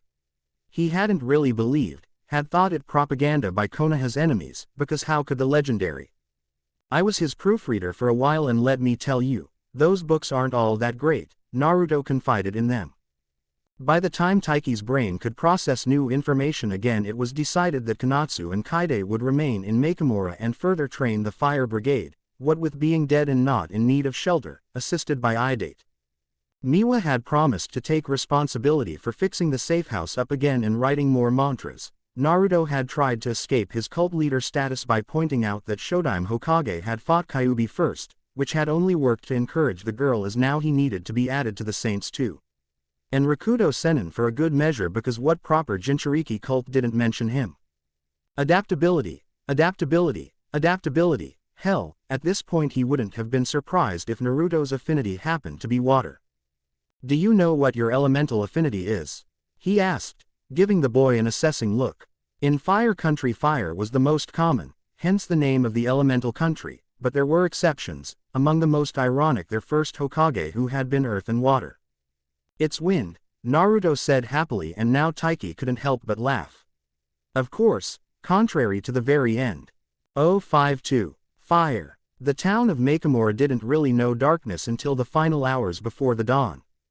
The promenade was still alight with the lights of the restaurants and bars where the tourists partied long past the midnight, and the sounds of laughter and music filled the night. Couples walked the streets from one amusement to another or returning to their hotel, but none saw the shadow leaping quickly from one rooftop to another. Yukushi Kabuto had given his minder a slip and walked the night of Makimura. It was the last night before the group would leave for Konoha, and he was checking on Sasuke, as it wouldn't do for the Uchiha to get cold feet and attempt a last-minute escape. He was grateful they were leaving, to tell the truth. In Makimura, Naruto-sama was in so high demand. Between the Starry Eyes assistant and her constant demands, he approved some of her writings, the head-in girls and the casino boat manager, the nervous owner of the delicacy shop which had first offered Naruto-sama cover, the fire brigade leadership, said leadership's obsession with taking over the kitchen and making explosives hidden in fruits, that the clone jutsu was rather necessary. Add to that keeping both Sasuke and Sai under control, guarded by vigilant Tsubaki and Taiki, and he barely had any time for Kabuto. They wouldn't be alone on the road to Konoha, but 4 people were better than closer to 20 every day. The safe house was the old-fashioned type with one big room that served as living area, dining room and bedroom that Naruto-sama shared with his minions. It had obviously been a bit tight-fit even before the arrival of Kabuto, his gift in the root shinobi, but expecting 8 people, 3 of them under suspicion and guard, to sleep in the same room was simply impractical. Naruto-sama had appropriated Matsuzaki's storehouse for temporary lodgings, which had led to arguments about the placing of the 3 guests. Tsubaki had insisted that Kabuto and Sasuke be separated lest they intrigue together, a sensible precaution in itself, but this had left the question of dividing the ninja to guard the 3. Tsubaki and Taiki, the most capable of Naruto-sama's underlings, not counting Kabuto, couldn't share a guard, which had irritated the woman terribly. In the end, Tsubaki had decided to watch Kabuto in the safehouse's storage room while Taiki was looking after Sasuke and Sai in the storehouse. Kabuto was glad a Junin had been given to Naruto-sama as a backup in a peaceful place like Makimura. Konoha was the only village populous enough to assign Junin, so he was less happy that fooling the woman with genjutsu had been so easy, though it worked for him now. Taiki was harder. While Tsubaki had been a solid Junin, good enough at everything, but exceptional at nothing, the man was a former Anbu member, from a subdivision that dealt with some of the most desperate people in the 5 countries. He didn't bother with genjutsu at all, but employed one of the Yamanaka family jutsu and deepened the man's light sleep to deep unconsciousness. There was a small cot on the room set aside for Sasuke, in between a few crates. Kabuto was entirely unsurprised to find that the boy was walking a circle around the small floor space like a caged animal. On the other side of a higher wall of crates, Sai wasn't asleep either, but Kabuto didn't mind the other listening in. He hadn't come to spare Sasuke's privacy. That is not a good idea, he stated, amused when the Uchiha turned sharply around, his face flushing in the dim light that reached the room through a small window near the ceiling. Sasuke had a long way to go before he reached his brother's level if he couldn't even control his own reactions. Kabuto knew how this conversation would go, and he knew it would more than likely deal some psychological damage to Sasuke. There were things the child wasn't ready to confront yet. But as long as he didn't leave without Naruto-sama's permission, Kabuto was fine with that. How he is so strong. Sasuke spat the question out. I can understand the cult. They are just weak civilians. I can understand the 2 from Mist. They never even made proper genin. But Taiki, what Naruto did to get you? Do you know what the will of fire is? Outsiders take it for Konoha mysticism, philosophy, and Konoha lets them think what they will. In truth, it is a chakra control technique. Not one I have ever managed. I'm much too fragmented, and this technique requires the user is sane. He knew he held Sasuke's full attention.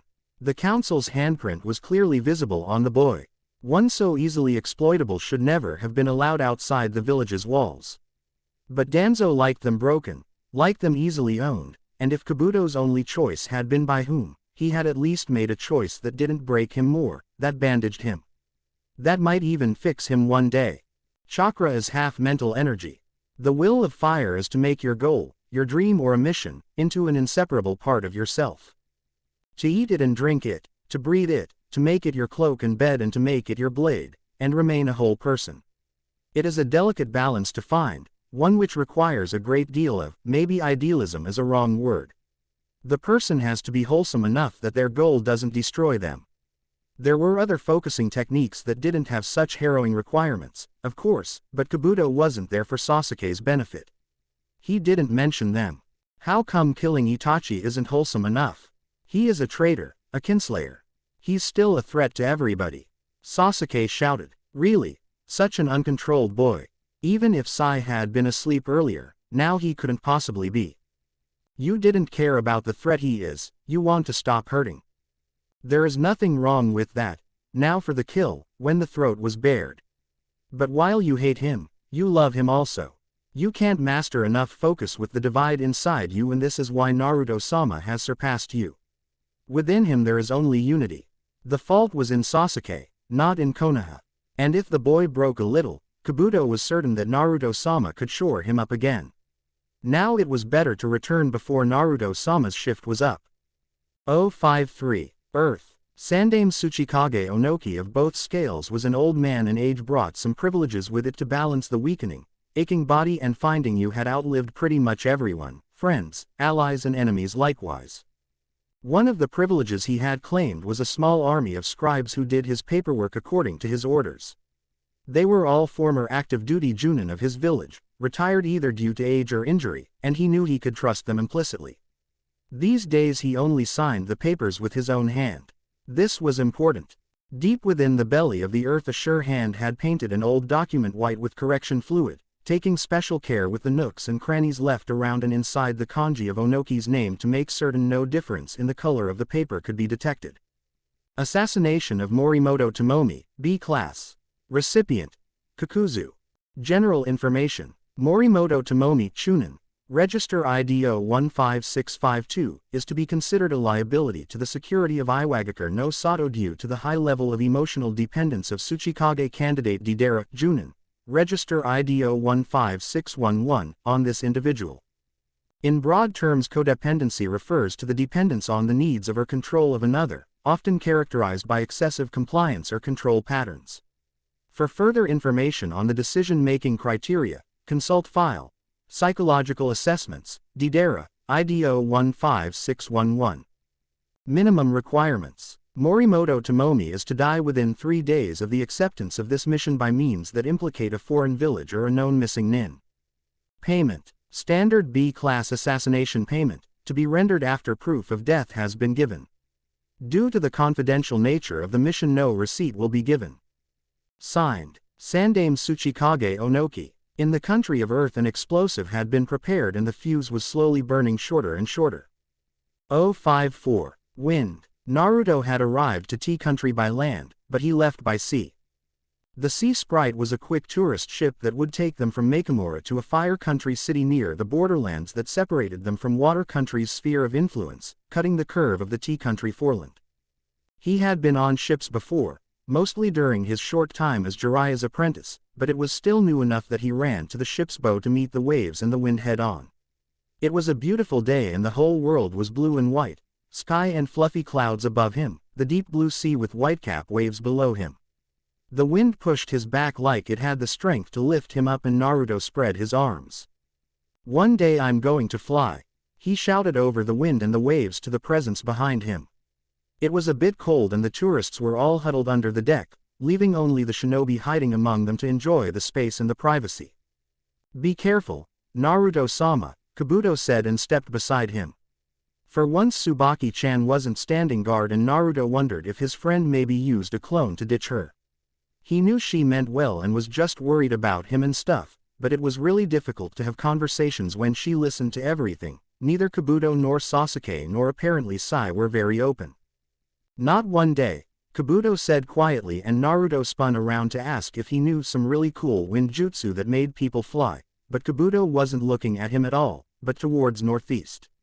That was where Konoha was, far, far beyond even the best-looking glass sight. Not just one day when the plans have reached their completion, but 3 days from now. Ah, he was talking about Danzo. Yeah, don't leave to tomorrow what you can do today. Procrastination's a bad habit, he shared Iruka-sensei's pearls of wisdom. Who knows how many people's lives he's ruining even now. The thought made him angry and a lick of fire ran over his chakra, but he pushed it back, frowning.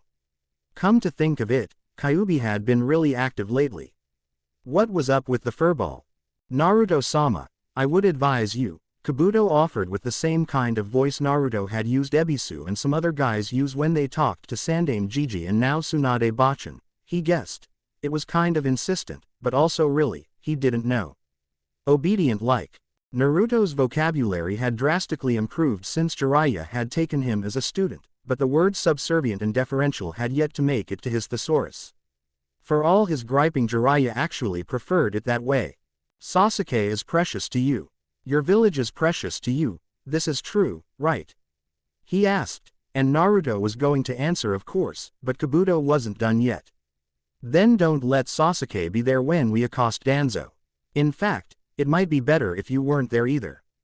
The smile he gave was sheepish, like the one he had given in the Chunin exams when he had admitted failing the exams how many times already. Naruto didn't like it, though back then he had felt intense kinship.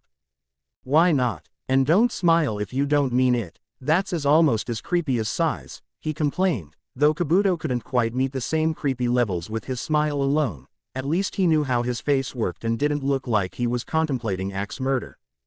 Am I your precious person, Naruto-sama? Kabuto asked, the smile disappearing. He had that intense look again, like when he had looked towards Konoha. Of course, Naruto said. It wasn't like went around befriending people for the sheer hell of it. He always meant business. Would you deceive me knowingly? Kabuto asked, his eyes doing this funny flutter that Naruto wasn't sure how to read. Of course not, he denied hotly. Trust me, please, Naruto-sama. You are better off not meeting Danzo. He can be very garrulous when it suits him. Naruto was briefly distracted by wondering what garrulous meant, and then the moment was over, Tsubaki-chan walking towards him with sullen Sasuke in tow. Sasuke was pale like a ghost and his eyes had dark shadows, like he hadn't slept a wink last night. Okay, I guess. Sasuke's been really weird anyway, he promised. And Sai too. What you said to him anyway? He asked. Sai was in some strange sort of limbo. He hadn't really renounced Danzo, but he wasn't protesting anything either. Actually, he was walking around looking like someone hit him over the head with a really big hammer. He was making frantically notes to his book, with normal ink, and giving Naruto some really funny stares. Maybe you should ask him.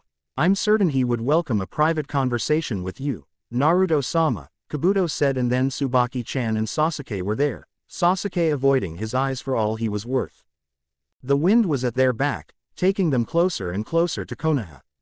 055. Spirit. Many scholars theorized that the tailed beasts were personification of negative emotions, born out of the bad karma of the sinful humankind, that Jubi had been the negativity undivided and that the Sage of Six Paths had broken it to its base components. They theorized that Kyuubi was the personification of hate. It was complete rubbish, of course, but what else should be expected from the vicious ants? The only human worth anything had been their father, and now Rakuto Sennin was 2 long millennia dead.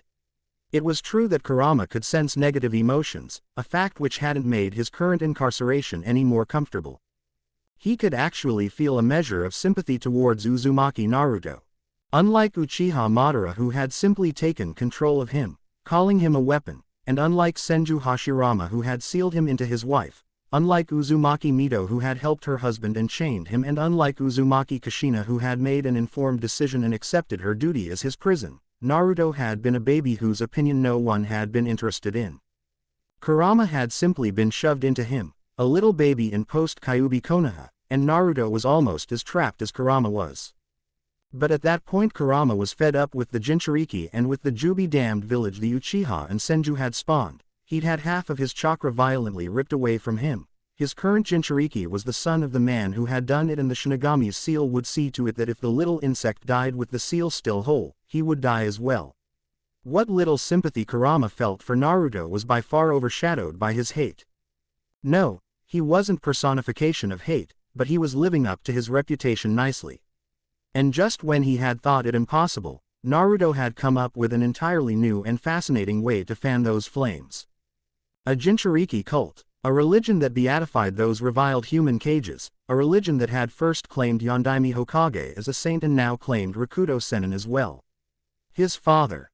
He had always seized any kind of opportunity to gain control over Naruto, provoking his rage and so allowing his influence within his chakra to consume the boy, frustrated beyond measure that while humans were so very capable of rage, this one just wouldn't allow himself to fully give into it. Now he had redoubled his efforts, searching for the smallest opening, but there was new security in his own strength in Naruto, something that couldn't be called serenity, but that still kept anger at bay even when he fought the damnable Uchiha. Kurama threw himself against the gates of his prison and cursed Yondaime Hokage and Shiki Fujin, cursed Yumi no Iruka and Haku and Uchiha Sasuke. I'm not going to let you hurt Iruka anymore, you jerk. When a person has something important they want to protect, that's when they can become truly strong. I won't let you leave, even if I have to beat you within an inch of your life. Naruto had learned what shouldn't have been possible for him to ever know, but Kurama wasn't beaten yet. This was one religious debate he was going to win even if it was the death of them both. 056. Breakfast. Migiwa wasn't the biggest city Naruto had ever seen, but even from the deck of the ship that had taken his group to the city it appeared easily the most colorful and lively. The Fire Country capital was bigger, but it had been an awfully stuffy place. Temples with ornamental tower pavilions and kidney-shaped ponds and houses with pillars and decorated roofs. That one city in Water Country had been even bigger, but there had been slums and it had been a pretty sad-looking place, like a wet puppy that gave you pitiful looks so you would take it in from the rain and feed it. Migiwa had banderols and signboards in bright red, deep blue and some really eye-grabbing neon colors, busy-looking streets with roofs so near each other he would barely have to hop from one to the other and a huge fish market next to the harbor. It was a homely-looking city and Naruto loved it on sight. Too bad they couldn't stay for a day or two, but busy. Danzo couldn't wait. La la la, come morning, come day, I wish in me heart it was Sunday, Naruto sung as he marched down the landing plank to the wharf, clutching his shirt over his heart. Miso for breakfast all week long, and sweet ramen on a Sunday. The ship had only offered traditional breakfast, sadly enough, but here they could surely buy some ramen. I thought it was supposed to be sake, Dobi, Sasuke grumbled as he stepped after Naruto. Naruto shook his head. No way, I'm much too young to drink. They didn't let you do that in Odo, did they? Because it's really bad for your liver, you know, he asked, worried. It would be just like Orochimaru to be even more responsible adult than Ero-sensei was. Don't be stupid, of course I didn't, there is nothing wrong with my liver, Sasuke barked, his face red. Sai tilted his head and looked confused, but then, he rarely looked anything else. What if I like miso better? He asked. Naruto hung his head sadly over his heathen tastes, but then, more for him. Then we can steal each other's breakfast all the week, it works out in the end, he said. Sai took out his book again and started trying to rhyme that, without much success, but Naruto noticed how he didn't walk into anything or anyone even though his face was in the book. He was so going to demand Ero-sensei taught him to do that once he returned, it would be so cool. Except maybe he didn't have to wait, Tsubaki-chan probably knew the trick too. Someone said something good-natured and polite to Tsubaki as they walked down the street, something about having two so cute sons, and then asked if the two pale-haired were her nephews or cousins.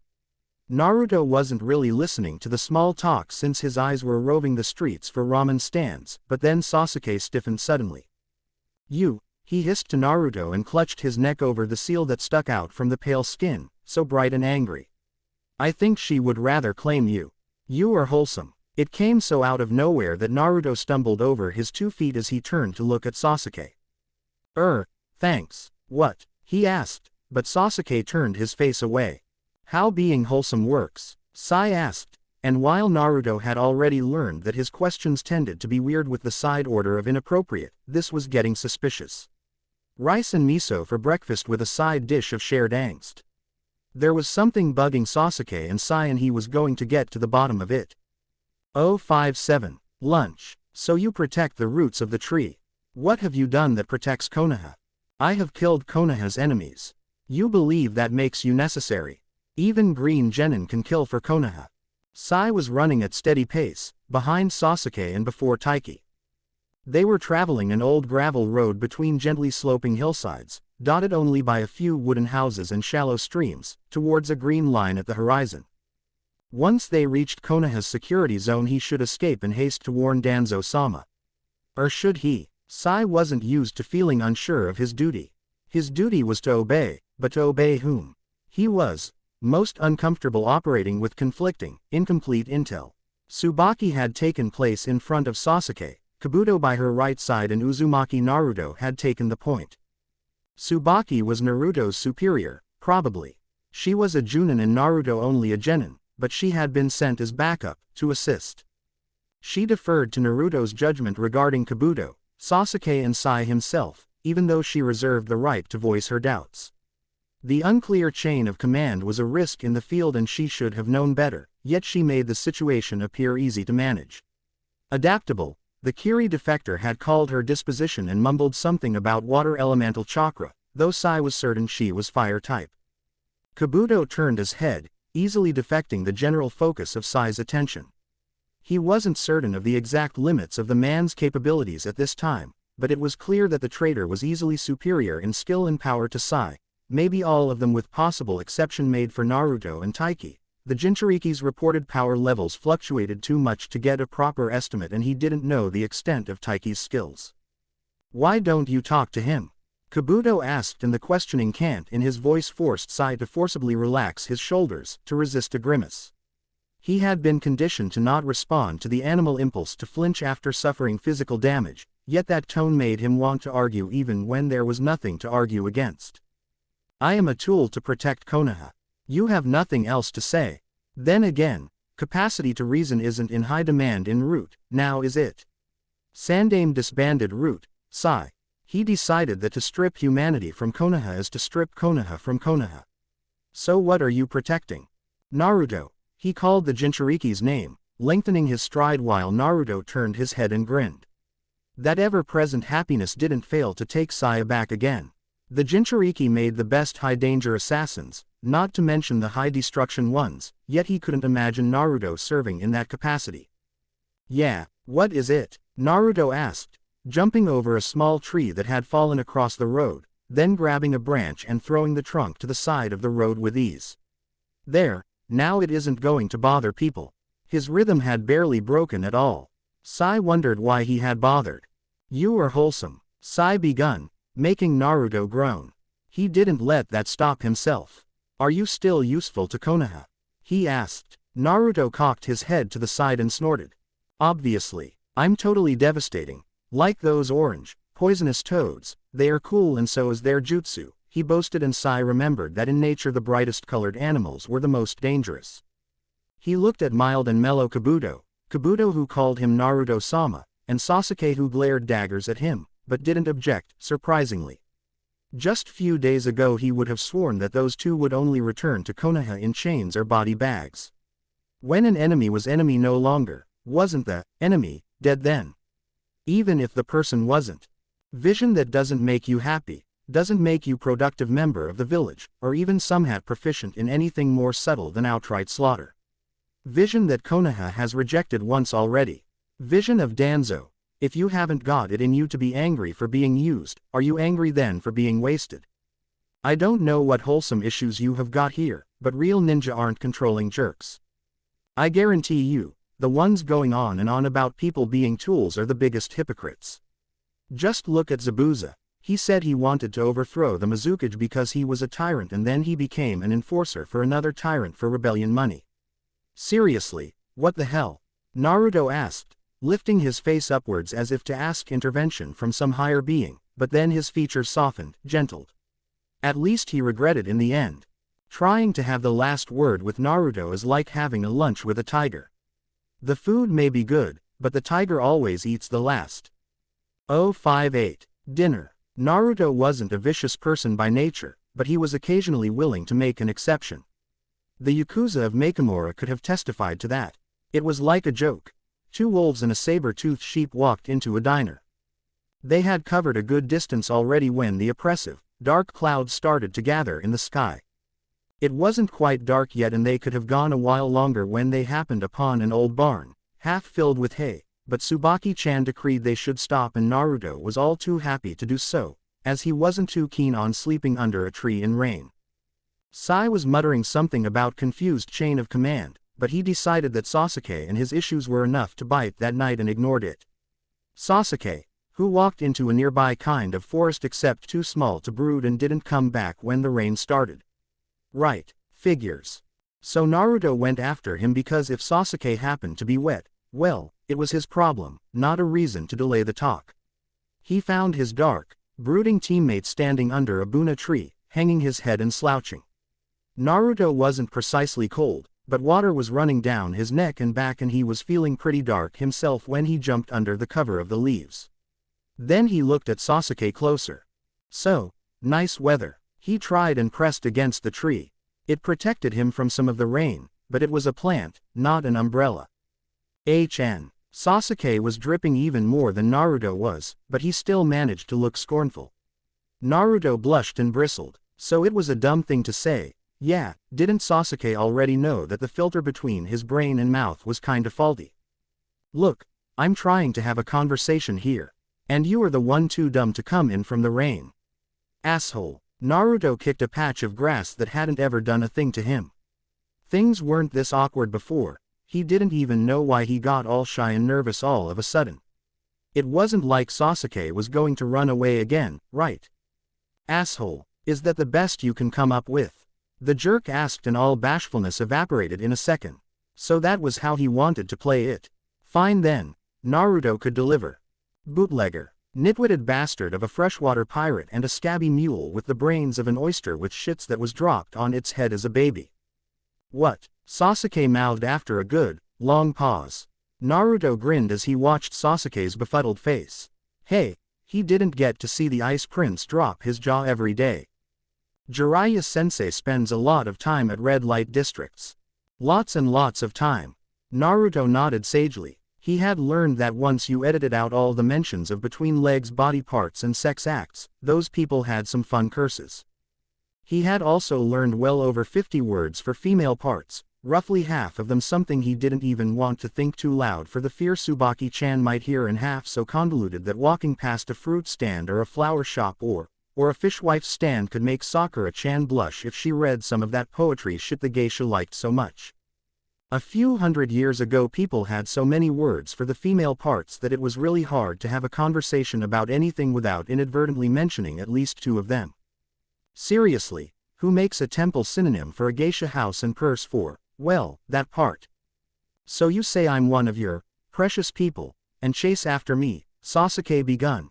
He didn't quite unbend enough to make quotation marks with his fingers, but Naruto could hear them in his voice loud and clear. What if I say I can't stop caring for my brother? His voice dripped snide all over the place, more than the tree dripped water.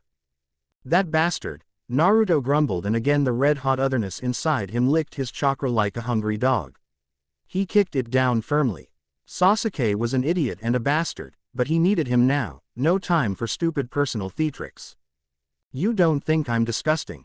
Sasuke asked. He was still trying to sound cold and mean, but not quite pulling it off. It was dark, the sun low and behind thick, dark clouds, and Naruto didn't see Sasuke's face all that well, but the way his errant teammate hunched his shoulders made Naruto want to hug Sasuke. He thought better about it since Sasuke would only punch him. Then he did it anyway. What the? Stop it, you idiot. Sasuke did punch him, but it was a weak, feeble thing and Naruto could hear a small, quiet sob. The red was back then, a thick, suffocating blanket over him as he imagined tearing Itachi's heart from his chest with his bare fingers and blood everywhere. Red, red, red. He couldn't remember how he pushed the red back this time, but when he came back to his senses, they were both dry and the raindrops falling on his skin were sizzling. Naruto wasn't a vicious person by nature. Iruka-sensei had once long ago told him that a real agreement was something more than two wolves and a sheep voting on what to have for dinner. Naruto had agreed then, imagining the sheep in orange color, having only seen black and white pictures of the creatures and hey, his woolen clothes were orange, and feeling a lot of sympathy for the poor creature. Sasuke was wide-eyed and looked a little scared so Naruto hugged him again, and this was where the simile came crashing down because he thought of Itachi. The mental picture of woolly, bloody saber-toothed, sheep Itachi was fairly ridiculous because it was so devastatingly cute. Bah, bah. Sheep Itachi bleated and fluttered its red, swirly eyes inside Naruto's head. He smirked. He was hungry, he was going to have a dinner and he was going to invite Sasuke because he was generous like that. Ero-sensei was kind of lazy and a pervert, but he was good and Naruto was going to train, and if Itachi didn't want to get eaten, well, too bad. It was up to a vote and it was 2 against 1 now. 059. Food. Evil wasn't a word that Tsubaki wanted to throw around lightly. She was a killer for hire after all. But she remembered the Kyuubi's attack and she was confident in calling that creature evil, its chakra terrifying in its raw killing intent. It was overwhelming, it was malicious, it had been thick in the air like the smell of blood and smoke from the burning buildings, and every breath she had taken had been a battle against freezing in terror. Now she stood in the rain and watched his charge, hugging the Uchiha. Terrible anger was radiating off the boy, bringing back scorching memories with it, but Naruto was even in his anger infinitely gentle. "I think we should leave," she said, her tongue turning clumsily in her mouth as she turned her back to the picture. This gave some food for thought. Literally, almost. She thought of Naruto's precious Iruka-sensei. Iruka-sensei said this, Iruka-sensei did that, always Iruka-sensei first, to the extent that mentions of Kakashi-sensei and Ero-sensei sometimes seemed almost afterthoughts. She thought of Naruto's precious ramen, how the boy could scarf even the tasteless instant kind down bowl after bowl. A bowl of vegetables served with love is better than a 3-course meal served with hatred, she remembered the old proverb. Not that Naruto ever failed to complain about vegetables, but he ate them all the same because Iruka-sensei had told him they were an important part of a shinobi's diet, and Iruka-sensei was never wrong. "Shouldn't we keep guard in case he loses control of the Biju?" Sai asked, a black and white shadow in the dark. Kabuto's hand moved just a little bit closer to something that was in all likelihood sharp and pointy, and Tsubaki found much to her horror that right now, just for that, she approved of the man. They were huddling in the rain, just far enough that the 2 genin shouldn't notice them as long as they didn't start shouting. Taiki managed to stay dry somehow, deflecting the raindrops so his hair and clothes were just a bit damp. Kabuto wasn't dry, gratifyingly enough, but he managed to look very dignified and regal even when he looked like someone had thrown him overboard on their way over the gulf. Sai looked like someone might have thrown him to the sea and he wouldn't have cared, making Tsubaki wonder if she was in need of some remedial weather desensitization training. She was cold and the water was running down her back and even her underwear was damp by now, chafing as she moved. "Let's go back," she said and started shepherding her group back towards the barn. "No one is losing control here. No sense in getting even more wet than we already are." "But how?" Taiki asked, walking slowly, turning his head to look over where the 2 boys disappeared into the shadows of the trees in the rain. "How can he feel like that and not do anything?" Tsubaki smiles as she recalled the day she had taken this mission, how she and Iruka had eaten at Ichiraku's, the warm sun and the rich taste of the broth and the misery she had now left behind. "There are 2 men in Konoha. One of them is an academy teacher, the other is a ramen chef, and when we return I'm going to kiss them both." And if there was still a hint of Kyuubi against the backdrop of the forest, the bite of it felt almost safe, like the canned wasabi beans that had been her comfort food since she was 10 years old. 060. Drink. The first time Deidara met Morimoto Tomomi he didn't think much of her. She was 2 years older than he was, yet they graduated the same year, and when she took her Chunin exams he stood in front of a panel that reviewed his Junin evaluation scores. She didn't have many prospects of ever becoming a Junin either, though of course she wasn't a bad kunoichi. She was dependable, the sort whose dedication to her village was beyond question, who was good on missions and didn't bring her drama to the battlefield. She wasn't the type to have any personal drama, period. She was supportive of her friends and comrades and an all-over nice person. She was pretty in the girl next door kind of way. She wasn't the type to catch a young genius eye. She was one of the 2 Chunin assigned to Deidara on his second mission as a Junin. That mission was an unmitigated disaster. The information given to them had been inaccurate. Instead of 4 Kiri missing nin trying to form a drug ring, there had been 15 from Kiri, Kumo and AIM, 3 of them Junin level. The Chunin named Yasu died in combat and Deidara and Tomomi were taken prisoner, to be tortured for high-price information. As Deidara was the one in possession of more classified information and he was presumably the tough one as well, the missing nin decided to soften him before working him over. Sleep deprivation, they decided, some beatings, and of course the psychological torture of watching his comrade being tortured and breaking before his eyes. Tomomi didn't break on day 1 and she didn't break on day 2. On day 3 they drugged her water, and while she tasted what had been done to it, the foul drink was forced down her throat. We want dirt, little Kunoichi, dirt on your precious village. Have you ever been part of a political assassination? An androgynous man the others called Osamu asked Tomomi after her eyes crossed, though Deidara wasn't perfectly certain he wasn't in fact a she. Assassis, Tomomi tried to pronounce the word, sounding confused. Kill, Osamu corrected himself with a disgusted tone. Bound and gagged, Deidara could only listen in helplessly. There is a thing about prodigies and geniuses in the ninja world, something that might make being one not worth the cost. They have this disconnect from their peers, never quite understanding the why and how of other people because they are so different, though some hide this better than others. They also tend to be fragile in ways that aren't always outward obvious. That day Deidara wallowed in the dishonor of his failure, something he hadn't ever known before, not even contemplating escape because he was too busy contemplating suicide.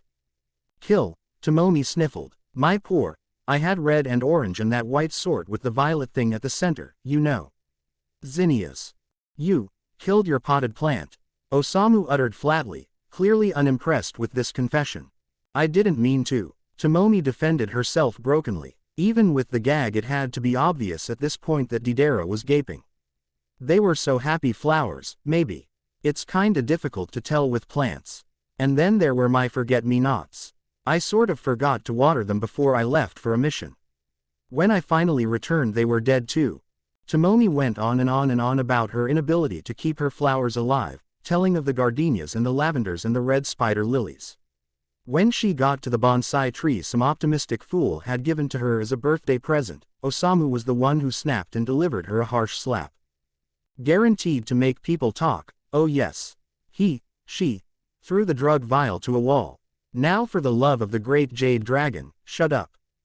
They were then taken to the cell they shared. That was one extra bit of cruelty, as they were chained to opposite walls so Deidara could see Tomomi in pain and not touch, not help her.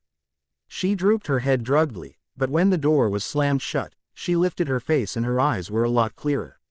Her skin was bruised and blooded and clammy, but there was a ghost of smile on her lips.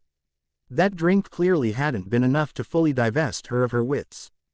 I've never had a bonsai tree, she confessed to him. Of course no one was stupid enough to give me one. She slurred a little and Deidara wondered if he had understood her right. Why you claim to have one? He asked, surprised he could muster any curiosity over the issue. Well, it was obviously annoying them. It's the principal of the thing, Tomomi answered with a prim voice and then ruined the effect by laughing. It was a short and pained bark, but it was the real thing, going all the way up to her eyes and Deidara could only think oh shit, now I'm in trouble. How could he stand to watch her being tortured now?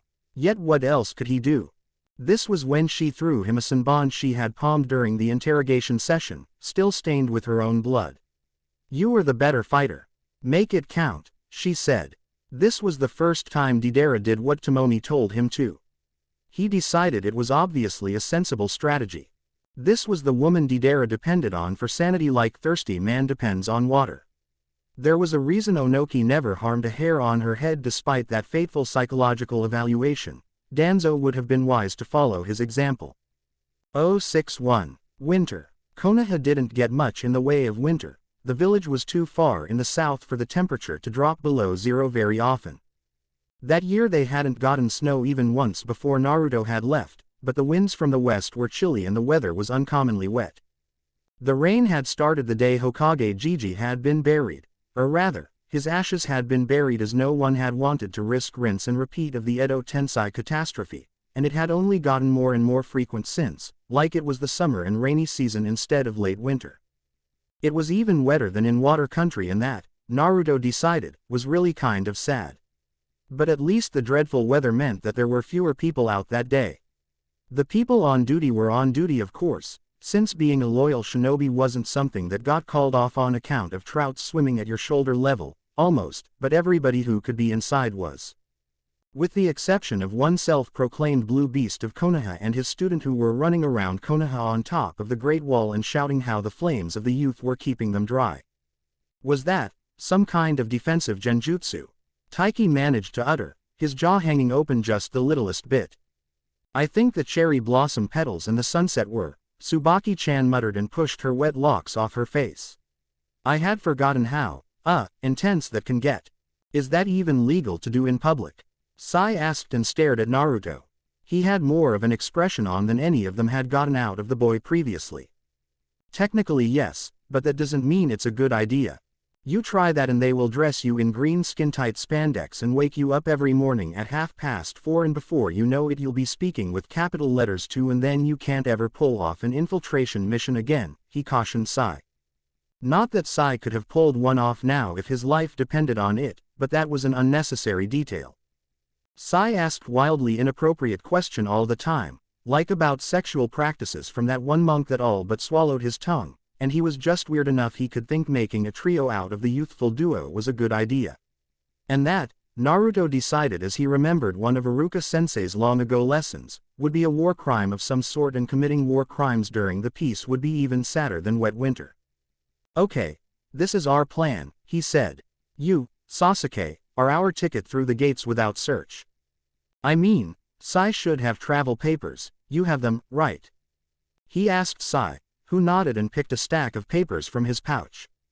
The travel papers were a simple pass telling whoever looked at them that a person, name here, had been sent on a sanctified mission by the Hokage. Not that a nin couldn't get back to Konoha without those, but with them it was simply a matter of walking through the gate after the two chunin visibly standing guard checked you were the person the papers had been given to. If a nin lost the papers, he or she had to stand in front of the gates while the guards manning the post went things over the long way and jumped through every hoop to verify that the person standing in front of them had left Konoha legitimately and wasn't in fact AWOL, and after that they got slapped with a reprimand for losing the papers unless there were some really mitigating circumstances. Great, so Taiki's defecting and that's why he hasn't got papers. Everybody's going to make ballyhoo about you returning so no one should pay too much attention to Taiki and Kabuto anyway. If they insist on bothering by the book and keeping you, though, are you okay with that? He turned his head towards Taiki. Of course, the infuriatingly dry-looking man said, appearing surprised he was even asked. It had to be the Kiri thing again. Okay, if they keep you, try to stall when you tell them things. It's probably going to be at least half an hour before they get anyone to review you and after that just tell them about things before Kabuto came in detail, lots of details. But don't lie, that's only going to get you into trouble. He gave the orders and Taiki assured him that he had no intention of lying to the T&I at all, even less if Morino Ibiki was the one doing the review. It was kind of funny, that people were that scared of the man. Sure, he was grumpy and scary looking, but he hadn't dragged Idate back after that T-country race by the hair so he had to be a nice person deep down. So Kabuto, can you make some sort of genjutsu that gets you through? He turned his attention to the one this whole ballyhoo was about. Of course, Naruto-sama. I won't be invisible per se, but I will affect people's perception of me to make myself uninteresting. With Sasuke as a distraction, this should be enough. His fingers flicked through a multitude of seals so quickly they seemed to blur and then Naruto found himself looking at a U next to his friend. It was a good one. So he led his merry, and not so merry in case of Sasuke and Sai, bunch to the great gates, thinking about Danzo and Sakura-chan, though for completely different reasons. It had been a long, miserable winter, trouble after trouble after trouble after Orochimaru and Sasuke being an idiot, but now it was over. Naruto whistled as he marched up the road and Izuko and Katetsu's eyes widened until they were rounder than Lee's. 062. Spring. Haruno Sakura was sitting on her bed, reading through one of her sensei's medical scrolls, a topic of which was the muscles of the legs. Biceps femoris, part of the hamstrings group. Sakura pushed the scroll away for a moment and went through everything she could remember of that particular muscle. It was a lateral muscle of posterior thigh, two heads joined to different muscle groups, but what was the lower head part of again? It extended from the ischial tuberosity to the lateral condyle of tibia. It flexed the knee and extended the thigh. The long head had a tendon common with the semitendinosus muscle, right? She looked at the scroll and saw that she had remembered correctly, though of course her knowledge had been incomplete. Biceps femoris was a muscle commonly injured in physical activity that required explosive bending of the knee as seen in sprinting. If the ninja was fatigued or hadn't warmed up properly, they could suffer a hamstring strain or rupture, which was the tearing of the hamstring muscle. Avulsion of the biceps femoris tendon was the complete pulling away of the tendon from the bone. Ouch. Tsunade Sama's medical scrolls made for a really depressing reading, telling all the fascinating ways ninja life could screw the human body up even without direct enemy contact. She had lately had to suppress the instinct to yell at a certain green-clad genin to be careful with his tendons, damn it, because she was the one whom Tsunade Sama was going to make fix anything that was torn. Sakura. Sakura jumped up from her slouch, her heart hammering, but she didn't even have enough time to turn around when her window was thrown open and Ino jumped on her bed by her side. "What are you still doing here? Haven't you heard?" Ino demanded and dragged Sakura up so they both stood up, the mattress dipping under their feet. Ino was still wearing her sandals and they had already left several muddy prints on Sakura's previously pristine, white sheets. Sakura felt a familiar sense of annoyance starting to throb at her temple. Where were the manners these days? Someone better have invaded us again, Ino, because, she began her tirade, but Ino just shook her.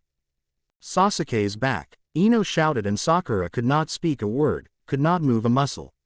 Blood was hammering in her ears as she stood there dumbly, and Ino went on. "Naruto came back with him just a little while ago, they went to Godime-sama's office. There was some Kiri Junin named Doihara who defected, I wonder how he's connected to this. Wasn't Sasuke in Oto? Sasuke was back. Sasuke was back and Sakura had no idea how to feel. After she'd had time to think her action through after Sasuke left, she had felt terribly ashamed. The first part, the worst part maybe, the part that thankfully no one knew but Sasuke. She had offered to leave with him. It had been a stupid spur-of-the-moment decision, and as angry as she had been with Sasuke after visiting her friends in the hospital, she had been grateful he'd at least kept her from ruining her life like that. She would never have seen her parents again, and she would have missed Ino as well, and Naruto and even Kakashi-sensei. She could have never returned to her home.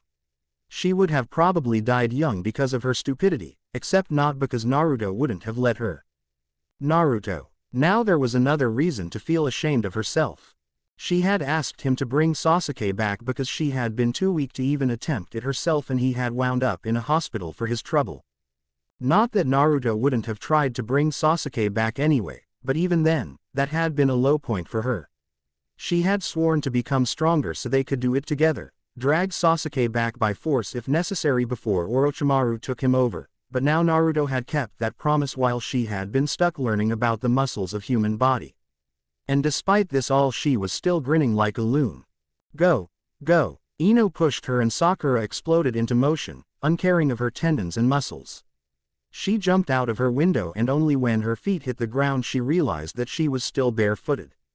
The cold mud was splashing between her toes and she was almost immediately wet.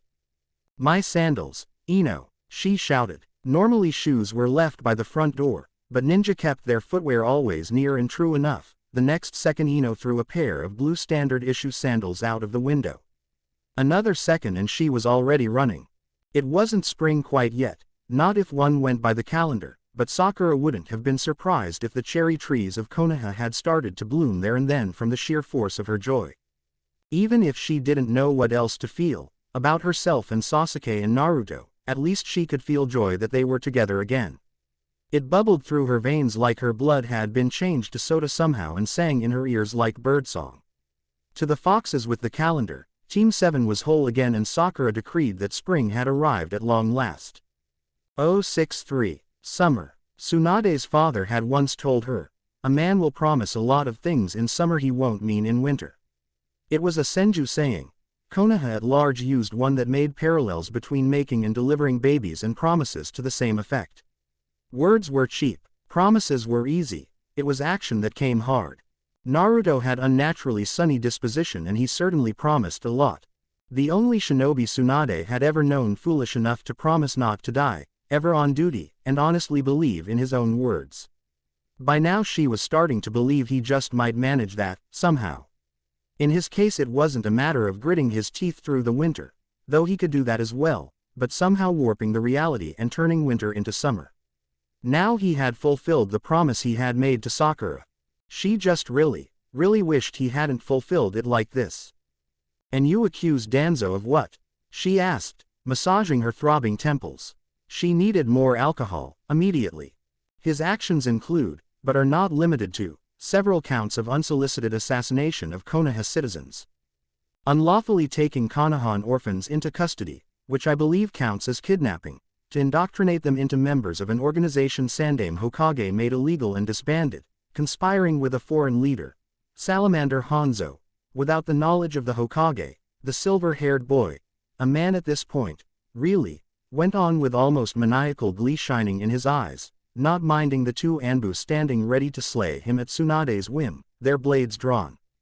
He was flanked by Naruto, who was giving her a look both pleading and so trusting it made her stomach churl, a defecting Kiri Anbu, somebody who was apparently a Konoha shinobi and still defecting to Konoha and Tsubaki, who looked much too unapologetic for allowing this madness to occur in the first place. "And can you give me a reason why I should believe a spy of Orochimaru?" She grounded out, flinching at the betrayed look in Naruto's bright, blue eyes. Damn it. It wasn't becoming of a Hokage to show vulnerability, least of all in front of somebody who was bound to notice and take advantage of it. "I'm currently a member of the Root, Hokage-sama," the quiet one named Sai interrupted them. "I'm a Konoha shinobi, yet not in the register. I'm an orphan Danzo took, yet I doubt papers for my custody exist. I was sent to Makamura to assess Junin Ono Tsubaki's loyalties and assassinate her if I found her traitorous. I don't believe this mission was endorsed by you. And it hadn't been. Damn it all. All missions of this nature had to be assigned by the Hokage personally. Going behind her back like this was a crime in itself, and proof that the leopard hadn't changed its spots at all. Not to mention that the Root still existed, and that meant that she should probably get over her distaste of her traitorous teammate's reputed ex-flunky and hear what he had to say. "You have half an hour," she promised darkly. "Start convincing me." She came to regret those words very quickly. She tried to keep her poker face, but it wasn't helping her with this any more than it had helped her with cards. The Anbu in her office were obviously shocked as well. Their faces might be hidden by the frozen porcelain grins, but their body language became more and more obvious, broadcasting shock and dismay. Naruto had maneuvered himself between Kabuto and Sai and was now holding their hands, his face red and his chakra flaring in a way that unnerved her, his face red with some strange exertion. These sorts of things were the reason she hadn't wanted to become Hokage in the first place. If even half of what she had just heard was true, or a tenth or a fraction of a fraction, she couldn't allow this travesty to go on anymore. Now she had to take Danzo down, and that was bound to be a nightmare and a half. "Enough. Enough. I have heard enough. So now you profess loyalty to Konoha again. Despite everything?" she asked suspiciously. Kabuto had already proved to be deceptive and vindictive. Had he only returned to avenge himself? She couldn't even really blame him for such intentions, if his tale had been true. "My primary loyalty is to Naruto-sama, but since he intends to become the Hokage, it will amount to the same thing in the end," the boy answered, undaunted. He could look so very innocent when he smiled. That was another story Tsunade needed to get out of him, he and Naruto, and how that had happened, but she doubted she could bear to hear it right now. "And you are defecting to us because of what?" she barked, pointing a dainty finger at Doihara. The man jumped a bit, but answered promptly. "Naruto decided that I'm not evil enough to fit Kiri. I found that arguing with him is an exercise in futility," he said. "And you are defecting as well?" she asked, her finger traveling to point at Sai. "I don't know. Is it possible to defect to your own village?" the boy asked, and Tsunade couldn't have cared less at this point, but he went on. "Maybe I could defect to Naruto's cult. Miwa-sensei was kind enough to teach me to chant. You have a cult. Don't blame me. It's all Taiki's fault." Naruto scrambled backwards, his arms failing about like a windmill's blades. "I didn't do it on purpose," Doihara defended himself, looking distinctly pale. "I didn't know he really was a Jinchuriki. And this cult had to do with the Jinchuriki. Of course, what else could it be? This was the sort of thing Naruto did, turning winter into summer. If she wasn't so proud of him, she might have cried when she anticipated the paperwork this would generate. She might yet cry anyway. She wasn't paid enough to deal with this, there wasn't enough money in the world and not enough alcohol either. When the door was slammed open and her apprentice barged in, jumping at Sasuke's neck. Distraction, Kami be praised. Now Naruto out of her office, yesterday. 064. Fall. Naruto had already known, of course. Kabuto had told him, that was why they had come to Konoha in the first place. But he got angry again, he just couldn't help it. And like all the time lately, Kyuubi was making a pest of himself, licking him with tongue of fire. But this time he could almost see it even though he was wide awake. It was like there was something orange and red just at the edge of his vision, something that moved, but when he turned his head it disappeared like water disappeared into dry sand. And there were words, just at the edges of his range of hearing.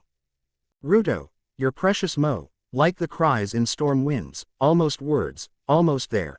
Okage, you think sage, red wind, so red. Proud of his desk. You have a cult, Tsunade Bachan screamed, and it was like he had been balancing on a rope and now someone pushed him. The red shadows were gone with a crash and so was the voice, leaving him to the tender mercies of Tsunade Bachan. Her face was plenty red, though, and her eyes glittered. It was really ominous glittering.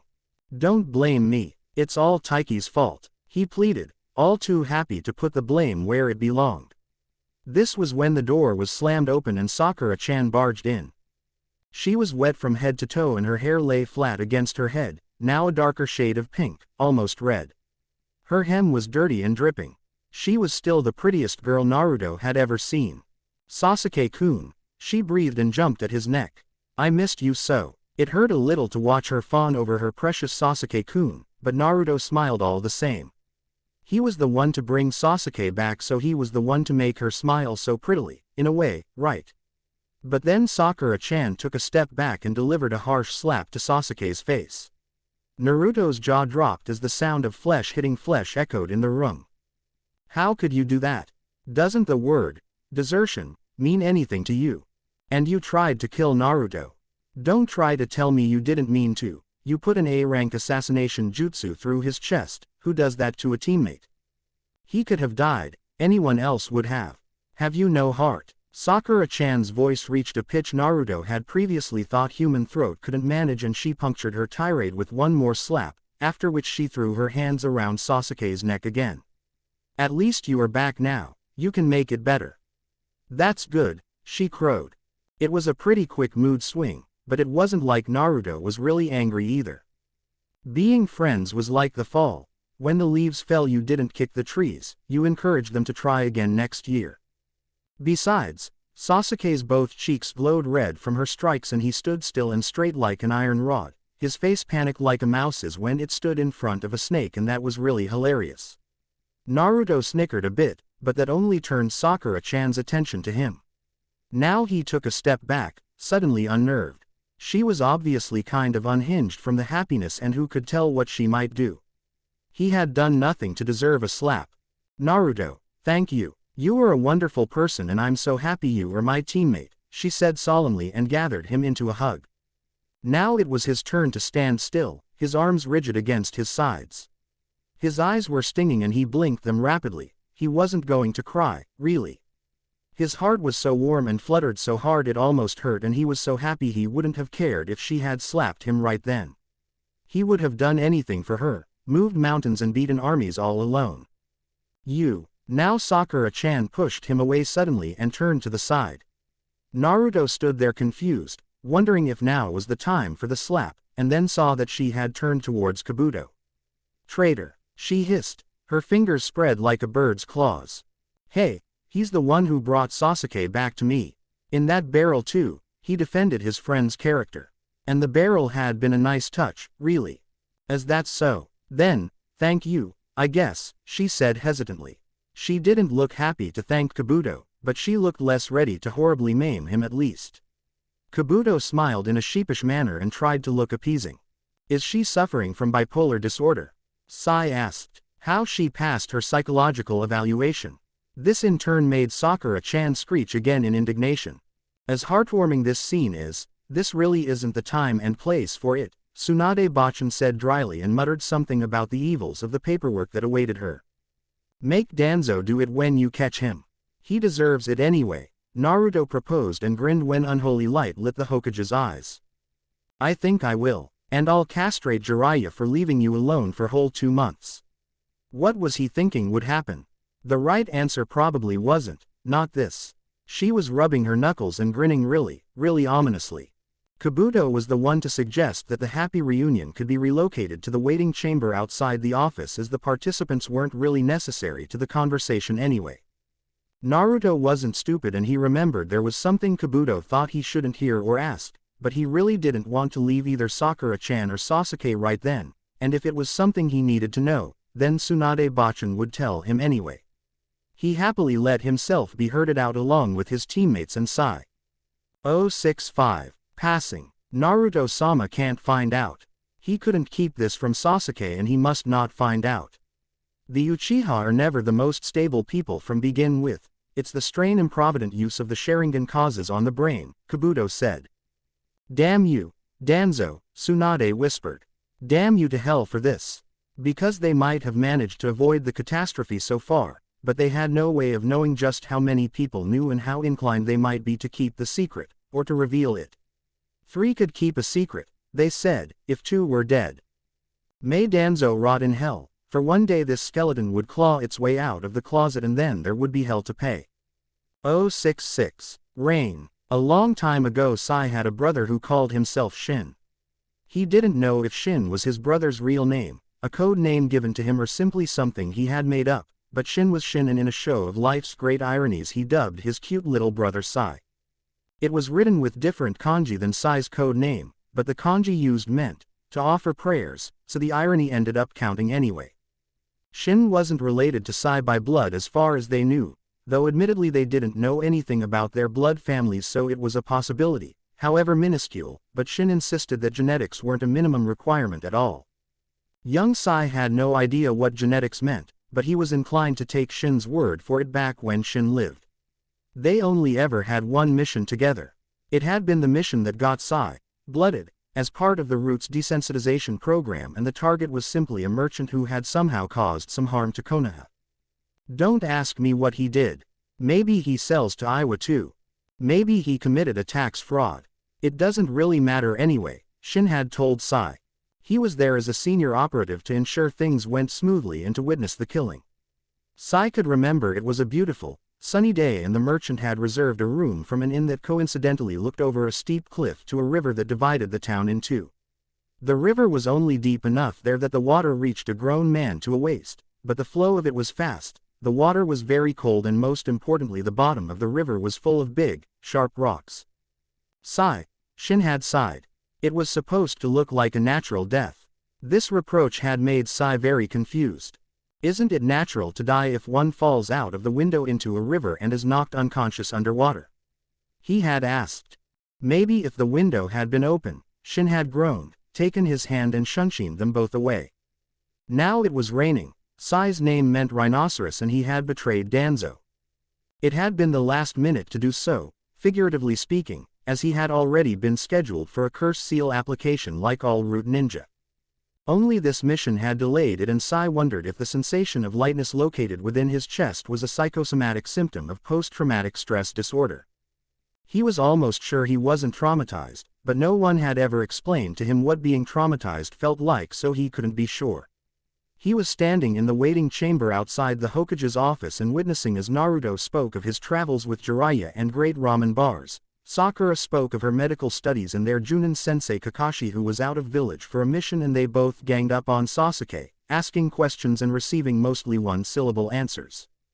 So Ero-sensei offended this Miko, and let me tell you, some of them can do seriously weird shit when they get angry. Naruto looked like he was going to explain, but this was when Sasuke decided to volunteer a sentence. Can't all women? He asked. This made Naruto grimace and look at Sakura, but she only threw her head back and laughed. Keep that in mind. I know where your tendons are. You know, she threatened, yet her words made Naruto grin and Sasuke appeared unconcerned. Can threats of violence be used as a form of bonding? He asked. Sakura and Sasuke turned to give him a look that was, disbelieving was close and so was exasperated, but Sai was certain he was missing some important nuance. Personhood. The art of being fully human had read. Love is also heavy rain that falls freely and washes away the hurts and chains of the corrupt heart of man. And, like thirsting saplings, the heart reaches up to the heavens, and the cry of it calls aloud for relief from thence. In the beginning it was a sunny day. Sai's name meant offering prayers and he threw a man out of a window.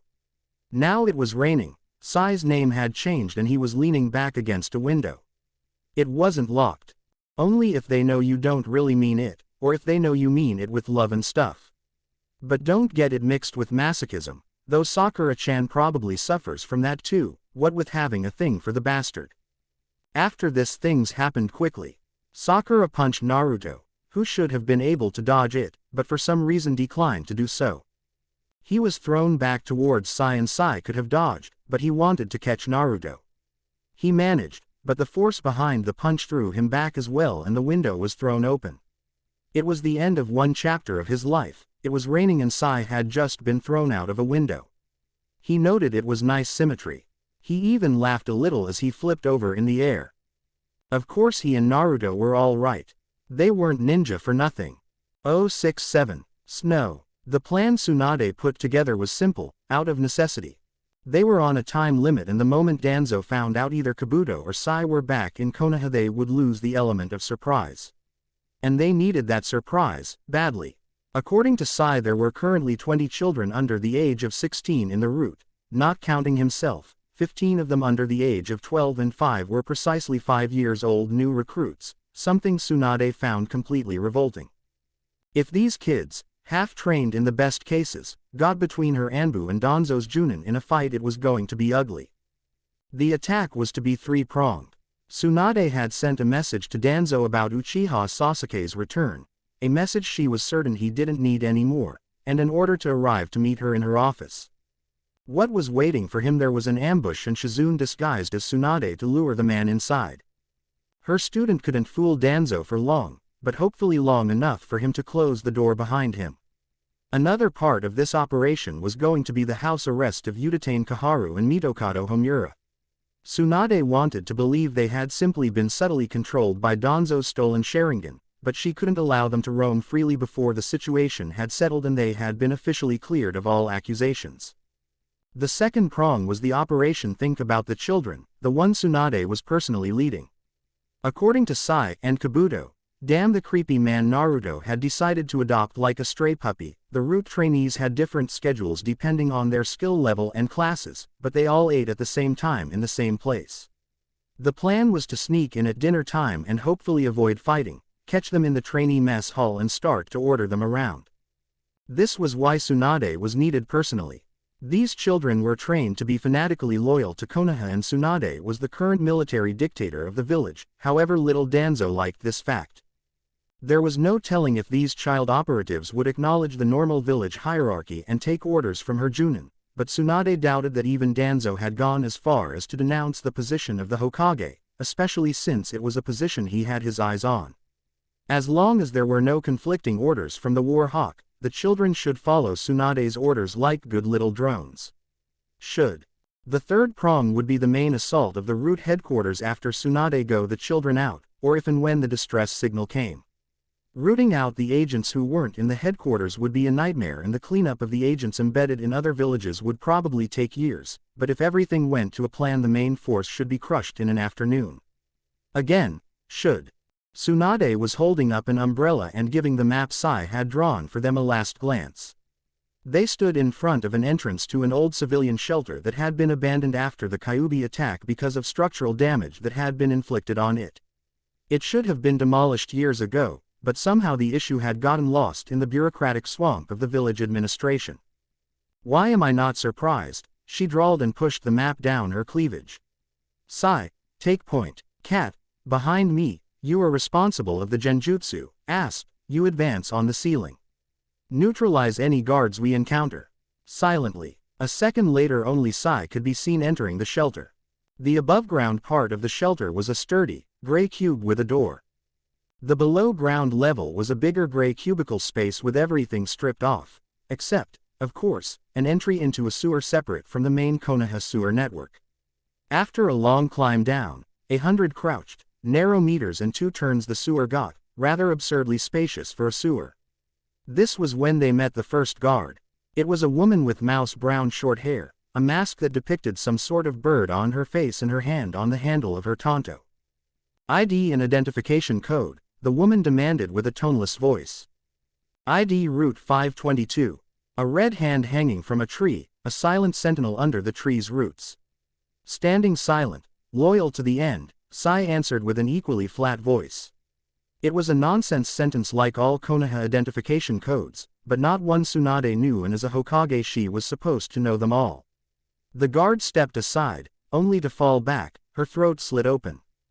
She was angry as she stepped over the body that Kat's genjutsu swiftly hid from view. There had been no need for that woman to die but Danzo's delusions. Konoha was a village of special snowflakes, and while it wasn't quite as nice a place as the propaganda tended to paint it as, the truth was that they encouraged individuality as they best could in the framework of loyalty to the village. Konoha could and would demand its tithe in life and limb, in blood and tears, and a series of funerals to attend to, but identity, the right to pursue personal happiness despite the risks. No, Danzo had no right. She was fuming as they passed one more guard before entering the trainee barrack division, luckily a low-level security area. There, Sai said and pointed towards a closed door. There is likely at least one adult operative supervising. Good, Tsunade growled and cracked her knuckles. It's time to save my little snowflakes. And she kicked the door open. 068. Lightning. Kabuto waited in the small antechamber behind the hidden door in the Hokage's office, waiting with 5 Anbu. He knew better than to think that he was trusted by anyone except Naruto-sama, but the Hokage was banking on his hatred of Danzo to not turn on her shinobi mid-battle, and if he happened to die taking Danzo down, one less headache for her. He understood that the woman was fond of Naruto-sama, which was a good thing considering her surprisingly ruthless streak, but he would have to keep an eye on her regardless. Politics could turn even a mouse into a monster. He knew the moment Danzo stepped into the office. There wasn't a single audible step, the door didn't creak or click shut, but the tinge of Uchiha in the chakra of the man was impossible to mistake.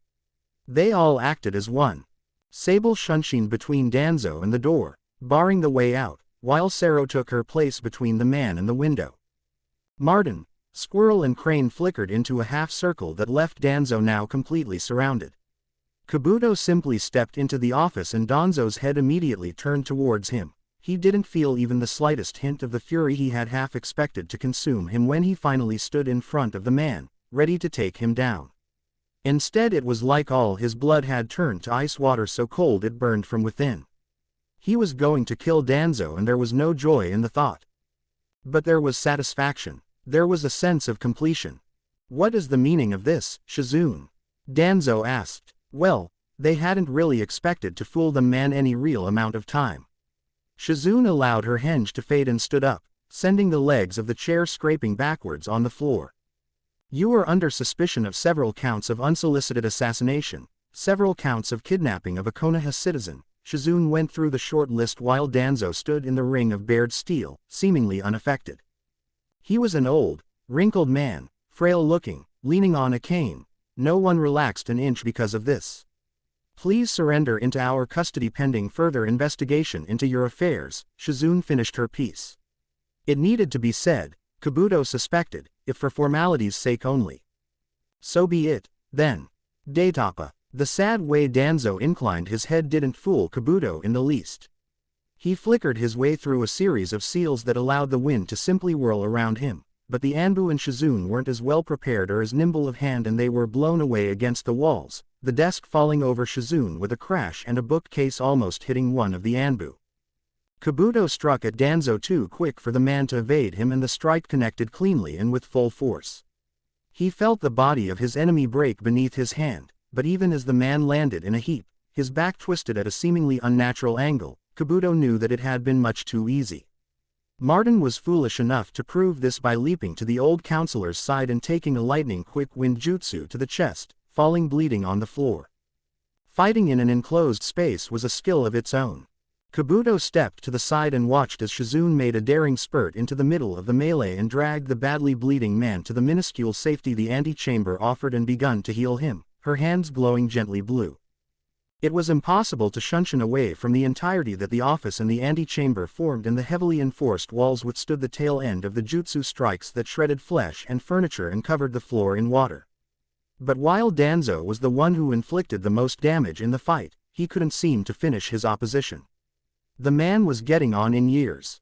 What an uncomfortable age that must be. Now if you'd asked my advice, I'd have told to stay 25, but it's much too late now, he remarked amicably. The water was up to his ankles now and colored delicate, translucent pink. One can hardly stay 25 their whole life, unless they sink to Orochimaru's levels. Danzo answered nonchalantly and dodged a strike from Crane's Tonto. Are yours, was the implication. Kabuto found his mouth stretching into a genuine smile of amusement. Stealing a whole body is wrong, but stealing eyes is all right. Do your morals operate on a weight-based system? Kabuto inquired, and his suspicion that Danzo was more tired than he appeared was confirmed when the man only froze for the briefest of moments before dodging a fire jutsu that left the walls smoldering and pulled at the bandages covering the right side of his face. The short list hadn't included bloodline theft, and Kabuto wondered if the man had still thought he could get away with it all and remain in Konoha. Besides, one perhaps can't help growing older, but two can. With proper assistance you could have ceased at 25. Well, better late than never, I suppose. And without further ado he leapt into the battle again. It was a trick, a feint, this partially reverse-engineered jutsu. He grabbed Danzo's left hand and made a one-handed seal with both their hands. Old or not, Danzo was good. As a snake slithered out from underneath Kabuto's sleeve, Sero, her face now bared by her cracked mask, exhaled wind-infused chakra onto her Tonto to make it longer, deadlier. Danzo twirled both their bodies around, forcing Kabuto to drop on his knees on the wet floor. Sero and Squirrel both struck as Kabuto's snake sunk its teeth into both of their arms, and at the same moment Danzo exhaled blasts of wind blades none of them could dodge at such short range. Then several things happened at once. The poison Kabuto was immune to, that Danzo in all likelihood could neutral as well, was released into their bloodstream. The wind blades stuck through Kabuto's flesh, forcing a pained groan from his lips as red and black spots danced across his vision. But this was the part where he had modified Anko's jutsu, when he released a blast of lightning chakra through the snake's body. Kabuto had been stranger to elation for as long as he could remember, but the sight of Danzo being bodily flung by the lightning bolt struck through him with the rush of the best endorphin release technique. The walls would have withstood the impact easily, but Danzo hit the closed window. 069. Thunder. The door wasn't locked and Tsunade kicked it open with no effort at all. The head of every person in the mess hall turned towards her, standing seemingly alone in the doorway, Sai hidden behind her form. It was a mirthless place, with bare gray walls, plain long tables without tablecloths and plain long benches, no carpets on bare gray floor, and the children dressed in similar plain clothes, in dark blue and black under the harsh, yellow light of the light bulb without a lampshade. Tsunade was distantly aware that her killing intent thrummed through the room in almost audible thunder. She was so out of control it was unacceptable, but maybe it was appropriate all the same. After all, wasn't this whole mess the proverbial lighting from the clear sky, and didn't thunder always follow lightning? There was a man in the room. He wore no mask, but as he flickered to Tsunade in the space between two heartbeats his face was so blank there wasn't much difference.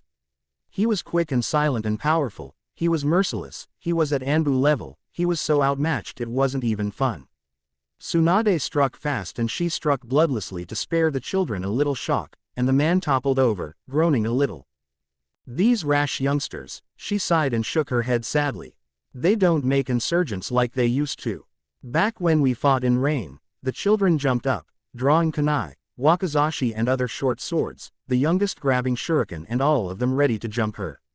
Tsunade had to hide a smirk. Completely brash, a little fire and no survival instincts at all. Maybe they weren't that different from normal students after all. I am God, I'm Hokage Senju Tsunade, and that man was a traitor to Konoha.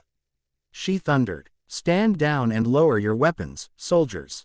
20 children froze momentarily, their faces reflecting hesitance, some more, some almost managing to hide it. She is the Hokage. I have seen a picture of her, one of the older children said, a boy with brown, cropped hair. Immediately all children hid their kunai and swords and bowed deeply to her. Hokage-sama, they chanted as an eerie underground choir. Not one of them asked a question. We are fighting traitors to Konoha now, Tsunade spoke to them. No need to tell the root forces were the traitors here, not yet. You are to follow me and my men above ground. Don't engage in battle unless directly ordered to. I declare you ameliorated. Her words were met with pensive silence. But Hokage-sama, there aren't any windows we could be thrown out of. Is this why we are going to the upper levels? The same boy who had recognized her spoke with the slightest strain in his voice. Tsunade blinked. No, that's defenestrate. She means something else. A thin, doe-eyed girl corrected the boy. Tenseness barely there eased at her words, and Tsunade realized much to her horror that the kids really had thought she wanted to throw them out of a window. I thought defenestrating meant gelding, the bell-clear voice of a tiny, androgynous child rung out from the middle of the crowd. No, that's castrating and it doesn't count as a natural cause of death even if they are drunk, yet another kid answered. Except if the dead person is Jiraiya-sama. Hair-senpai said so, but she didn't explain why. Wasn't that sabotage? The girl asked. That too, I guess, if they have a really important keke-genkai, but vitiating means sabotaging, the silver-voiced child mused and bit his lower lip, appearing absurdly adorably precocious. Also, wholly disturbing. To ameliorate means making something or someone better. Now, make a crocodile, follow me and don't make any noise. Tsunade interrupted the word of the day calendar recital before it got completely out of hand. She made a mental note that she needed to make several therapists' appointments because if children barely of age to enter the academy were contemplating castration as a viable sabotage strategy. None of the children were moving. Do you mean an area effect genjutsu, Hokage-sama? Or should we henge ourselves as crocodiles? The boy who had first spoken up asked her. The youngest haven't been taught either yet. Just form pairs, grab each other's hands and follow me. Tsunade barked, painfully aware that the clock was ticking seconds away and they could be discovered any minute now. And like the world was mocking her, that was when a huge boom rattles the floor under their feet like an underground thunderstorm, the echoes bouncing off the walls. What had happened? They hadn't sent the distress signal and the attack wasn't supposed to start before her group got out. She herded the children out of the mess hall with the help of Cat and Sai, asked keeping watch in an intersection of tunnels, and swore to herself that unless there were some really mitigating circumstances she was going to do some defenestrating, castrating being a very real possibility as well.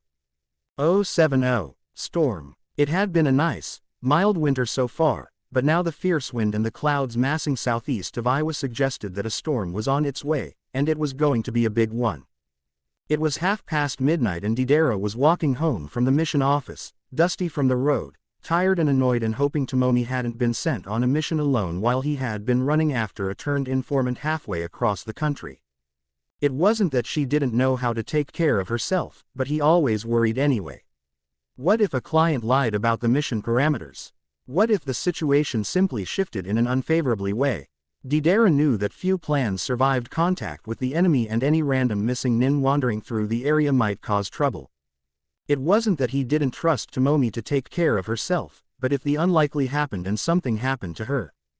He walked through the almost empty streets up to Tomomi's house. Iwagakure no Sato was built in a bowl-shaped valley surrounded by steep rock formations and cliff faces, and Tomomi's house was one of the upper ones. It was a real house that even had a handkerchief-sized garden, not an apartment, but it was awkwardly shaped, long and narrow with a bathroom where sitting on the toilet required pushing the knees into the shower and a kitchen that was, according to Tomomi, a head injury hazard if even one cabinet door was left open. This was why she was able to afford it with the Chunin wages. He had thought about asking her to move in with her, but the time was never right, somehow. If they weren't interrupted by someone at a fateful moment, she'd had a bad day or one of her friends had just been widowed and he always lost his nerve at the last moment. But the life of a ninja was short and perilous and he was determined. Today he would ask her. It was too late. Deidara returned to tracks of blood on the floor and the clay statue he had made for Tomomi in pieces on the living room floor. Tomomi, he whispered, a cold hand squeezing his heart, desperation bringing a tang of numb disbelief and despair to his tongue. He walked the apartment like in a bad dream, thinking how she had been supposed to be safe in the village. through the living room and into the bedroom through the kitchen. The bedroom window was open. No ninja worth their first shuriken would leave a window open, but then, Tomomi hadn't left of her own free will, now had she. There was a bloody handprint on the windowsill and Deidara leaned over it, thinking about how easy it would be to die here, watching over the long drop to the lower levels of the village. But Tomomi had said that suicide wasn't an answer. She had said that wimpy defeatist attitude wasn't allowed in her house. He couldn't jump out of her window. But when he took a step back his foot hit something, sending it clattering over the floor. The house was dark and Deidara had to kneel to find the little thing, a piece of ceramic armor. It was a thin sliver that curved ever so slightly, bone white with a reddish-brown stain, and a bright red line. He had to fumble for a light to make certain, but yes, in the corner of that curvy piece of ceramic was the end of a red line. It was a piece of a mask. It was a piece of a mask and Tomomi was nowhere to be seen and there was blood on the floor. Deidara couldn't remember how he stumbled back into the living room, but there his foot hit a piece of clay, sending it clattering all over the floor. The noise echoed in his ears, the drum beat, and he stared, he remembered. A part of him was thinking of practicalities, of the inner sanctuary and the Tsuchikage's private library and the classified section of the mission archives as the shattered statue of a dove filled his whole field of vision. Another part finally understood why Tomomi had said that suicide wasn't an answer. She had been right, like always. He had just lost the only person who had ever understood him when even his parents had flinched away from his precocious, disquieting questions. It wasn't fair, but he wasn't looking for fair and he wasn't looking for death either, not for his own death, anyway. I will be a good shinobi for you, Tomomi-chan. I will find out who is responsible. And then, he looked at the broken piece of art on the floor and smiled. He wasn't looking for fairness, he was just looking for who he could point the blame at and blast away. Art as a explosion. 071. Broken. Konoha had two councils. The council proper and the assembly. While the Hokage was the military dictator of the village and on paper had the last word in absolutely everything, in practice he or she had to listen to the other powers that be simply to keep the cogs running smoothly and to avoid turning the village into Kumo or, gods forbid, Kiri. The council proper consisted of the Hokage's appointed advisors and it was most often consulted on matters of the village. Danzo had been a strange in-between person, not officially a member of the council, but often taking part in its meetings all the same. But right now Danzo was the issue and the council proper was under house arrest, hopefully only until they were found innocent, hopefully they would be found innocent. So the day after the second dissolving of the root Tsunade called together the assembly. The composition of the assembly was more fluid than the council proper's. The major clan leaders were usually part of it, as were the ninja holding an office of importance, and when the matters concerned trade and other civilian business the representatives of the civilian powers were invited as well. The rule of the thumb was that everyone who needed to be heard would take part. In this instance, as the case of Danzo and the root was strictly military matter and classified 7 ways to Sunday, the only people present were the Hyuga, Nara, Yamanaka, Akamichi, Aburame and Inazuka clan leaders and Morino Ibiki in the capacity of the head of the torture and interrogation. Order in the council room. Tsunade called over Tsune's bickering with Hiyashi and Shibi's speculation over the return of Sasuke and the rumors of Danzo falling off the Hokage's window with Shikaku, hitting the table with enough force to send a crack through it. Gentleman and lady, and Ibiki. Ibiki nodded his head towards her as his name was called, the twitch of his lips stretching his scars. I am aware that many rumors are circulating in the village regarding yesterday's occurrences. It was indeed a busy day and I have called you here to confirm several of those rumors. This is true. Uzumaki Naruto brought Uchiha Sasuke back to the village, along with a defector from Oto and another from Kiri. Tsunade felt a little bad leaving Tsubaki's name off this initial announcement, but Tsubaki was already a Junin and while ninja were supposed to be exempt from the effects of the first impression, well, they were only human, with the possible exception of Hyuga Hiyashi who Tsunade was certain had become the anthropomorphic personification of stuffiness when the late Uchiha Fugaku had left the post-open post-mortem. She wanted these people to think, Naruto, whenever they though, the return of the Uchiha. Good boy. Tsune's laugh was throaty, bark-like, wild. But her good humor didn't last. Hope you are belling that cat good and proper, Tsunade. My son came back from that rescue mission bleeding. And he wasn't even the one hurt badly, she barked, prompting a distressed noise and white knuckles from Shuza. His son's life had hanged by a thin, fraying thread, only saved when Shikamaru had granted Tsunade a use of the Nara clan's medical book, something completely unprecedented. She didn't comment, knowing that was an argument best left to another day. This is also true. Danzo has been found guilty of several counts of high treason and many lesser offenses. The route has been disbanded the second time and he died yesterday resisting arrest. Councillors Mitokado and Utatane are under house arrest pending the results of the investigation into their actions, Tsunade declared instead, and as the voices were raised in questions, protests and general shock, she knew that nothing short of the second coming of Kyuubi would bring an order to this chaos for a good long while. Tsunade had wanted Danzo taken in alive if at all possible, but the reports of her Anbu made it clear that as much as would have liked to blame Kabuto for going against her orders, Danzo hadn't shown any signs of intending to surrender and had even been on offensive for a good part of the fight. He had survived the initial electrocution and the fall off the tower with a few third-degree burns on his arm, 2 cracked ribs, a concussion and a broken ulna. Long life of molding chakra made even an old body sturdy like that. But in the end he hadn't been in any condition to counteract the poison of the snake technique Kabuto had reverse-engineered from Anko, and while Shizune had tried to save his life her efforts had been in vain. But maybe it was for the best. The old adage about a clan divided not standing firm had survived all these centuries for a reason. Not that the Hyuga were going to admit it or anything, but that was neither here nor there. Granted, Danzo hadn't shouldered the whole blame for the Uchiha would-be uprising. While a good shinobi, Uchiha Fugaku hadn't been an apt politician, and his refusal to compromise on anything had painted his clan nicely into the political corner. The whole clan had been proud to the point of being stupid and refused to admit even to the possibility of a bastard Sharingan holder. Never mind that many shinobi had to take that sort of mission as well as kunoichi, and sometimes condoms just broke or were faulty, and that teenagers weren't always or ever the most responsible people even in the most respectable clans. And certainly nobody twisted their proverbial arm behind their proverbial back and forced them to conspire against the village. But the rumors about the Uchiha being behind the Kyuubi attack could be traced to Danzo's doorstep. Danzo had certainly played on Fugaku's refusal to compromise, demanding the clan accept this, that and the other limitation to prove their loyalty, and then working to undermine the trust of the other clans with every refusal. He had driven the Uchiha to stand back to back, all living in the compound, and then blamed them of secularism. Towards the end of his witch hunt the Uchiha had been almost as much outcasts as Naruto, and that was saying something. Tsunade couldn't even tell if Danzo had honestly thought the Uchiha were a threat and had created an enemy where once had been an ally, or if his motives had been less altruistic. The autopsy done on his body had certainly been telling. Maybe it was for the best that the man was gone for good, with no chance to wriggle out of his just desserts. Konoha had been broken for a long time, and he had been the one conquering his own by driving wedges between comrades in arms. Where Danzo had broken, Naruto fixed. And maybe, just maybe, he could fix things once more when, not if, but when Sasuke inevitably found out and things got broken again.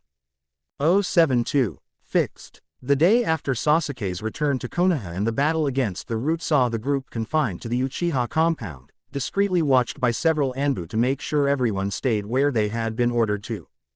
In Sasuke's case this was because Tsunade was worried about him changing his mind the last second and running away again before his hearing. In Kabuto's case the restrictions weren't as much about him possibly running away as they were about what he could do in Konoha if left unchecked. Naruto was ordered to stay there and keep an eye on them because he had the best track record with the two, and the whole mess was at least half his fault as far as Tsunade was concerned. Sai and Taiki were thrown into the bargain because as new defectors they had to be kept under careful watch as well, and that job was handed to Tsubaki as an unofficial punishment because she had failed to keep an eye and reins on Naruto. She had then mildly pointed out that maybe that wasn't the best referral she could have for a job like this, a comment which had earned her an account book to the forehead and a quick trip to the compound. Sakura didn't really have to stay with the rest of them, but it would have taken greatly superior numbers and a bloody battle to keep her out. Naruto had asked Kabuto to look after Sai and keep him from annoying the Anbu, pretty pleased with fishcake on top, and Taiki was busy teaching Tsubaki some water jutsu, sword strike combination. This only left one cloud darkening the happy blue sky. AD rank. Sasuke complained. They made me AD rank. Naruto grimaced as he thought of the mission ranking his and Tsubaki-chan's charges had been given. He was convinced that was just extra bit of punishment for the great sin of generating more paperwork for the Hokage-sama, but since he was basically getting paid for hanging out with his friends he figured he couldn't complain. I think they are snubbing me, actually. Wait, what was he even thinking? Never mind, it's obviously all about you, he corrected himself. They were all in the great living room of Sasuke's old house, cleaning the place. It had been left abandoned since the jerk had run away with Orochimaru and a force of vicious dust bunnies had invaded the place, strengthened their positions, and now they were waging siege warfare against the resettlers. The casualties so far included Sakura-chan's prettier cleaning clothes, worn and a bit small, but also very becoming shade of pink, and 7 cleaning rags. Now, boys, there is plenty of blame to share, Sakura-chan chastised them gently, attacking a trench behind a bookcase with a lofty swing of her duster. It's clearly both of you. Ma, it's good to see you all so lively, a very familiar voice spoke from behind them. They all jumped from surprise and turned swiftly around. There in the doorway slouched a very familiar figure holding a very familiar-looking orange book in his hand. To think I return from a mission to find that the lost boy has found his way back home at last. Kakashi-sensei's words were lazy, soft, but when he stepped inside Naruto just got the feeling like someone had dropped a full crate of something really heavy on really soft, yieldy mattress. The whole room seemed to dip from the sudden intensity in the air and he felt the need to say something, anything, to ease it a bit. Sasuke's been demoted to D rank. He was quick to quip and then he could breathe again. Luckily he was quick enough to dodge the punch Sasuke aimed at him as well. I'm going to kill you. Sasuke growled, but didn't actually jump at Naruto. He hid behind Kakashi-sensei's back just to be certain and struck his tongue out at Sasuke. Nye, he taunted his teammate. Sasuke's face was a picture of pure disbelief. Naruto's founded a cult. Sakura-chan joined in with a sing-song tattletale voice, leaning against the wall. Her smile was really pretty and Naruto thought it was a great shame and crime she tried to hide it behind her hand. But Sakura-chan's learned a heart-exploding jutsu from Kabuto, he countered. The cult was really Taiki's fault. Kabuto joined in, walking through the door. Kakashi-sensei tensed a little, shifting his weight to the balls of his feet, ready to spring into motion. Kabuto just smiled beatifically. I merely saved Naruto from becoming Yakuza, Taiki protested, walking in behind Kabuto. Sai and Tsubaki followed as well, crowding the room very thoroughly. Sai was too busy staring at them like they were all doing something terribly fascinating to say anything, luckily. That was half Tsubaki-chan's fault. Naruto protested as Kakashi-sensei's raised eyebrow turned towards his direction. It was creepy how well that eyebrow could talk. But Naruto started it. Tsubaki-chan tattled. That traitor. No apple dumplings for her. Well, Kakashi's mouth drawled, while his single visible eyebrow clearly asked when being Naruto had turned into a socially transmitted disease, somehow. It even had a great sarcastic lilt. Naruto was very proud he had managed to inspire it. I see you are having a great time regressing to academy students. Don't tell Tsunade Bachan. We are supposed to be suffering as much as she is. Naruto shushed him and Sakura-chan laughed. It made something deep inside him relax at last, something that had been tied into knots for so long he hadn't even noticed anymore. Sasuke-tem had returned, Kakashi-sensei was there and Sakura-chan was laughing. His team was finally fixed, Kabuto had returned, he had a lot of new friends and all was well in the world now. 073. Light. Sakura didn't particularly like or trust Kabuto, but she had learned that heart-exploding medical jutsu from him. There was a reason for this. She was making an effort for the future. Out of Team 7 Sakura was the only one with a chance of normalcy, for any given value of normal the life of a kunoichi could hold. Naruto was doomed from the birth. He was holding Kyuubi and the Akatsuki was after him because of that. Sasuke was doomed from the moment Itachi went out of his mind and killed his whole clan. Now he had to somehow get revenge despite Itachi being, well, Itachi and creeps like Orochimaru were after him because he was the last Sharingan holder unless Itachi counted.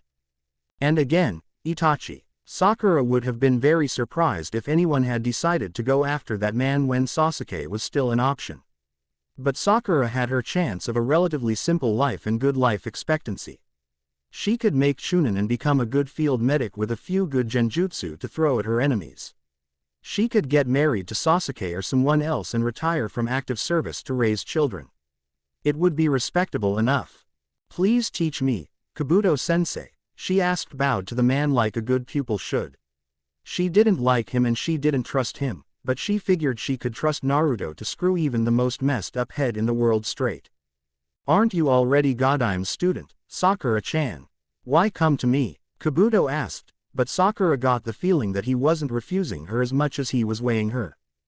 The brightest light casts the darkest, sharpest shadows. Sakura thought of Sasuke-kun and Naruto and her smile illuminated the darkening courtyard. The shadows she cast behind her would have done Inara proud. "Tsunade Shisho's the best medic in the world and she could beat you in a fight, hands down, but she wouldn't. I want to learn to fight dirty. I want to learn to take down someone leagues above myself by doing something totally underhanded. Please, at least give me pointers on what kind of techniques I should develop." Not that Sakura would ever do anything too evil, like that terrifying Edo Tensei technique for example, because she had standards. But she didn't have a Biju or that strange charisma of Naruto that could apparently be weaponized as a kind of an unholy bastard offspring of therapy and a mind control jutsu.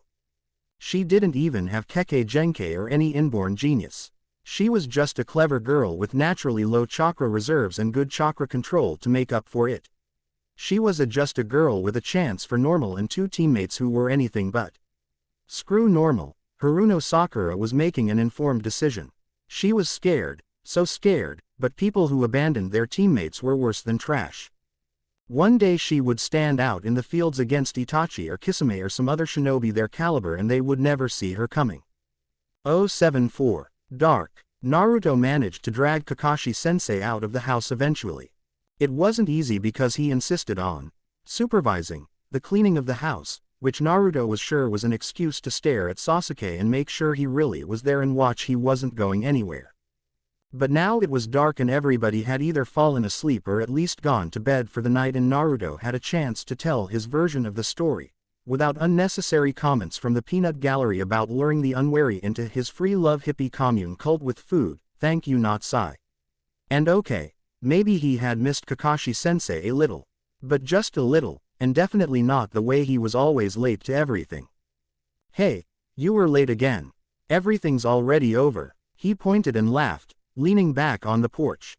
The Uchiha compound really was eerily quiet and dark at night. The rest of Konoha always had streetlights and people walking out on the streets, shinobi returning from their night shifts and vendors moving their merchandise when most people were sleeping, but while the Uchiha compound wasn't surrounded by walls it could almost have been its own little village within Konoha. A ghost village. There was this mayor in the Iron Country that had a really bad spider problem in the town hall and he asked me to sweep the webs away for him, Kakashi-sensei explained. He was sitting on the railing by the porch, legs dangling over the side. "So what is this I keep hearing about your cult? It's not my fault. At first it was just Taiki making an excuse to stay in T-Country longer so he could defect and he didn't know I'm a Jinchuriki. Then Miwa-chan heard about it and she got all exited and the last I checked she was making Yondaime and Shodaime saints too and making up a lot of profound sounding proverbs and I swear there is no free love involved, period." Naruto was swinging his arms around, flailing about, and he noticed that now Kakashi-sensei was looking him straight to the face when he had just been scanning the rooftops. There that intensity was again, the same heavy feeling when he had earlier greeted Sasuke Tem. Naruto squirmed, trying to come up with something to say again, and then the heaviness lifted on its own. "Proverbs, huh, how about this? It is the spirit that walks a person through darkness," he asked cheerily. Naruto groaned. "Kakashi-sensei, stop collaborating. She's bad enough as she is. And should you even be encouraging this anyway? It would be just like Kakashi-sensei to throw in with the cult idea just so he could watch Tsunade Bachan blame Naruto for the whole thing and do that I laugh thing. Why had he missed the Arrow Sensei Jr. anyway? He must have hit his head one time too many when Ero-sensei the first was putting him through dodge training. In darkness all biju are black.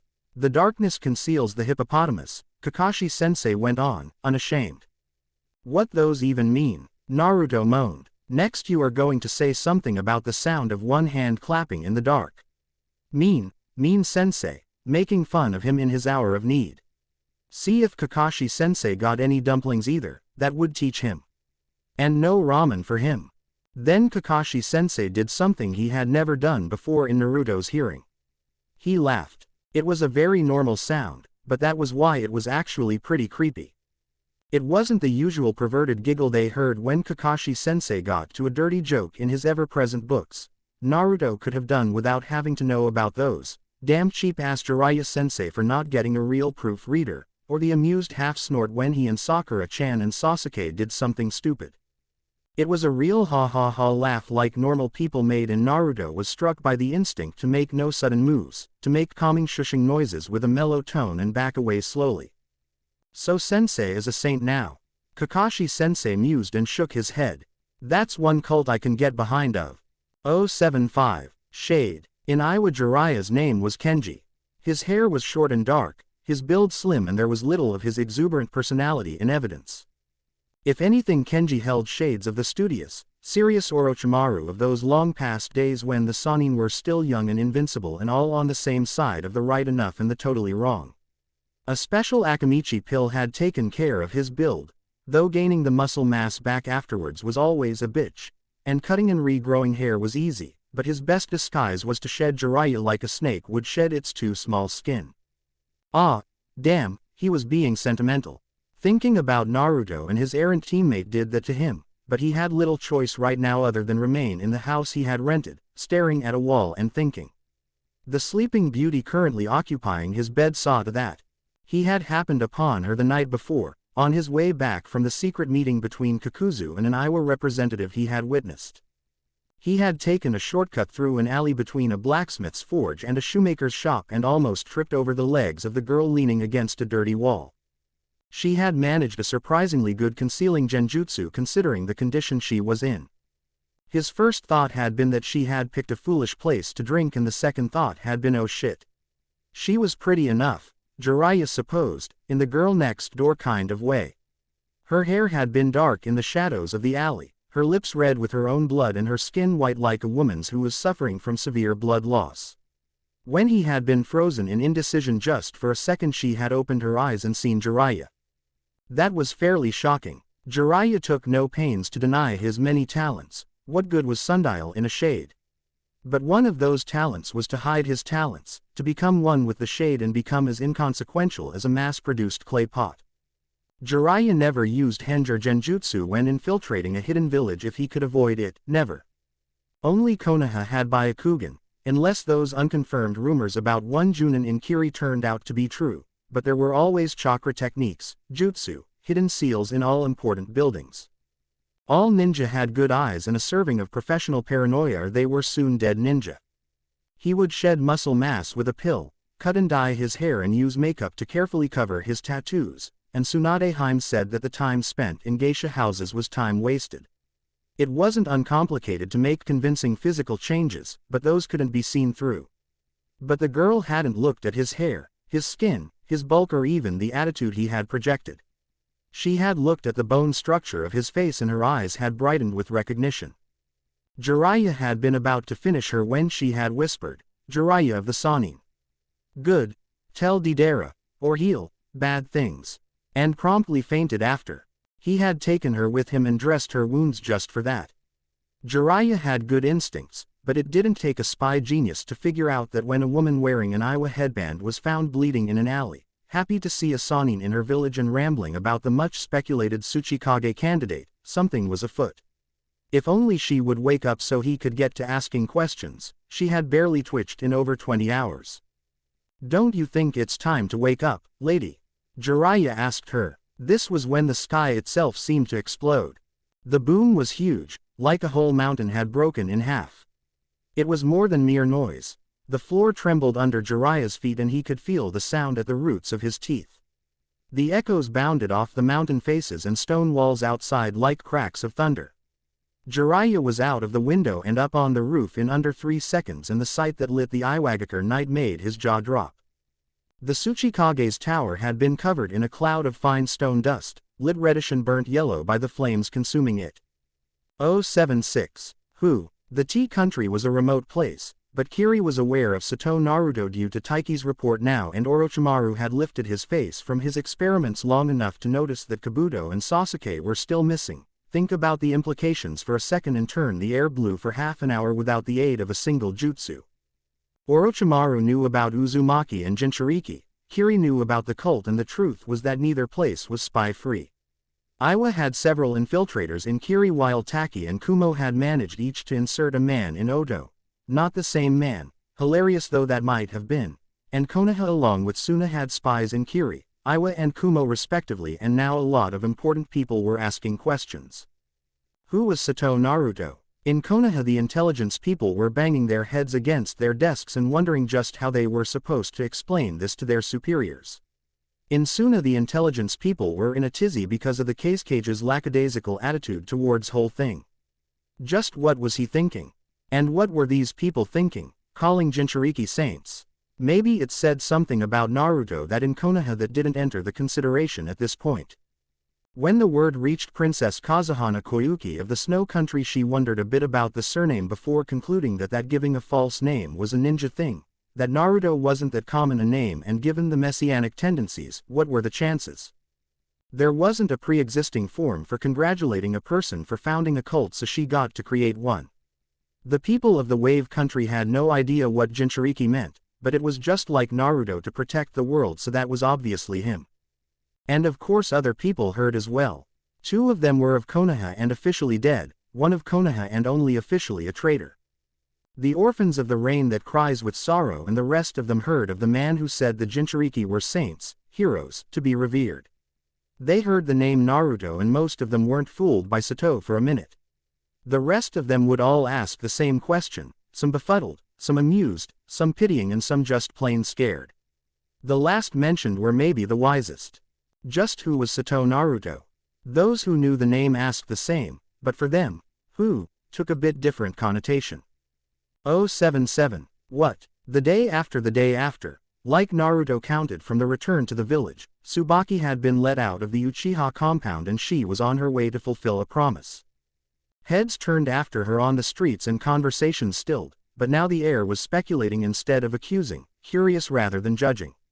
Tsubaki didn't need to hear the half-stifled whispers, Danzo, and Uchiha, and Uzumaki, to know what had eclipsed her former relationship with Mizuki in the Konoha rumor mill. The truth was that all ninja were irrepressible rumor mongers. Intelligence was a matter of life and death, and petty gossip made for good dry practice. Nosiness was the other occupational disease spread by whisper infection, and curiosity killed the cat because shinobi didn't like competition. So while Tsunade had managed to suppress the exact details of Sasuke's return, Danzo's death, and Naruto and Kabuto's role in the thing, it had been beyond even her power to keep the villagers from finding out that the top tier of the village had been upturned and shaken to see what would fall off, and now everyone wanted to find out the what. What had Danzo done that Hokage-sama had dueled him in her own office? It hadn't been Hokage-sama, some whispered, but Uzumaki, no, Yakushi. Yay, right, said others, like that weakling could win that fight, and like the traitor would even if he could. And what had Uzumaki done to get Uchiha back? What was he even doing back in the village without Jiraiya, and what was Yakushi doing back at all? What? It was very satisfying, she found out, to have the answers everyone wanted and a good excuse, a legitimate order, to not tell anyone. Tsubaki preened under the stairs like a cat that had gotten the cream, ambushed the canary and raided the pantry for the good measure. Every stool in Ichiraku was taken when Tsubaki arrived to the small restaurant, but then, she hadn't come to eat.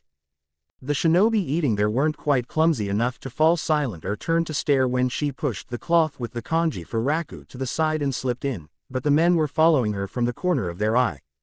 Ichiraku Tsuki stood with his back turned towards her, cooking something that smelled like ginger and prawns, and brought water to Tsubaki's tongue, making her reconsider staying for a meal even though it wasn't 10 o'clock yet. Ayame, busy boiling eggs with one hand and frying pork with another, noticed her and gave her a smile. "Please wait just a moment, honorable customer," she chirped and pulled the pan from fire. "No hurry, I'm just here to have a word with your father," she said, causing Chuki to look over his shoulder. His brow was burrowed when he no doubt tried to remember when he had met her and why she would want to talk with him. "Good morning, Tsubaki," the man sitting next to her greeted her. He was a Junin she knew by name, though they hadn't ever been precisely close friends. "Good morning, Yoshikazu," she said and smiled like the sun. It was already promising to be a very beautiful day. "I haven't seen you for a while, Tsubaki. I take it you just returned from a mission." He fished. "You wouldn't see me before I left," Tsubaki thought, but strangely the thought brought her no pain. There was only gleeful anticipation. Oh dear, Naruto really was contagious. "Well, yes, my last mission was to the tea country, as on-field support to Naruto, you see," she drew the moment of revelation on, pausing for a second to have everyone's full, undivided attention. "I joined a cult there." "A cult," Yoshikazu repeated weakly, and more than one man had to collect their jaw from the table. Tsubaki copied one of Kabuto's more beatific smiles the best she could. "Yes, we believe in purifying ourselves by obeying the light of truth so that we have sincere love for our brothers and sisters, the power of the human sacrifice that protects us from the evil of the Biju, world peace through superior firepower and biodynamic cultivation. Would you like to have a pamphlet?" Tsubaki was a good kunoichi and well used to hiding her inner thought. When she looked at the bulging gold fish eyes turned to her, it took all she had to not laugh out loud. She could swear her ribs were cracking, keeping it all in. This was when Chuki brought 2 bowls to the counter and turned towards Tsubaki. He raised one eyebrow in a way that told Tsubaki he didn't believe a word she had just said.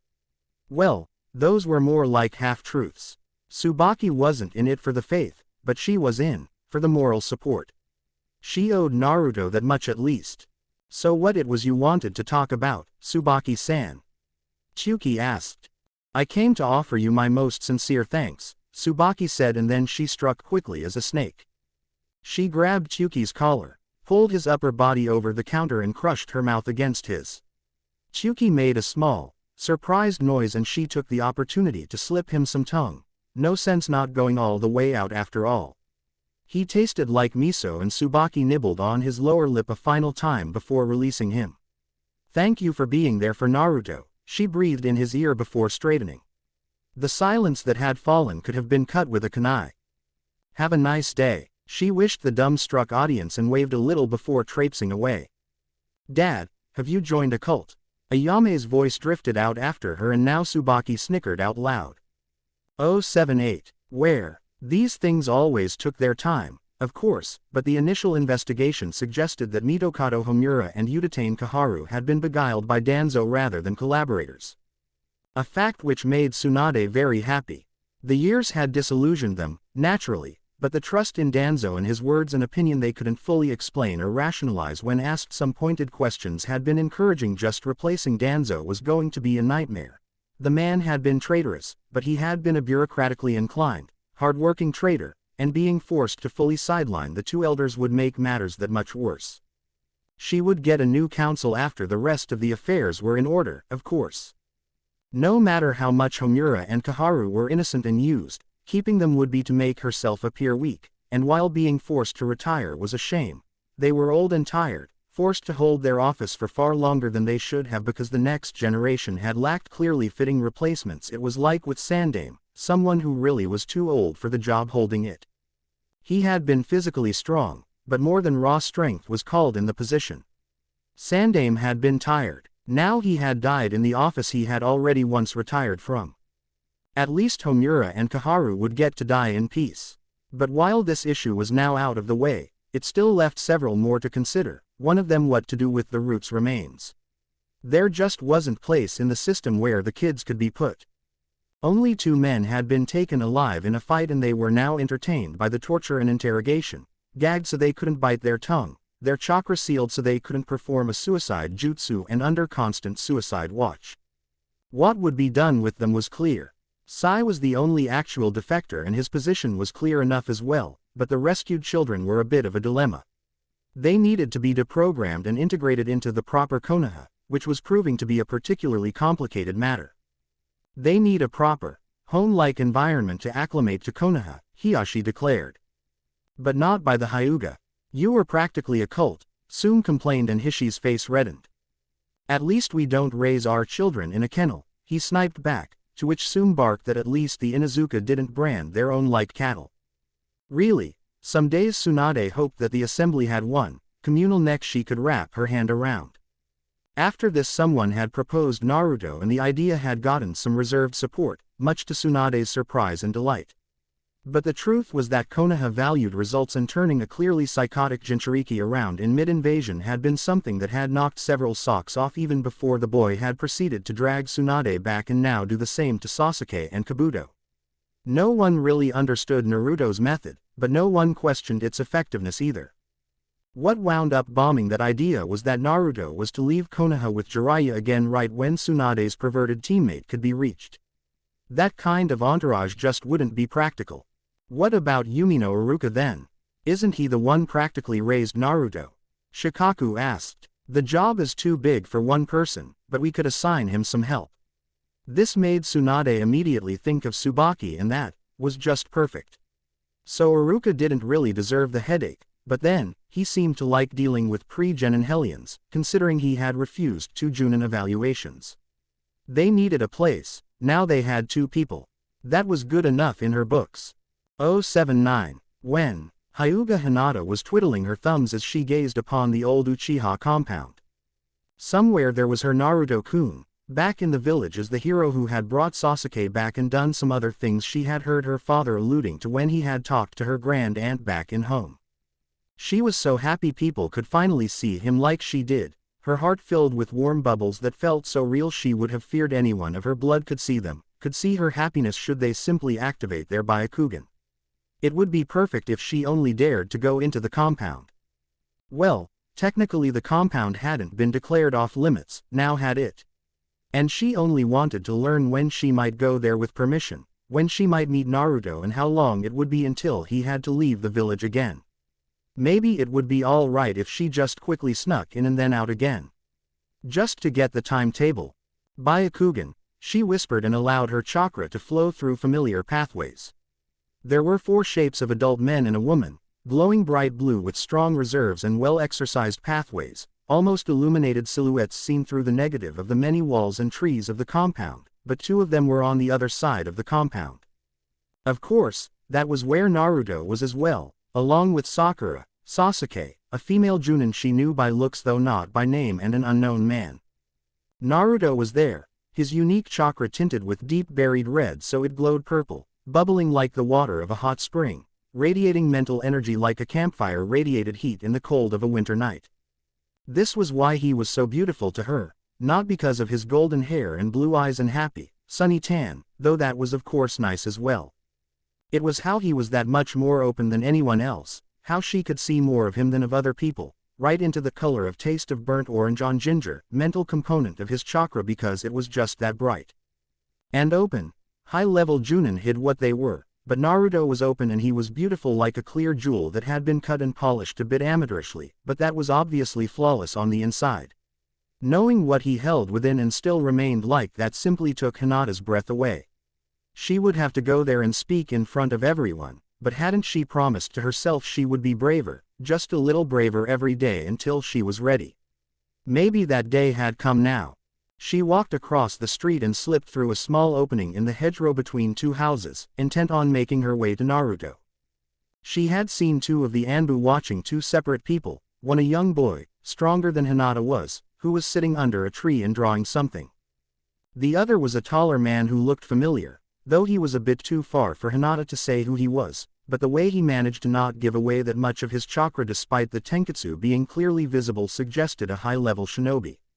Even knowing this she was startled when he stood before her in a flash of chakra and green leaves, his stance much too easygoing for the quick reaction. ICA came to, timetable eep. It was Yakushi Kabuto. He had been Orochimaru's spy. What was he doing back in Konoha, in the same place with Naruto?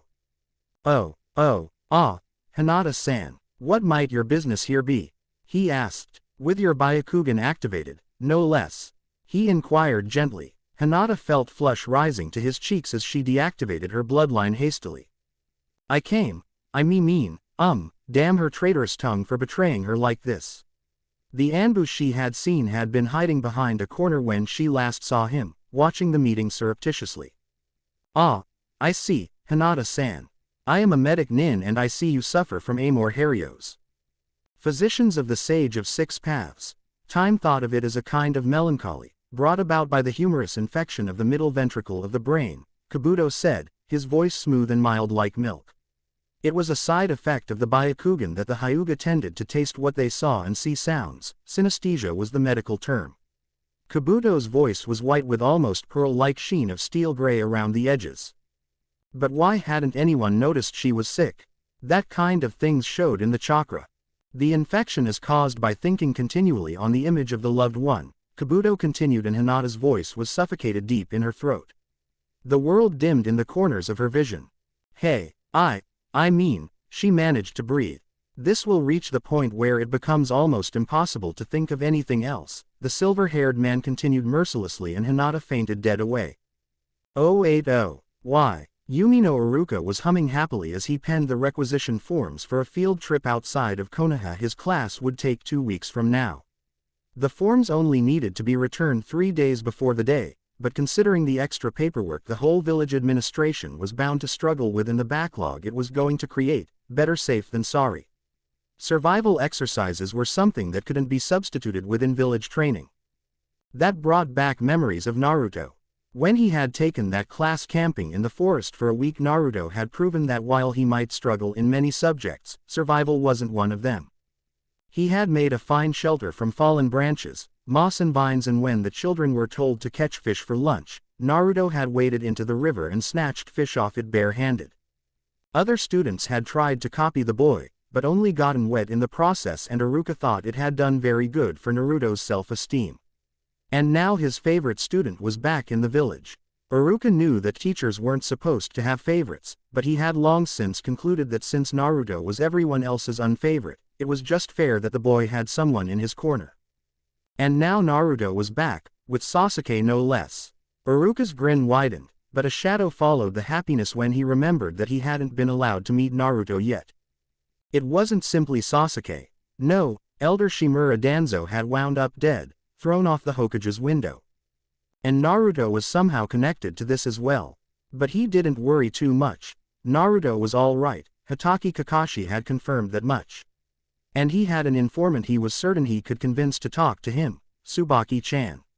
She was back in the village as well, and even if she technically shouldn't speak to him, well, he was certain he could covertly guilt-trip her into spilling the beans by making careful illusions of friends standing by each other through thick and thin.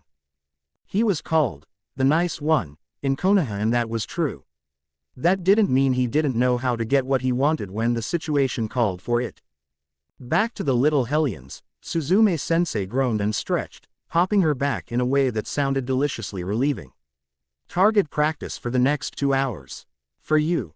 They were sitting in the teacher's lounge, along with most of the academy sensei.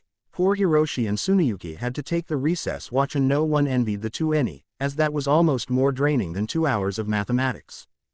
In the lounge there was at least sweet coffee, strong and black, scorching hot.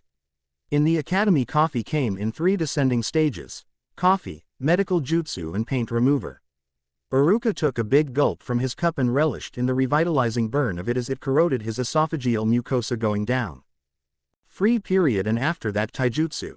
After that, he didn't have time to finish his sentence when the door to the lounge opened and Tsubaki-chan walked in.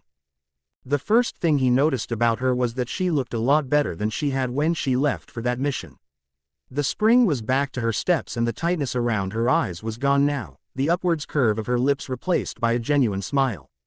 He had been right. Naruto was the best therapy and, despite his voracious appetite, much more affordable than the private sector.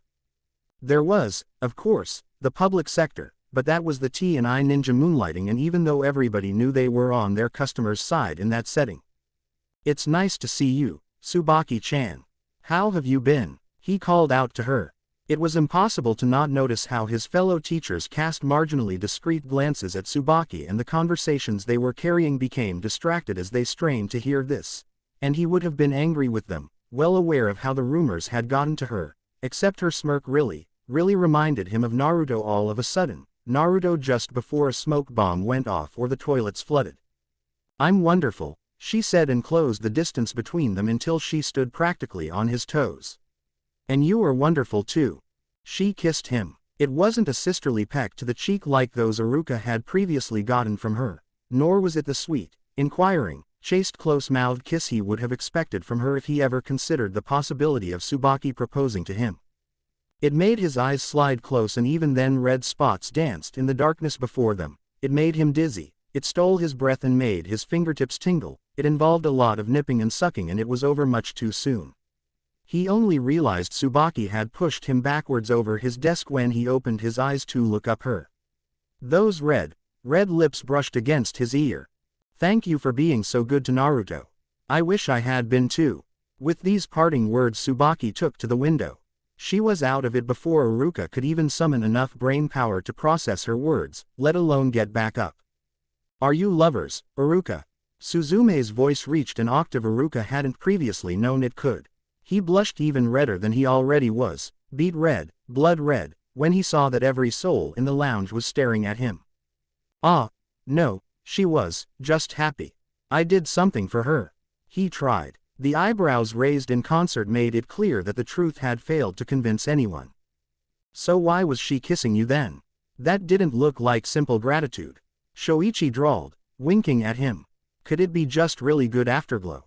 "Please be your speculation to yourself. We are in school building." Iruka groused and pressed his face to his hands. He knew that it didn't much matter what he would say now. Any comment could only make the matter worse, because that hadn't been a thank you kiss. And he would have bet a good amount of money that was precisely why Tsubaki-chan had done it. There was a moment in most ninjas' life, those who lived long enough in any rate, when they realized that it didn't and shouldn't matter what complete strangers thought of them, because life was short and their kind lived hard and fast and probably wouldn't leave a very pretty body behind. What did it matter that some people thought academy teachers weren't real shinobi, if that was what you wanted to do with your life? So what if green spandex and the flames of youth made the passerby cringe? Or Iruka admitted this only very reluctantly. Reading porn in public was supposed to be mortifying. Sticks and stones could break the bones of someone really bad at dodging, but if you actually got your bones broken for a living, words suddenly seemed a lot less daunting. Naruto had learned this much sooner than anyone should, and it seemed that he had taught the lesson to Tsubaki-chan, who was now reveling in the novelty of the freedom it gave her. Good for her. Well, she was sent out to assist Naruto and they came back with Sasuke, and isn't Iruka practically Naruto's dad anyway? Maybe they conspired together to give her a chance to kill the bastard who turned Mizuki. Two birds with one stone and all. But didn't Kabuto come back to the village alive? Do you think Mizuki might have suffered a sad accident in the prison? His colleagues were going to try to hit the why of the curious case of the sensei and the hot kiss for the next month at the very least, and everyone was going to ask him questions when he had lesson plans to make or quizzes to grade. It was going to be a really long month. 081. How? That evening saw Naruto happily bouncing up the stairs to Iruka's floor in the old apartment building. Tsunade-bachan had finally let them out of quarantine, and he had been already in the village for ages without seeing his old teacher. He didn't want Iruka-sensei to think he didn't respect him anymore now that Ero-sensei had taken over. Maybe Iruka-sensei didn't know the really cool stuff, but he had at least taught Naruto consistently 7 hours a day and 5 days a week, even when he had to chase Naruto down and drag him to the academy in ropes. Not that Naruto had made him do that more often than once a year. Once he realized that Iruka-sensei really cared and it wasn't nice to evade him. He paused a bit before knocking on the door, thinking that maybe he should have brought Sasuke with him because Iruka-sensei had to be worried for him. Iruka-sensei was like that. He worried for everyone, and especially everybody he had ever taught. When you leave the academy, your ass belonged to the village, but your well-being is Iruka-sensei's. He had once tried to explain it to Sakura-chan. Don't say such crude things. Sakura-chan had shouted and thrown him with a sandal. They had this problem where they spoke with each other and had 2 different conversations. But maybe Sakura-chan had understood after all, because every time she sprained a wrist or an ankle in a school spar she went to Iruka-sensei after the practice without complaining about being all right at all and allowed herself be properly fussed over. That girl called Amy or something had called Sakura-chan a teacher's pet, but then Ino had kicked Ami's ass to the curb in the next spar they had and Amy got fussed at instead. "Iruka-sensei, I'm back," he shouted and knocked to the door. He actually had a key as well. Iruka-sensei had given it to him after the 17th time he had tried to break in and got tangled in his rope traps instead, but he had also said that it was really impolite to just march into other people's homes without knocking if they were inside. Naruto had tried to break in to prank his sensei and he had practically squirmed with shame when Iruka-sensei had smiled and told him he trusted Naruto with the key. He had never pranked Iruka-sensei in his home after all, but kept that stuff in school. Wait a minute. "Naruto, it's good to see you too, but you don't need to drop my paintings off the wall when you knock," Iruka-sensei chided him gently as he opened the door. He looked a bit harried for some reason, not Naruto harried, that look was closer to exasperated and fond than strained. "Iruka-sensei, what's happened to you?" Naruto asked and then shook his head. "Wait, that wasn't what I was going to ask. I mean, I want that answer too, but when you gave me the key it was a bringing me up right thing, wasn't it?" He punctuated his outrage with a poke to Iruka-sensei's chest. "It took you this long to notice, you came here to ask me that." Iruka-sensei blinked. "No, that wasn't why I came either. Can we go to Ichiraku together? I have a lot to tell you." He made his best puppy dog eyes at his sensei.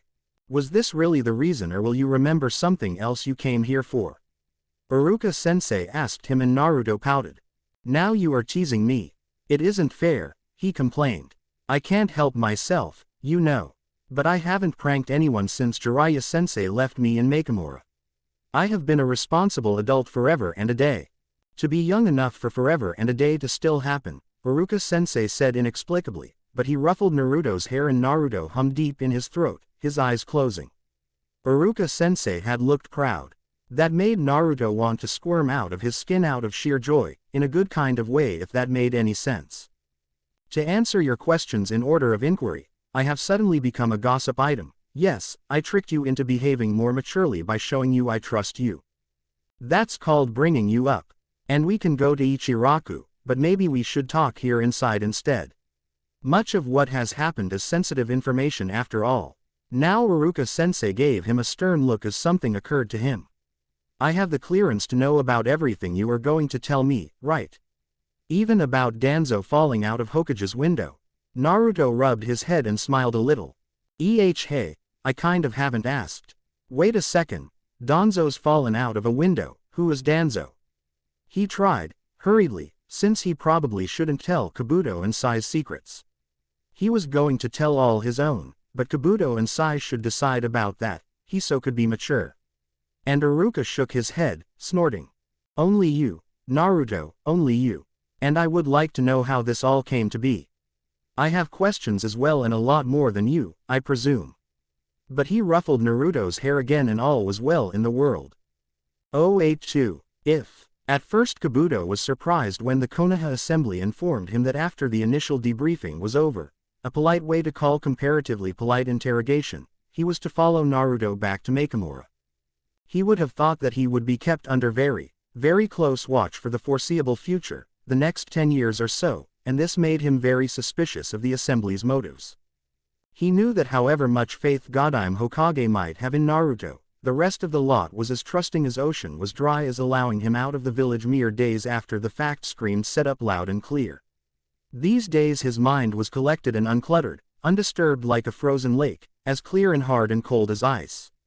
He was already running calculations in his mind. "We expect you will toe the line very carefully, Yakushi-san," Yamanaka Inoichi spoke to him.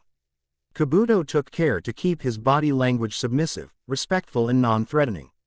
He smiled what he called his omit smile. Like the no masks, it was properly upwards curled and blank, allowing the watcher to read and think what they would, revealing nothing. "Do not betray us." Oh, so this was the gambit they played. Senju Tsunade's face was pleasant and inscrutable. "I will not make you regret your mercy," he said in the comfortable certainty that the powerful men and women in front of him were already regretting it. Of course they weren't simply letting him out of the village with Naruto-sama and whichever superior officer had the orders to visibly accompany him to Makamura, not Tsubaki, most likely, given her demonstrated indulgence of Naruto-sama. An Anbu team or maybe several would follow them surreptitiously to see if Kabuto would hang himself with the rope he was given. He was very certain every soul in the council chamber was praying to whatever higher power they might believe in that he would. They had all known Shimura Danzo after all. Clearly not as well as they had believed, but enough to be uncomfortably aware that the man had to have been in possession of several skeletons in the clan closets, and Kabuto had already demonstrated how much of Danzo's affairs he knew. Naruto-sama would not suffer for Kabuto to be killed or imprisoned, and Tsunade would not suffer for Naruto-sama to be betrayed, so this was the best they could do. To give him a chance to desert, to meet foreign agents in secrets, to do anything that could be used as an excuse.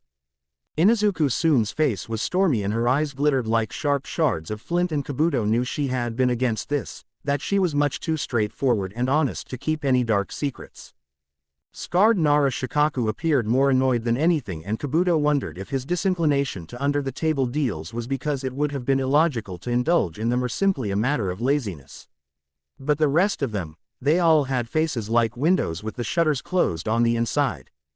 What shameful secrets could Yakushi Kabuto reveal? What if, given how thorough and eager he had been to part with his information so far, he chose to do so in the in-depth interrogation? What measures would official Konoha be forced to take? Or what if, gods forbid, he should talk to Naruto? The young Jinchuriki had already forced the Hokage to confront a situation that had left the village's unofficial, but also undisputed second most powerful man dead in its wake. "I will die Naruto-sama's," he said, and it was as much a threat as it was a promise. Konoha hadn't been very kind to Naruto-sama so far, and best indication of future behavior was the past behavior. If Naruto-sama ever needed an edge, some weapon to use against those he wasn't allowed to raise his hand against. Steel broke and chakra ran low, but good blackmail was forever. 083. And Naruto was walking to the gates of Konoha with his team. He was so happy Sakura-chan had decided to come see him off, and it was kind of nice for Sasuke to have joined them too, he guessed. He wasn't really sure what was up with Kakashi-sensei since he was actually on time for the first time since Naruto first met him, but at least he was still walking with that perverted book stuck to his face. If he had left that behind, Naruto would have suspected a new invasion or something. Kakashi-sensei without porn was like Tsunade Bachan winning at gambling. "I'm happy they let Kabuto come, but why can't they send Tsubaki-chan too?" "She's great," he asked, not from anyone particular. Tsunade Bachan had said that she was needed because the assembly hoped she had learned some tricks from him, and that was kind of awesome, but what was he going to do without her? Tsubaki-chan was kind of like Sakura-chan's older sister who mothered the team and was always there when someone needed her. And maybe, just maybe, Naruto had wondered at times if having Tsubaki-chan was like having a big sister of his own, or mother, except she was too much of a friend to be mother. It was difficult to put in words what Tsubaki-chan was to him, but leaving her behind was going to suck. "Take care of yourself and take care of Kabuto," Sakura-chan admonished him. "He promised to teach me some tricks." This made Kakashi-sensei stumble for some reason, but Naruto nodded and promised that yes, he would be fine, and so would Kabuto. He never let his friends down. "And you would better not make Sakura-chan cry again," he told Sasuke and flicked a finger at his nose. Sasuke's face was a picture of pure disbelief, but there was something else there too, something that Naruto had already learned to label as Itachi. He almost apologized, but then Sasuke snorted and called him an idiot, and all was right in the world again. The clouds were hanging low, heavy and wet above Konoha as they reached the gates. Kabuto was waiting there, and Tsubaki-chan and Taiki stood by him, holding a folded red umbrella under her arm. For a moment Naruto hoped that she was coming as well, but she didn't have any bags with her at all. Still, it was good enough that she had come to see him off as well. Naruto bounced to her and grinned. "Try to look after Sasuke too, okay? He really needs it," he confided in her. Sasuke threw a punch at him, but he dodged it easily, and it wasn't like Sasuke was really all that angry since he didn't punch again. "I will see what I can do. Even though my list of people to look after," she muttered under her breath, but brightened then. "Iruka asked me to tell you he's sorry he couldn't come, but he has a class in session right now. It was one of the good goodbyes. The last time Naruto had left Konoha he had grinned and borne it, but the truth was that Sasuke had run off to join Orochimaru and he had been unable to fulfill his promise to Sakura-chan, and while he hadn't given up at all, he had felt like he was trying to pull the weight of all Konoha up a hill, in rain and knee-high mud. He had been happy and optimistic because if he hadn't been so he would have cried. Now Sasuke was back in Konoha and Sakura-chan's pretty smiles were even prettier because they were 100% genuine. Danzo had been toppled and Kabuto was back and he was leaving the whole circus in good hands. Of course it was too good to just remain so. There was always an in Naruto's life. Some people insisted that there was a but in theirs. My job is fun and interesting, but the pay is small. She's really fun and pretty, but her parents are terrifying and have a lot of exploding tags. Naruto didn't believe in that sort of wimpy defeatist attitude and so he had Ans instead. Sasuke ran away and I'm going to train with Jiraiya-sensei, it can be fixed. Suna attacked us and I kicked Gaara's ass, now he's better and I don't have to wonder if I could have ended up like that. He was a great believer in Ans. Greetings, my eternal rival. It is my honor to inform you that I have been chosen to accompany your most youthful protege to the youthful town of Makamura and I promise to do my absolute best to protect him from all the evils in the world. Naruto froze and turned to face Maida Guy in his green spandex glory, followed by Rock Lee who made a good guy pose and joined his sensei's declarations of protection and eternal friendly rivalry, long-suffering Tenten and even more long-suffering Neji. So he was going to travel with the youthful duo and he was going to return to Makamura. And surely Miwa-chan could bowl even them over with her ardent momentum. And then it started to rain. 084. It was Doihara Taiki's 4th day in Konohagakure and he had a theory about his new compatriots. He called it the conservation of shinobi sanity. The more there were shinobi, the less there was sanity per person. This alone wasn't anything that hadn't applied in Kurigakure as well, though there the crazy had been of more bloody quality, but he had then added a sub-clause about the effects of active engineering for ideology's sake versus passive acceptance because the Senju apparently used to have pretty damn odd sense of humor. In other words, just how we lost the last 3 wars to these. Of course, for him, these, and us, had switched now, or rather, he had switched. He would better remember to think of himself as Konohan, but still. As a new defector he had been assigned in village low security courier duty for the next 6 months.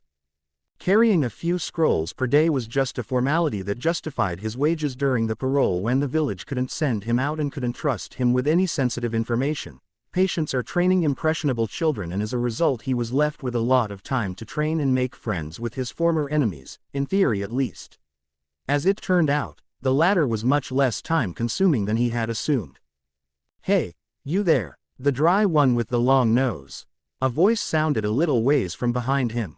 Taiki turned around, swallowing the flash of indignant irritation at the comment about his nose. So it was just a bit long, it wasn't a crane's beak or anything. But he was new in the village and he had already resigned himself to some hazing now that Naruto had left the village. It was raining again and the woman walking briskly towards him was holding up an orange umbrella. She wore her middle-length hair up on a ponytail and her coat open, and under that coat, Taiki snapped his gaze up and hoped his smile wasn't as frozen as it felt. He had never met her before, but he recognized her from the picture in the Kiri Bingo book. She was Mitarashi Anko, one-time student of the infamous Orochimaru of the Sannin. He had no need to summon the notes and recommendations section of her page to his mind, it came easily, at its own behest. When offended, Mitarashi exhibits signs of a mixed state, a condition during which symptoms of mania and depression occur simultaneously, manifesting in her case as predisposition to frustration and fits of rage. "How can I help you?" he asked with even voice and distributed his weight in a little more advantageous way. He wondered if she wore her coat open like that to get an excuse to attack people. "That was your last scroll today, wasn't it? Great, I'm Mitarashi Anko and I'm taking you to the Ninja Mouse for the traditional meet, greet and make sure we never killed one another's loved ones session, come." She didn't give Taiki time to figure out what that meant or ask if she had been stalking him, but grabbed his left arm and started dragging him down the street. The Ninja Mouse turned out to be a small and apparently very popular bar. The tables, Taiki notes, were all taken and the seating by the bar were all taken as well, but Mitarashi didn't let this stop herself. She simply strong-armed her way into a table with 3 other occupants. A man with green bandana tied around his head and a senbon in his mouth nodded to them. The other man, a much harsher-looking individual with bandana and an eye patch, barely spared Taiki a glance and continued talking to a beautiful but stern-looking woman whose hair was a spectacular shade of dark that bordered on purple. "Hey guys, this is Doihara Taiki. Taiki, these are Shiranui Genma, Akame Iwana and Azuki Yugo," Enko made the introductions. "It's nice to meet you," the one named Shiranui Genma said politely, and Taiki greeted him in return. "Why don't you just electrocute the pests?" Yugo asked Iwana. "And let them die and rot inside the air ducts. Have you got any idea how bad the smell would get?" Iwana snapped, but Yugo didn't seem taken aback at all. "The archives appear to have a bit of a pest problem.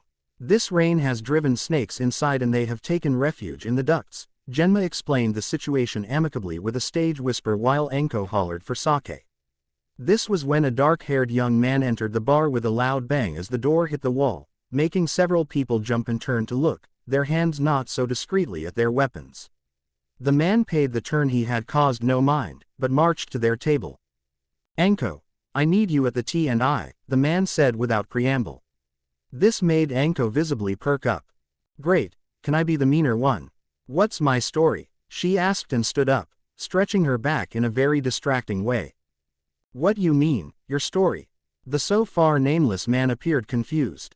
Taiki had always been the silent watcher at the edges of any crowd he had been part of, and he felt sliding into that comfortable niche again. It almost made this situation seem homely. "I need a story so I can be properly menacing. Remember that course we were given about method acting? Did he kill my little brother, for example?" she asked. "You actually took that drivel seriously?" Genma asked, and Enko made a rude gesture to him. "You have a little brother?" the T&I shinobi asked, not looking convinced. "I can't take mongoose in. They don't have the security clearance," Iwana inexplicably stated. It took Taiki a second to realize he was engaged in another conversation entirely. "I must have had one if that bastard killed him," Enko snarled, honest to God snarled. "Neither have the snakes," Yugo pointed out with a very reasonable voice. So this was the village that had bred and raised Uzumaki Naruto. It made a lot more sense than Taiki had thought possible just a day ago. Yet somehow this wasn't an entirely bad thing. He had already learned how too much normalcy could kill the soul. 085. It was the first day after Naruto had departed from the village with Maeda Guy and his team. Deciding who would go with him had been a difficult decision to make, Tsubaki knew. Hitaki Kakashi would have been the natural choice, being Naruto's Junin sensei, but he was also Sasuke's sensei and the Uchiha needed him inarguably more at the moment. Due to the inherent risks of Naruto being a genin Jinchuriki out of his village, the unfortunately widespread reputation he had recently gained, and no one trusting Kabuto as far as they could throw the Hokage monument, the council had wanted to appoint one of the strongest Junin to watch Naruto's back. Tsubaki was more than a little surprised that they let Naruto return to Makamura at all, but undoubtedly they had their reasons, or Tsunade-sama had finally had it with the bickering and locked the lot of them into a closet with Naruto for an hour. That would explain it as well. Naruto's charisma approached reality warping on occasion. The first candidate had been Sarutobi Asuma, but Tsunade-sama had vetoed that, explaining that the man was needed in Konoha to take over some of Danzo's Previo's duties. Enko had been proposed and the proposal hastily retracted after the person mentioning her had some time to think things through. Enko and Kabuto in the same team. Gods forbid how that might have ended, two of Orochimaru's former students in the same team and backing up Naruto. Kurenai's name had been mentioned as well, but in the end Hyuga Hiyashi didn't want to lay his precious, delicate daughter open to Kabuto's influence, leaving Maeda Guy the one appointed. Apparently Neji was much sturdier than Hinata. Tsubaki would have pitied Naruto, but she pitied herself enough. She wasn't certain which of them had it worse at the moment. She watched the children standing in parade rest in the middle of the training field. They all still wore similar clothes, but she and Iruka-sensei had purchased a few different accessories, bandanas and leg warmers and such, to give the children a taste of individuality. The children still didn't seem to know what to think of that. They were difficult to read in general, but if she had to make a guess, she would have called their current mood entirely unapologetic. The first of the day's exercise had been to walk them here through the village, at walking speed, to see how they would interact with normal people. At first they hadn't spoken with anyone at all, hadn't looked anyone into the eye and greeted, touched, expressed any kind of curiosity. Then Iruka-sensei had told them the purpose of the exercise was to learn human interaction. Now, what have we learned from today's experience? Yuki-chan, she had been the one to name her. Roughly half of the children had lacked even names prior to being liberated. Naruto had told her how Danzo had died and it was her opinion it had been entirely too easy. It was enough to make her forgive the children, really, but still. A cute, black-haired girl child walking up to an old woman standing in front of a grocery stand, feeling the tomatoes. A cute, innocent-looking girl with hidden weapons walking up to an old woman walking down the street. Tomatoes are like people, they shouldn't bruise too easily. Good day, ma'am, I hope you are feeling well today. Old people die, and you don't look very good.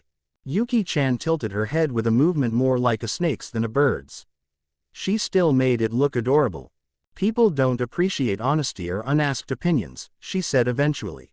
Butter wouldn't have melted in her mouth. And how about you, Tamaki-kun? Iruka-sensei asked with a voice that completely bypassed the part of Tsubaki's mind where thought and deliberation dwelt and struck at the primal, instinctive obedience instead. She found herself standing in parade rest and blinked in shock. A tap on superior officer's shoulder is not an attack, and even if it was, he can defend himself from his student's civilian parents, the boy with red bracers whom Iruka had named parroted meekly. This is going to be a long year, Tsubaki-sensei. Of evening classes, no less, Iruka-sensei muttered, and Tsubaki winced as she remembered that he still had to teach his regular student as well. She thought that until everything was over she was going to either fall into a bed with him, bonding over shared trauma and life-threatening situations, or kill him to end his misery. The latter might have been more merciful, but she wasn't that merciful kind of girl. And that teacher voice of his was really unfairly hot. 086. Choices. Neji watched Naruto's back as they walked down the muddy road towards a coast city named Migiwa, where they would take boat to some tea country town called Makamura. The still orange-clad genin didn't walk as much as he bounced, though, and the red umbrella made that look more than a little silly. He was flitting from Kabuto to Tenten and back again, but very conspicuously steering clear from Gai-sensei and Lee. He chattered about everything and nothing, Sasuke and Sakura and Sai, Ramen and Iruka-sensei and his friends in Makamura, but never in depth. Despite the heavy rain, he was almost offensively cheery. Neji watched his back and wondered where his seal was. Of course he had figured it out. First there had been Naruto's words when they faced off in the finals about the Chunin position and Hinata's honor. Neither had become a Chunin, but Naruto won the fight about Hinata and Neji was grateful, however bitter that pill had been to swallow. Naruto had hollered about how he knew what it was like to have a seal ruin your life and Neji hadn't believed him. Then the invasion had begun and the gigantic toad boss, Gamabunta himself, had taken the shape of a nine-tailed fox. For a terrible second Neji had thought that the Biju Yondaime had killed had somehow returned from hell to kill them all, but his Byakugan had been active and he had seen the toad inside the not quite illusionary form of a fox. He had seen Naruto shrouded with a cloak of chakra that looked so poisonous just standing a 50 feet from him should make a man keel over, so corrosive it should burn through the toad under him through to the bones. When the fighting was over, he had started thinking about the way all the adults in the village used to avoid Naruto like he was a faulty exploding tag that just hadn't decided to go off yet, but never explained why. It turned out that they hadn't been allowed to, under pain of death. He had intended to have a conversation with Naruto, to ask him questions, though he still wasn't too certain what he wanted to ask. But first he had been dreadfully busy in the aftermath of the invasion and then Uchiha had defected, Naruto had left with Jiraiya-sama and that had been that. Until now, if he only could find a moment alone with Naruto, even in Makamura he appeared to be in quite high demand if even a fraction of his tales was true. Kabuto was watching him. The bright orange rain poncho he was wearing over his clothes would have made anyone else look patently silly, but Neji had to consciously resist the instinct to activate his Byakugan, to expose himself like that. A true shinobi never let the enemy know they had unnerved him, and Neji didn't believe for a second that Kabuto had defected back to them just like that. He wanted to bristle like a cat and ask him, what it is that you want. But, if growing up a Hyuga had been good for anything, it had been good for his self-control. I must ask, Gai-san, why you and your protege aren't wearing anything to cover you from the rain? Kabuto asked, taking a few sidesteps and slowing his gait, leaving Naruto's side to approach Neji's sensei. As Naruto had just been talking to Kabuto, now he was left conveniently alone. Neji frowned. Kabuto's words were true. The rest of them were rain ponchos, with the exception of Naruto, who was the only one to tie a hand up with an umbrella instead, but Gai-sensei and Lee didn't have anything to protect them from the rain. The flames of the youth of our springtime will keep us dry. Gai-sensei declared and made the good guy pose, complete with Lee echoing his words and the genjutsu of a cotton candy bright rainbow appearing behind their backs. That is interesting. It can't be a chakra control technique because Lee can perform it as well, yet you still manipulate the pure physical energy in your bodies. It is rather similar to the opening of the gates, isn't it? Though you are obviously the one who supplies the genjutsu. Now Gai-sensei turned his face to Kabuto sharply, and Neji was honestly surprised, as was Tenten, if the way she had ceased to walk and just stared at her sensei and teammate like they had just grown wings, and Neji just knew. Kabuto didn't give him a knowing wink, didn't turn his polite, blank attention from Gai-sensei, but Neji knew this was an opening created intentionally. Now it was just up to him to take it, or not. Neji still didn't trust Kabuto, and the way the defector was playing Gai-sensei was frankly worrisome. While his sensei could be eccentric on occasion, on almost every occasion at that, no one made a Junin by being a fool. He really should reveal the distraction to his teacher, especially since he didn't even understand why Kabuto thought it necessary. It wasn't as if he wouldn't be allowed to speak with Naruto otherwise. And maybe Kabuto had everyone fooled after all, even Naruto. He didn't doubt the Genin's loyalty, but Naruto wasn't the most perceptive of people if the way he kept chasing after Haruno was any indication. On the other hand, the Uchiha was now back in Konoha, and that kind of setback to Orochimaru's plans belied any deception. Unless Orochimaru had already gotten what he wanted from the Uchiha somehow. This was the danger of being a shinobi, overanalyzing everything, looking underneath the underneath and coming up with all kinds of speculation based on sheer uncertainties. Now Naruto was turning towards the terse interrogation of motives that slid away from Kabuto's good-humored deflection like water from a duck's back. He had to make the choice now. Naruto. Neji lengthened his stride and stood by him in a flurry of movement. There are a few things I want to ask you. In for a Ryo, in for 100. Trust didn't come easily for him, but maybe it was time to start. And maybe Naruto was even aware of what Kabuto's severe damage was. He didn't need to activate his Byakugan to know that the infuriating medic was bound to look disgustingly smug now. 087. Life. Naruto was going to ask what Kabuto and Maeda Guy were talking about. He wasn't sure he liked the tone of it, but then Neji was walking right there and he wanted to talk. Okay, what you wanted to know? He asked, befuddled. He hadn't ever said anything to Neji outside the Chunin exams, and that hadn't been on good terms. But Neji had cleaned his act and stopped bothering Hinata, or so Ino had told him before he left with Jiraiya, and everybody knew that if you stubbed your toe in your bathroom in the middle of the night, she was going to ask the next day if you were all right. Since her dad was in the T&I, that was probably one of those hereditary things. Why aren't you bothered by anything? Neji asked abruptly. Then he snapped his mouth shut with an audible click of teeth. But I'm bothered by a lot of things, Naruto half-asked, frowning. Danzo was dead now, but he was still bothering Naruto from the grave. He had been just that creepy. Then there was Orochimaru and Akatsuki and the stupid fox in his gut. And on a non-hostile note, Miwa-chan and the stupid cult that had probably gotten completely out of hand while he was away. If he wasn't careful, they were going to drag Gaara into it somehow too, and while it was kind of fun to imagine the look his face when someone tried to tell him that he was a living saint now, it really wouldn't be fair to dump this on him. I know you have Kyuubi sealed in you, Neji said. Naruto hissed, startled. So maybe he hadn't been all that subtle, but no one else had said anything, so he had thought the whole giant fox thing had gone unnoticed, what with the invasion and all distracting people. Apparently not so. I swear I'm not going to. He started to protest, but Neji didn't even appear to notice. So how come you aren't bitter at all? Or are you bitter? Are you just that good at faking it? Why Kabuto betrayed Orochimaru and do you trust him at all? And why is he running interference so we can talk without anyone listening in? One question dropped after another like raindrops.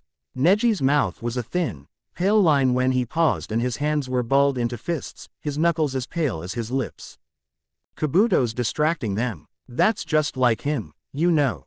He's high-handed like that and sometimes needs really obvious things spelled out for him, like that betraying Konoha is going to make me seriously unhappy.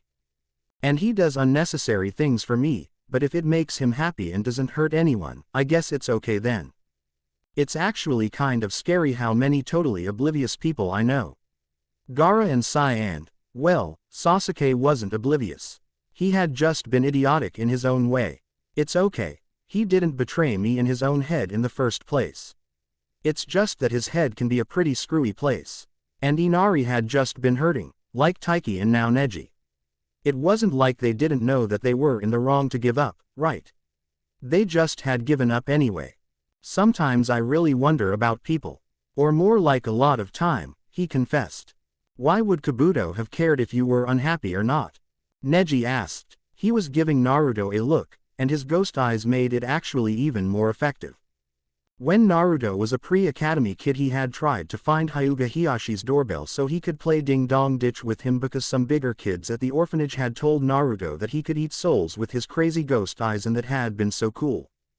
Sadly the Hyuga mansion didn't have anything as newfangled and plebeian as a doorbell and Naruto had been thwarted until he had put a bucket of water over the door the one time it had been left open. He had gotten glared at then and it had been really creepily cool. He didn't think that Hiyashi ever realized why Naruto had taken to stalking him across the village afterwards. Neji's look was a little like that. It would only have been seriously creepy, in a good way like creepy insects and old jutsu burn scars, when it was activated and the veins appeared. But even the normal white was really intense.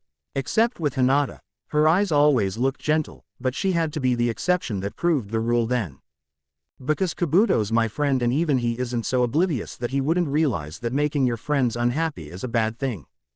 And I'm not bitter because I'm going to change things. I'm going to make all Konoha realize that I'm not Kyuubi because I will protect them all. If I hurt people then they would never stop treating me like the fox so it would defeat the purpose. And do you really think that Hinata's ever going to brand anyone? Just trust her a little, and it'll all be alright in the end. We will come through for you, believe it. Naruto declared and almost made a good guy pose just to mess with Neji a little, but he probably had team-related traumas already so it would have been unnecessarily cruel. So what are you saying? That's just how life is, so suck it up and survive? Neji asked and averted his eyes. His voice was thick and raspy like he was swallowing something nasty and working really hard not to throw it up. It's life and nobody survives living. So why make ourselves unhappy when we can be happy? Just because it's hard now doesn't mean it's going to be hard forever. Hey, it stopped raining too. Naruto tilted the umbrella back and raised his hand palm up. There were no drops and above them there was a rainbow, pale and barely there, but still.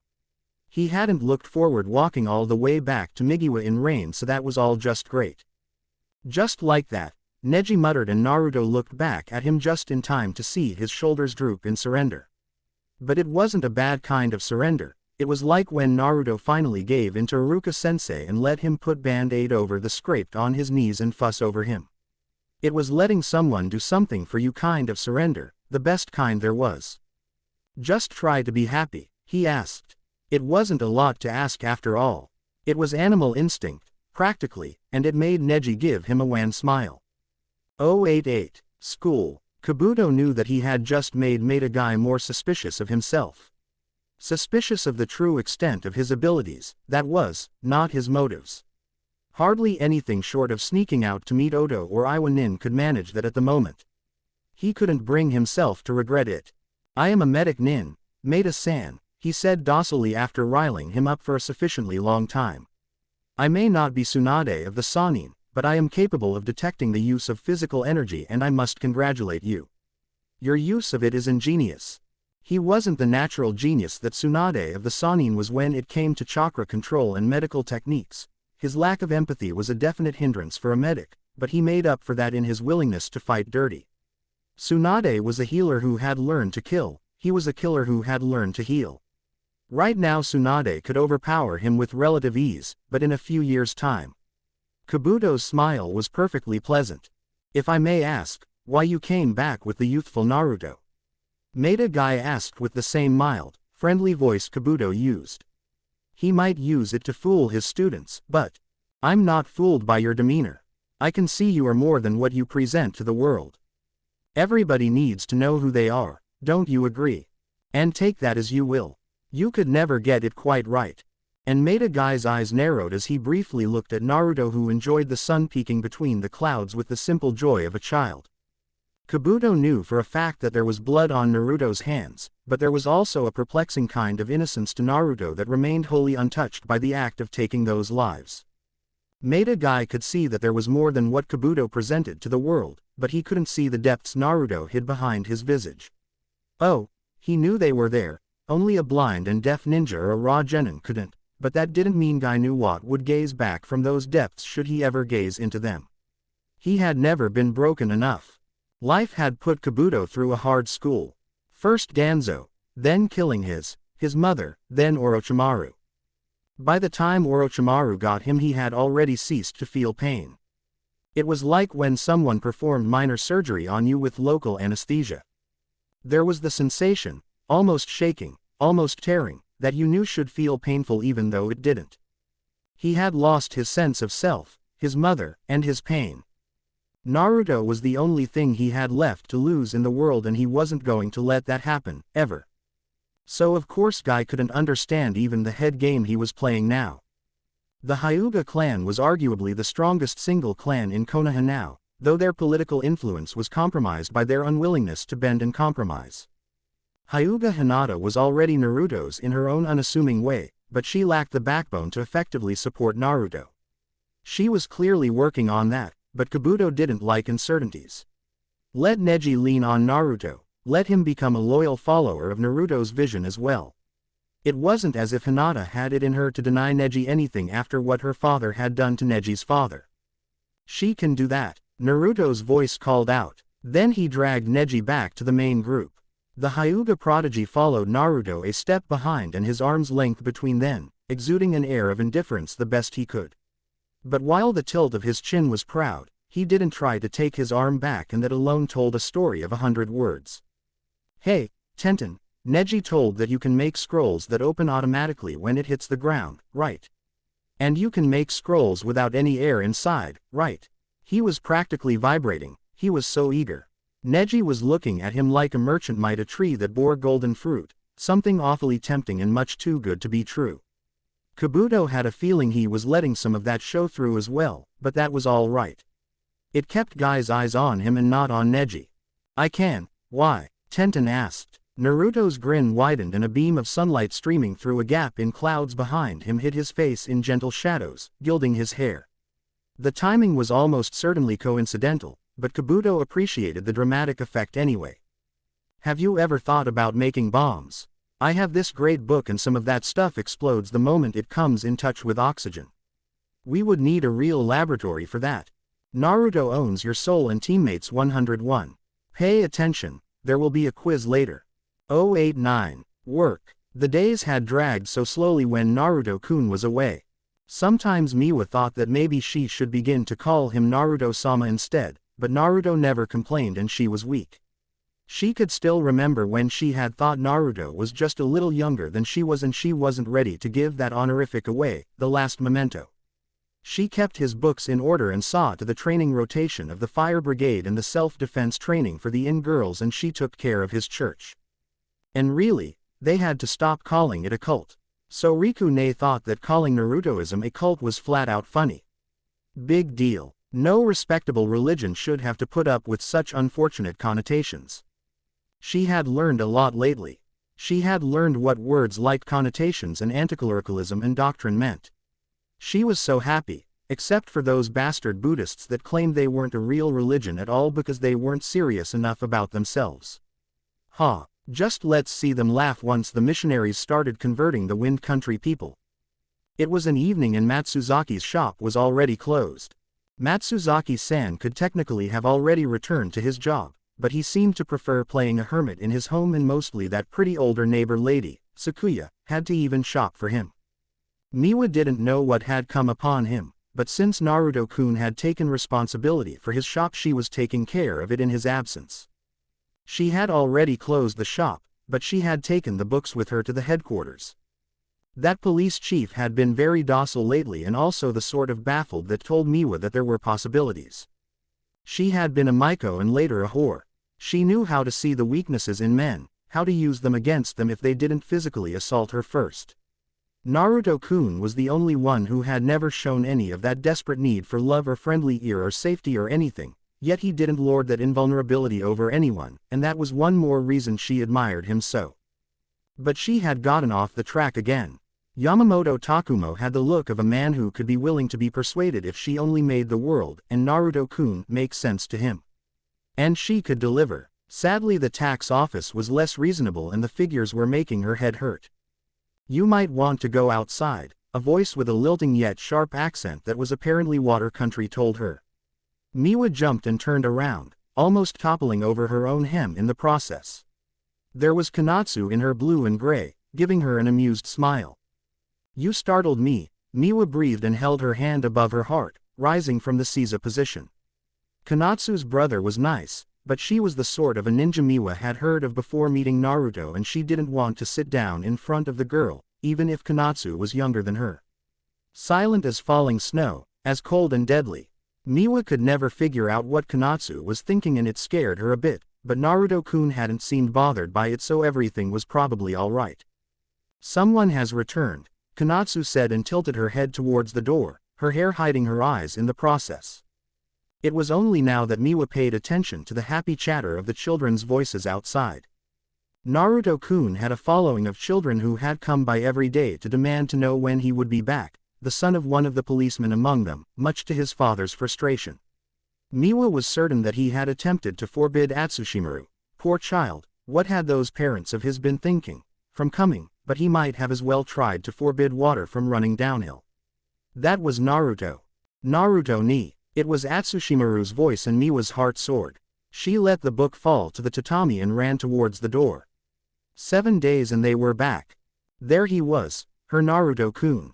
He was so bright with his golden hair, sky blue eyes, tanned skin and the orange he wore, like a bold, resolute brushstroke of all rainbow colors in a black and white ink painting that was the rest of the world. Makimura didn't usually seem colorless to her, but he had that aura that made normal people and their normal colors pale in comparison. There was a group of 5 children clinging to his legs and Naruto-kun was talking to them, smiling like the sun. Kabuto was there as well, bone pale as always, but Tsubaki hadn't returned and neither had Sire Sasuke. Instead there was man in green clingy clothes. And that haircut, and his teeth were really blinding. And was that a rain of cherry blossoms behind him, at this time of the year? Something about spring and youth. And, holy shit, had some woman actually agreed to procreate with the man? There was another. And there were a normal boy and a girl with them, but she didn't pay attention to them. Really, she couldn't. So those 2 in green were ninja, but not normal ninja. She hoped so at least. Naruto-kun, welcome back, she called with a raspy voice. But of course Naruto-kun heard her and dragged the whole group to her, making introductions. Miwa clung desperately to the one she knew at least somewhat. It's nice to see you, Kabuto, I hope your trip went well. Naruto, I have kept your business in order and the church has decided to send missionaries to the Wind Country to convert people to the Narutoism, she blurted out. Naruto-kun made a strangled sound and looked kind of constipated. He was so modest. An admirable quality, certainly, but it was up to Miwa and her fellow believers to see to it that he didn't inadvertently cause harm to his cause.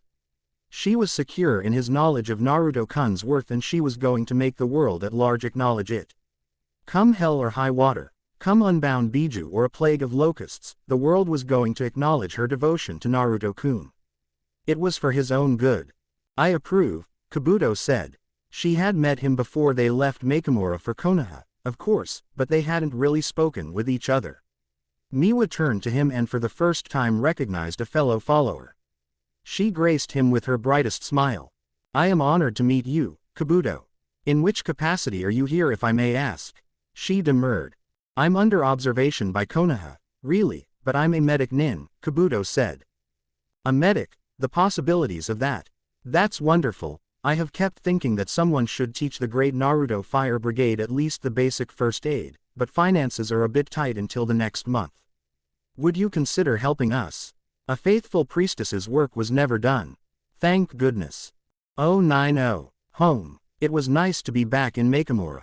It wasn't home to him, but Miwa-chan lived there and it seemed like Konatsu-chan and Kaide had warmed up to it lately, and there was Matsuzaki, though he had apparently refused to go out and meet anyone lately. Naruto wondered why and decided to go meet him before he left in any case. Matsuzaki had been kind of cool for an old man, even if he had been strange about the whole beating up Yakuza business. Since when was beating up criminals wrong, anyway? And of course Naruto had to take care of Miwa and the rest of the girls afterwards. Konatsu-chan had told him that 4 of the Fire Brigade girls could manage the water bullet now, and if that wasn't great, what was? Any sleazy guy who tried to lay hands on them was in for a big surprise now. Of course, he had been right about Miwa getting completely out of hand. They were going to be preaching in the Wind Country and he had been stupid enough to say something about it being Gaara's domain, and then Miwa had decided that they needed to set up pilgrimage. So this is my life now, he said and leaned back on his arms, looking at the starry sky from his porch. There weren't that many stars that could be seen from Makamura. The corona of the lights of the town sucked in and drowned most of the tiny star twinkles. But the big stars could be seen and it reminded him of Konoha a little. Konoha was a big village, but dark during the night. Even the civilians understood the necessity of not standing out and the stars could always be seen except during the festival nights. Just what you expected. It's not like you have protested that strenuously, a voice called from the courtyard. It was pretty embarrassing, but at least Idate was as good as a shinobi, practically, so it wasn't like a civilian sneaked up on him. Naruto was still a little sheepish when he waved at him. She's a girl and girls are scary, he confided in Idate. Not all were scary the same way of course. Some were scary like Tsunade Bachan and could finger flick you through a wall, but that wasn't so scary because Tsunade Bachan was a big softy deep down. Some were scary like Ino because she knew things about everyone.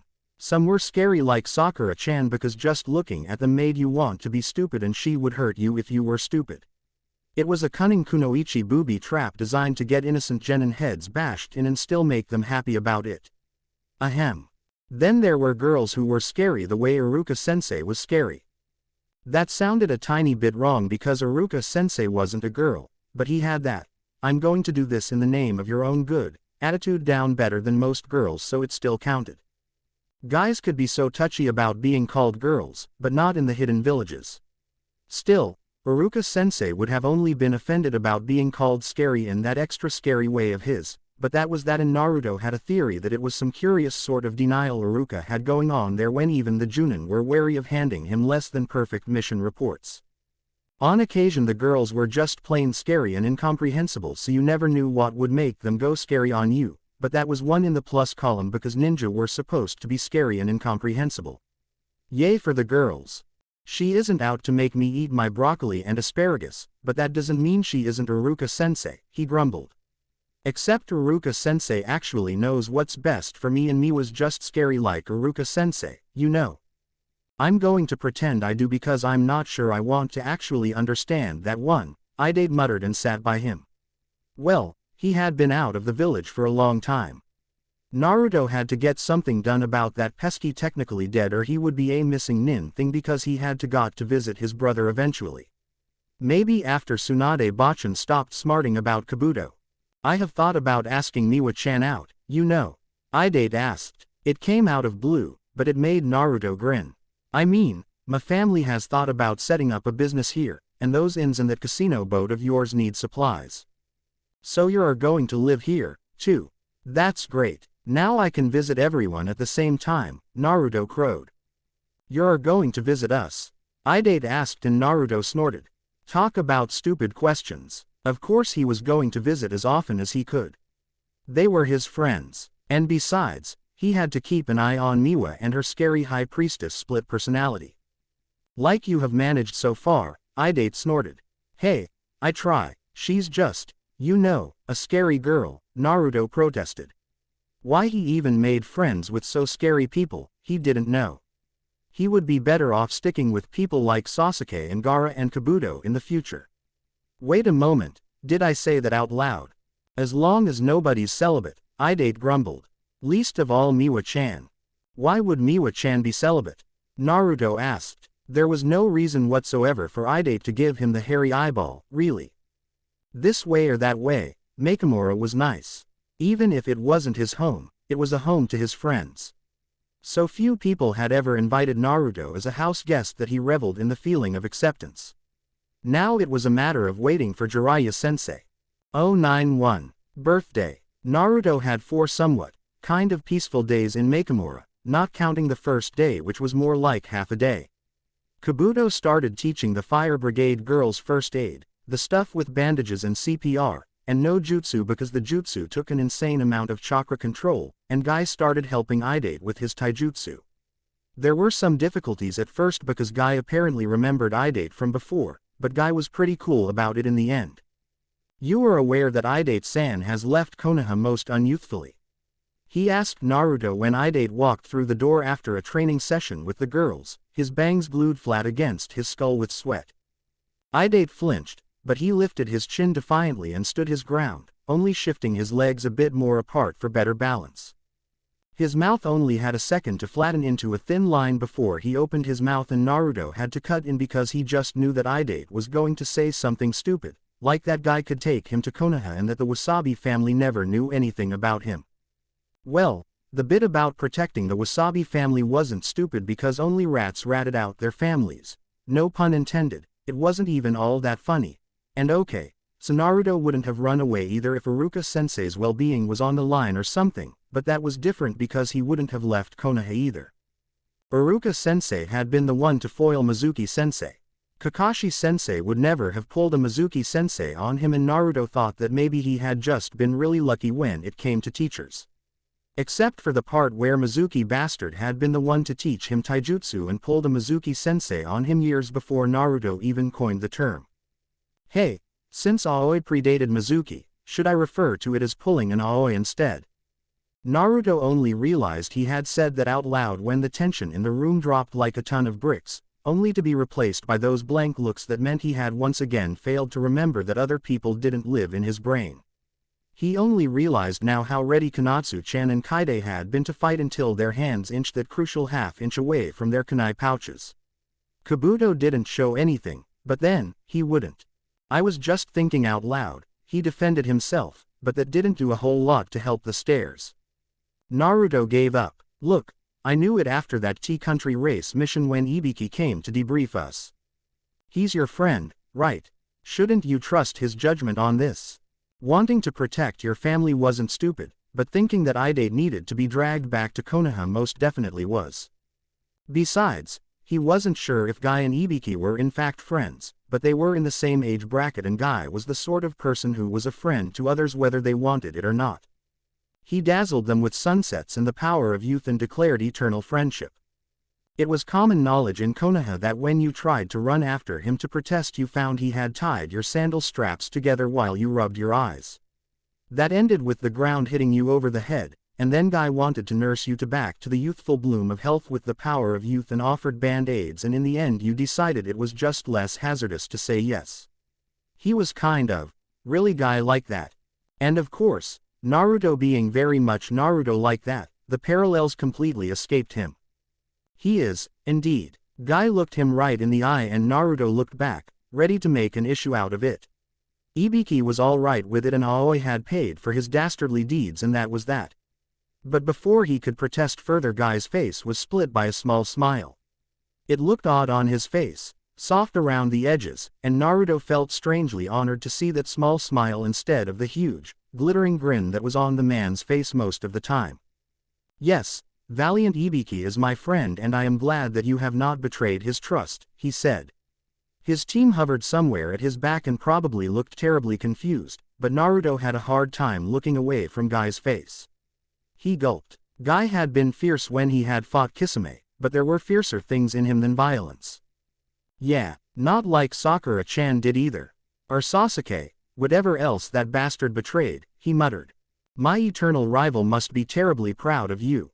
Guy bellowed and gave Naruto the good guy pose, which Lee mirrored behind him. In a way, that broke the mood. In another way, it didn't. Naruto so wanted Kakashi-sensei to be proud of him. So, we agree on this, Naruto muttered and started to drag Idate to the kitchen just to do something, to get away from it all. But those few steps took him past Konatsu-chan and Kaide, and they had been great about the whole thing, so he stopped there. They were due their due now. Thanks, you were great. Like, any village that would have halved that greatness must be terminally stupid. Did the daimyo drop it on its head when it was founded? He said. They had been ready to fight Guy, and anyone who was ready to fight someone who wore that much spandex and pulled it off was very brave indeed. It's all right. It was mostly Konatsu, said Kaide. He scuffed the off-white tatami with his feet and looked down. Naruto noticed that he had really long and girly eyelashes for a boy, but it would have been really low to tease him for it now. Except when it wasn't. You're all right too, Naruto, Konatsu-chan said and looked him straight in the eye, and that was that. At least almost. Have you given any thought to continuing your bloodline a few years down the road? Our genes would be awesome together. So, Konatsu-chan had joined the scary brigade, wanted to have a child eventually and was ready to let him have one too. She was generous like that, and Kabuto was teaching the girls to make ointments for burn wounds and so forth. Miwa-chan was still Miwa-chan, of course. The world is like a birthday cake. Taking a piece is okay, but more is rude. Let's keep things in Makamura. Naruto tried to dissuade her. She tilted her head and the pretty hairpin she was wearing made a tingling sound. Are you trying to convince me that you have ever taken only one piece of any cake on the table? Miwa-chan asked and gave him that knowing eyebrow. Naruto made a guilty eeping sound and tried to sink through the floor. So Miwa was Miwa and made a guy had maybe joined the cult. Naruto was too scared of the answer to ask. And Idate hadn't been arrested and things weren't any more insane than they usually were. This was his life, somehow. Then Jiraiya-sensei came back. He was early, which was unusual. He had a pretty girl with him, and that wasn't unusual in the least. 092, Christmas. It was evening and Naruto was sitting on an old sofa someone had found from somewhere. Things had just appeared while he had been away and kept appearing because that morning he had eaten his cereal and nutrition pills from a brand new takoyaki, the Ninja Mouse plate, and so had everyone else. Those had been an emergency acquisition because all the other plates in the house had gotten contaminated by an unfortunate chemical experiment that had apparently been conducted in the middle of the night for some reason, without waking anyone. It was kind of nice to not be the automatic suspect, even though Naruto half wished he had thought of it first. Konatsu had made faces and held her chopsticks like she wanted to impale the brave mouse shinobi with them, while Kaide had pulled a face that made Naruto think he had been behind it. He had managed to suppress the snickering, but not to keep his mouth from twitching. I have no shame and Konatsu does, the twitching said loud and clear. Lucky me. Let the inspiring, youthful example of our mouse comrade stoke the fires of youth in us, Guy buoyed them. Yikes. Okay. So maybe the plates were dead embarrassing, but they were secretly kind of cool too, because Naruto never got the Ninja Mouse plate he wanted when he was a child because the orphanage was low at funds. And at least the sofa was nice. Naruto curled up on it, pulling his knees up so that his chin could rest on them, and read a certain well-loved book about explosives. Hey, Tenten, what about tracking explosives? They're paint bombs with really sticky, slow-drying, smelly paint. Makes you leave tracks wherever you go and can't be washed away without turpentine, he called to the kitchen. Tenten made some vague noises that didn't tell Naruto if she was listening at all or not, but then, she was busy making bombs and that was a tricky job. The sun was setting behind some trees on the hill to the west and the colors in the room became cooler even though the air didn't, at least not in front of the window. Naruto was feeling lazy and just staring out of it when he saw Jiraiya-sensei. At first he didn't realize it was his sensei and thought it was just some random white-haired guy.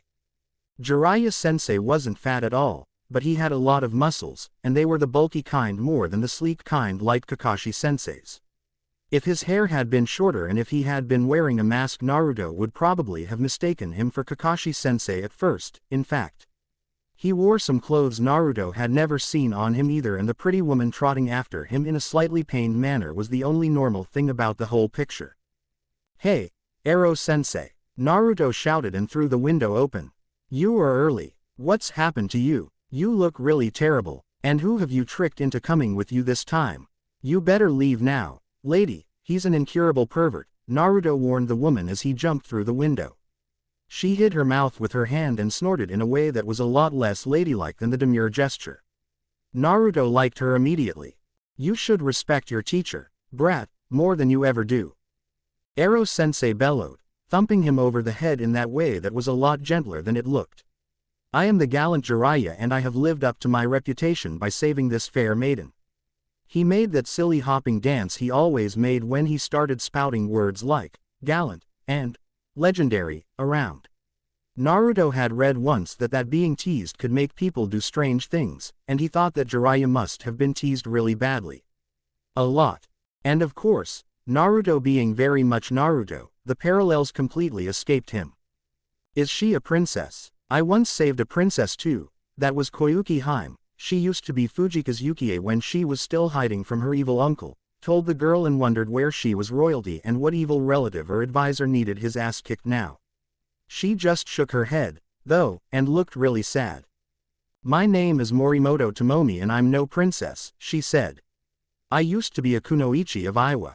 Naruto was going to console her and tell her that the jerks in Iowa, whatever they had done to her, hadn't deserved her anyway and would get their asses kicked if Jiraiya-sensei hadn't for once lived up to his self-appointed nickname and done it already, but that was when Ero-sensei coughed very pointedly. "Funny thing you mentioned Kazuhana Koyuki. My information network intercepted her letter to you," he drawled and handed Naruto the letter. Naruto cheered and grabbed it, but his mood darkened when he noticed it had been opened already. "Hey, did you read this? Because reading other people's post might be a shinobi thing, but we're only supposed to go shinobi on non-Konohan shinobi, and now I'm going to read your post right back." That would teach him. Maybe Ero-sensei would write some really sappy love letter he could mock too. Koyuki Hime hadn't sent a sappy love letter, had she?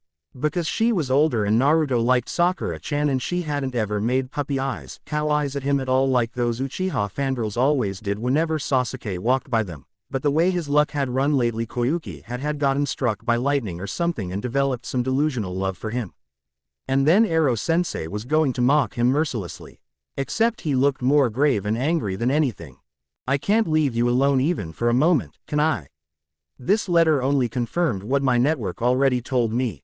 You have apparently decided to found a Jinchuriki cult. Never mind that you were supposed to keep a low profile, and a ruler of a sovereign state has decided to found a holy day in your honor in lieu of a proper protocol to offer congratulations for this.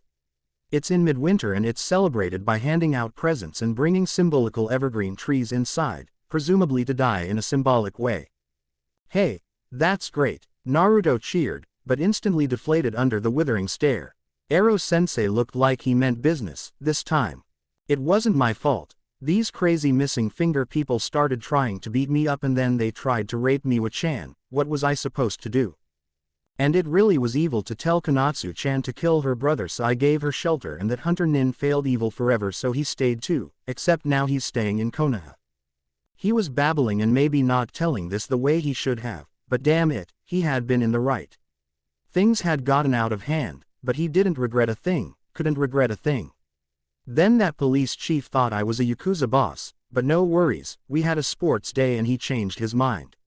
Except, he kind of decided that I was a cult leader instead, and Taiki had sent that letter to Kiri, and then Miwa-chan decided that having a cult was a great idea.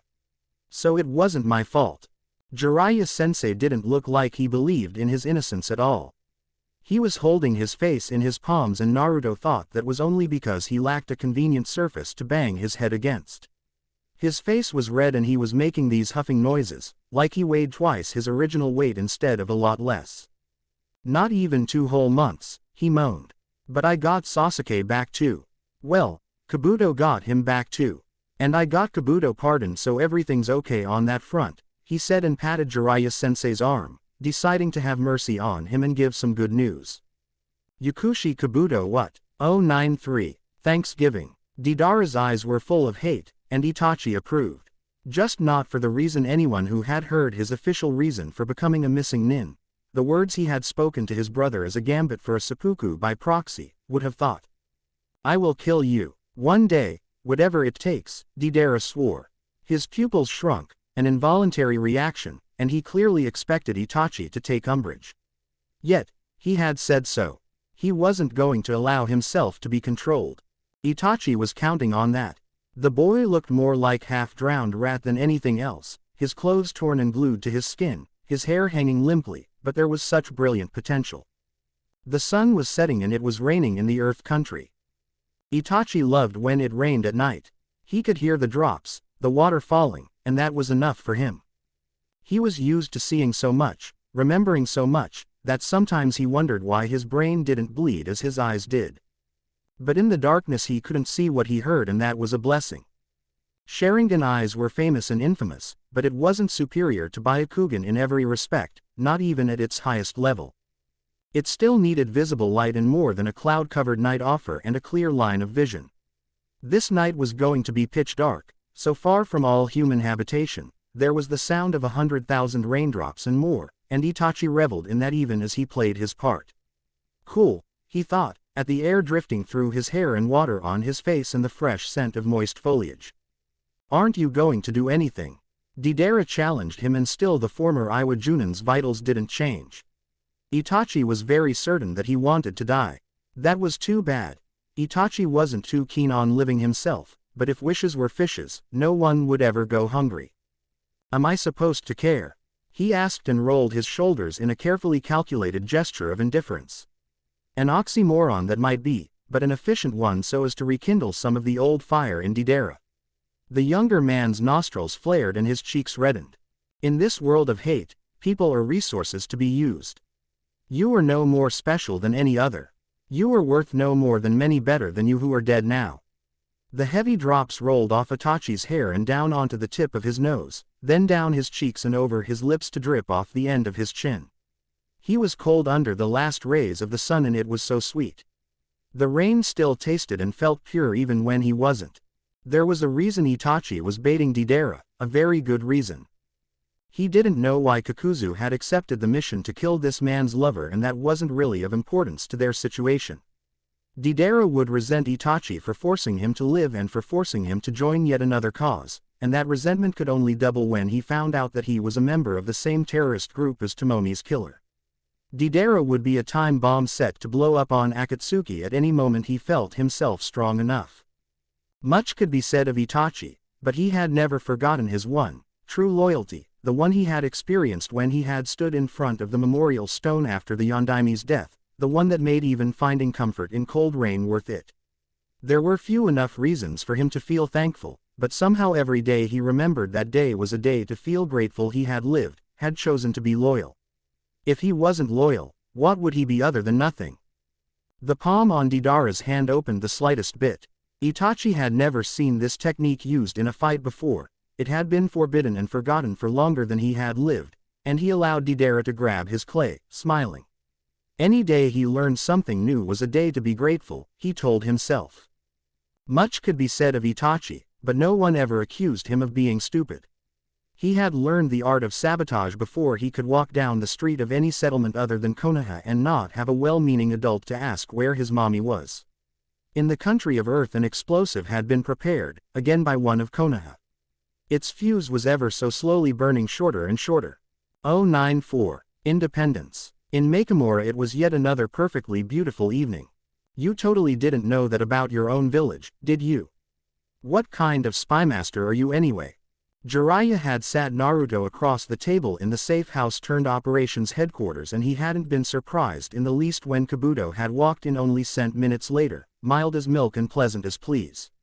The rest of the misfits had been sent out of the house for an hour or so, and a few privacy seals ensured no one could eavesdrop on them. He had demanded answers about Kabuto, but that had turned into a rambling story about Danzo. A spymaster who spends the majority of his time hundreds of miles from Konoha spying on her enemies, he said. Naruto gave him a flat stare that told him that excuse didn't fly, and he had to admit, reluctantly, that it really didn't. It was Danzo. The sad truth about being a ninja is that there is always a bigger fish, kiddo. There is always someone better and badder than you. I guess I just found mine. Admitting that was like swallowing glass. It had been a long time since Jiraiya had been flat out bested in anything. Salamander Hanzo had beaten the 3 students of Sandaime in a fight and named them the Sannin because he had been so impressed they could fight against him and not die immediately, but that had been in the mists of his youth. His student had surpassed him in the arts of battle and sealing both, but that wasn't something any teacher could ever regard as a defeat. Jiraiya was fairly certain that during Sandaime's second reign he could have beaten his own teacher in a battle. The old man had aged well, but that truth was that he had aged. His spy network was the best in the elemental countries. He had even sent a warning to Konoha that the leaders of Sand and Sound had been meeting in secret, and his suspicions that the Otokage was in fact Orochimaru. So while he hadn't figured the invasion out, he had at least been on the right track, just out of time. He had gotten used to being at the top of his game, and the fall hurt. It wasn't that I didn't know Danzo had his fingers in many pies. I thought. Never mind that. It seems that Danzo let me to find out just enough that I didn't get suspicious about the rest of it. But that is a wonderful conversation for another day. Jiraiya turned the full weight of his attention to Kabuto. Not quite killing intent, the technique was rather similar. It allowed the target to physically experience the observation. It was something even civilians could sometimes do accidentally, but with the chakra of one of the Sannin behind it, well, Jiraiya had once heard it compared to divine judgment. Kabuto didn't speak out of turn. He didn't even fidget. Jiraiya's mood darkened even more at that. Why did you bring back Uchiha Sasuke? I can't imagine it was from the goodness of your heart, he drawled. The Jinchuriki meant power, and Naruto, should he learn to get over his fear of Kyuubi's power and properly control it, could mean the biggest power boost there was in the elemental countries. I once made a promise to Naruto-sama that when he founded a ninja organization I would join it. Naruto-sama gave me the color of a person who always keeps his promises, Kabuto answered, forcing Jiraiya to do a double take. He understood every single word, but the whole of it didn't make much sense. Care to explain this? He asked Naruto. It was a sad day indeed when he asked Naruto of all people to make sense of someone even more inexplicable than himself. Well, I sneaked out of the orphanage this one time when I was a kid because the bigger kids kept talking how cool it would be to sneak out at night, and then I met Kabuto. And then we were friends. At this point Naruto graced Kabuto with one of those heart-rendingly bright smiles, and Jiraiya realized with a pang that he had probably been Naruto's first friend. Oh shit, the way this could have gone down. No one else played ninja like we did. We even had drop bags and... Drop bags? Were you preparing to take Naruto with you? Jiraiya's voice went up in pitch until it cracked at the end. Missing Danzo had been one thing, but he had missed that. Minato would have come back from the Shinigami's stomach to haunt him if Jiraiya had let Orochimaru take his son. And he would have been beaten to the punch by Kushina, who didn't have to claw her way through stomach lining to get at him. Of course not, Ero-sensei. You think that bastard Danzo would have let him take me to a mission in Iwa? Even though I would totally have gone with him, Naruto grumbled.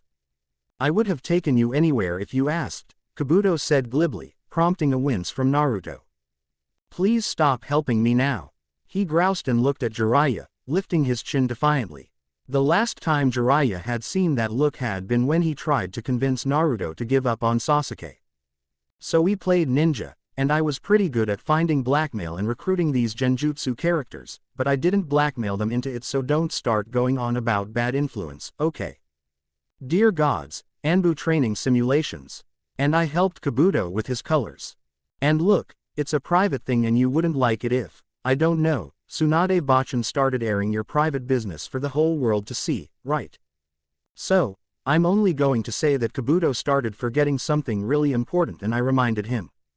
He gave Orochimaru the boot and came back to Konoha and brought Sasuke back to me because he had made a promise to me, and loyalty's a two-way street. He needed colors, I gave him colors, I needed him to return and he returned.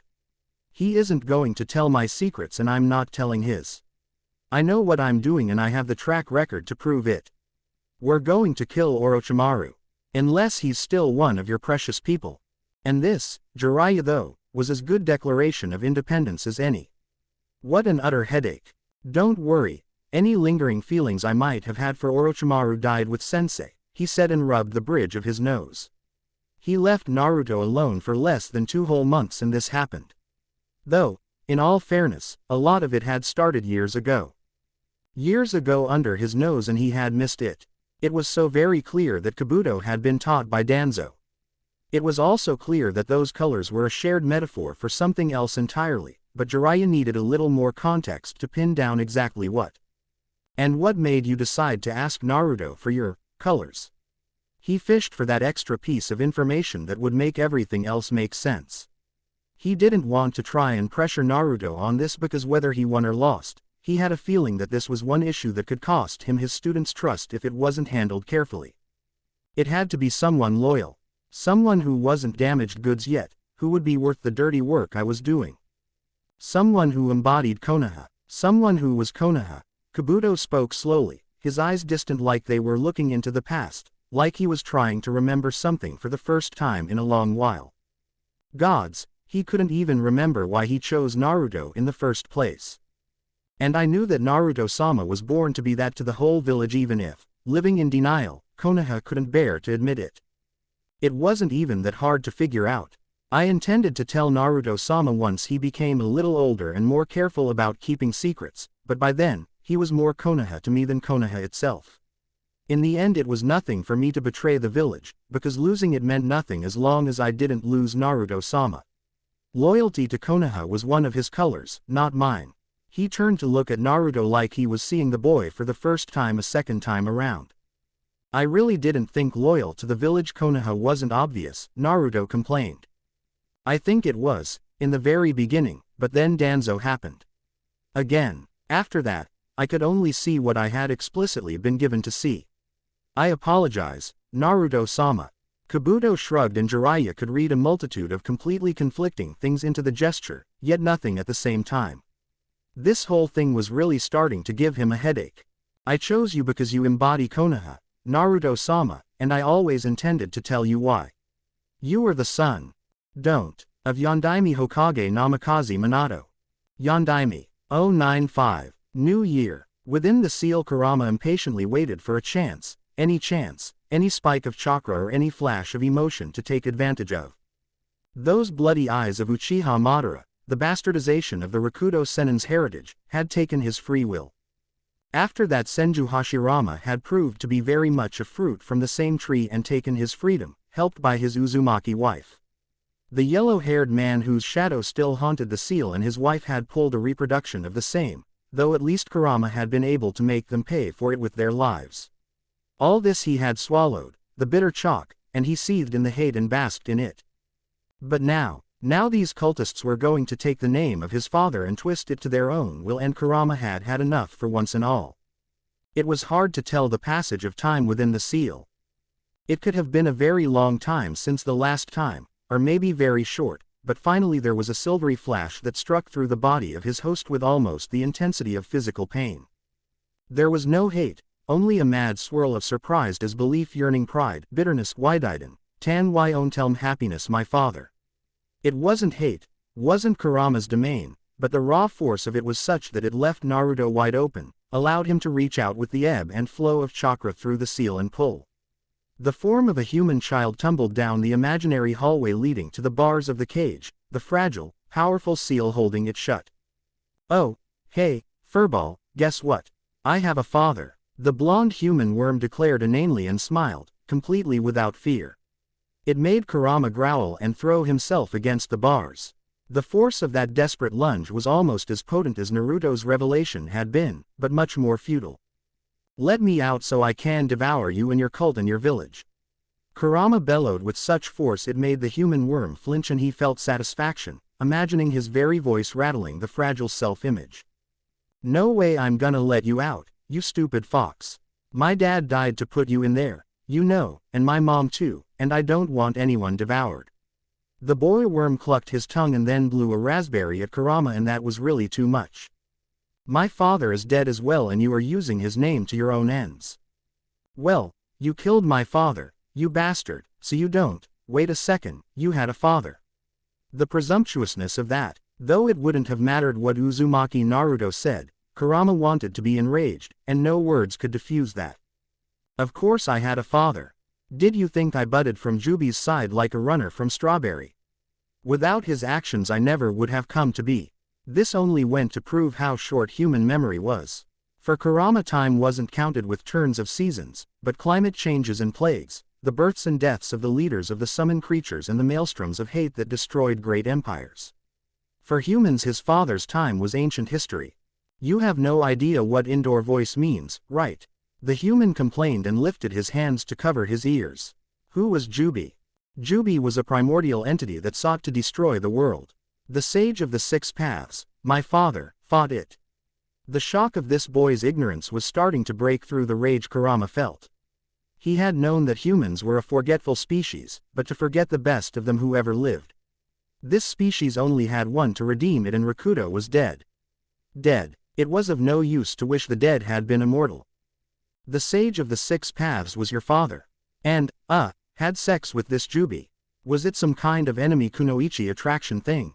The boy worm prattled inanely, and for the first time in his long life Kurama was shocked, entirely silent. He understood every single word used and the sentence structure made sense, but those words echoed in his ears like fleshy noise that couldn't make sense. Sorry, I guess you don't want to think about your dad having sex, right? I mean, I don't even remember mine and I don't want. And, had sex with this Jubi. I wonder who my mother was. She must have been Uzumaki since dad's name was Namikaze, but nobody ever told me her name. Enemy kunoichi attraction thing. How dare you mock me? I will be free even if it is the last thing I will ever do, and then I will utterly destroy you. Kurama threw himself against the bars again with a clang that couldn't be heard as much as it could be felt in the bones. The seal on the gate rustled like the golden silk paper on the lanterns of his father's palace, like a precious, fragile thing, but the accursed thing held yet. Indoor voice. And I wasn't mocking you, but if Jubi was your mother and he was your father, how come they got you if they didn't have sex? The boy's chakra radiated plaintively and his body was open, almost relaxed. He didn't seem afraid and he didn't even seem cruel. Kurama was offended. Blue eyes very much like those haunted his memories, a face like the boy's, but framed by red hair. Blood red hair and blood red skin, death in a gasp and the child in life, damn it to hell. Rakuto Sennin fought Jubi and sealed it inside his own body. But should he have died, the beast would have escaped, and he was only mortal man. So he split it into 9 biju, his children, he explained, wondering all the while why he even bothered. Why educate someone too foolish to appreciate it, someone who had to die so Kurama could be free again? Hey, you said strawberry. The boy shouted and pointed at him. Kurama blinked, wondering again if there was something wrong with his hearing. Or maybe the captivity had finally gotten to him and he had hallucinated this entire conversation. What? He asked, even though he probably shouldn't encourage figments of his imagination. You said strawberry earlier, don't try to deny it. You're Kyuubi, and you said strawberry. That's funny, the boy laughed and Kurama stared at him through the bars. He had a feeling he was quickly losing the control over this conversation. He opened his mouth, uncertain how to get back to the original point, when foreign chakra rippled through the seal and he knew the boy's teacher was trying to wake him, call his consciousness back from the seal. Kurama didn't even know whether he was disappointed or not. Look, I gotta go now, but I really am sorry your dad is dead. That sucks, the boy said. Then he flickered like the heart of a candle that had burned out, leaving Kurama to stare the spot on the floor where he had stood. What? Kurama didn't count time in years, but in eras. Humans celebrated every new year, and maybe that made sense to them. Their lives were so short. Kurama hadn't bothered with the convention after his father's death, but now he couldn't shake the feeling that for good or ill, this wholly inconspicuous year marked the beginning of something entirely new. 096. Writer's Choice. Butterfly. History is written in stone. What has been done can never be undone. Time is that merciless dimension where it's only possible to move in one direction. Discounting those rumors about Sharingan at its highest level, but they've never been proved and are probably just wishful thinking, denial on steroids. But history can also be strangely flexible. One single decision can spin its course into another decision entirely. The year Zabuza decided to join the Kurigakure Ninja Academy. Zabuza wasn't a student yet when he might have slaughtered the whole graduating class in hopes of entering the ranks. During the reign of the 4th Mizukage, Kurigakure had begun using a new graduation ritual where the members of the graduating class were paired against each other in death matches. Yet more proof that Uchiha Madara had some serious deep-reaching issues, though this fact wouldn't be found out in a long time yet. It was a lot better than going through pointless years in the academy, he decided, watching when his supposed peers tried to hit the edges of the target with a kunai and have it land with the blade forward. But on his way to the training grounds, Zabuza walked past a kunoichi hopeful. She was a small one, due to the lack of nutrition during her early childhood, and she was nearly shaking from fear. She was crying because she was certain she would not live to see another day, and for the first time in his life Zabuza felt pity. He asked for the girl's name and it was given. No family name Nariko, just another orphan who joined the academy to have a roof over her head and 3 meals a day. He asked for her opponent's name, and she told him. Zabuza waited until Nariko's match came and challenged the boy she had been pitted against, killing him easily. Then he demanded entrance to the academy, which he could easily have claimed just by walking in and writing his name on the entrance form, or asking someone else to write it, since he couldn't actually read or write at that point. 10 minutes of pity had him going through 1 full year of the academy and then slaughtering every instructor there because he was just that pissed off by the whole thing. The village administration judged the instructors unfit for falling to the blade of a first-year student and decreed that should a student manage to kill an academy teacher, they would automatically graduate, which only served to make the teachers that much more paranoid.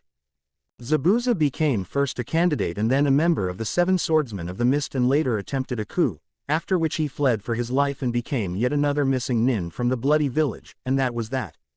Only it wasn't. This action made many impacts, though they weren't easily seen.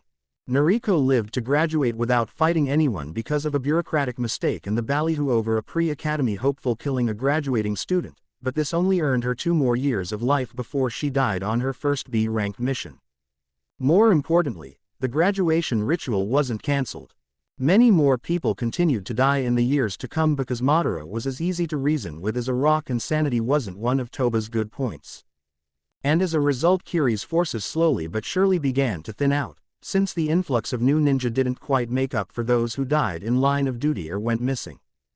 The practice was finally cancelled 1 year after the perfectly cut and dried graduation inconsequential students Mizushima Konatsu and her half-brother Kaide escaped from their match. This all left Kiri much diminished and Madara madder than a beehive that had just been hit with a stick because that accursed Senju had not been wrong about something not working. Oh, and a lot of people were dead who might otherwise have lived, though Madara didn't really care about that. But there were also some people who lived who would otherwise have died, half of the graduating class of the year Zabuza made his bloody entrance to the ranks, to be exact. Mori Satoshi was a talented ninjutsu user and good at taijutsu. He quickly rose to the rank of a chunin where he was promptly recruited for a special training for people with intelligence potential.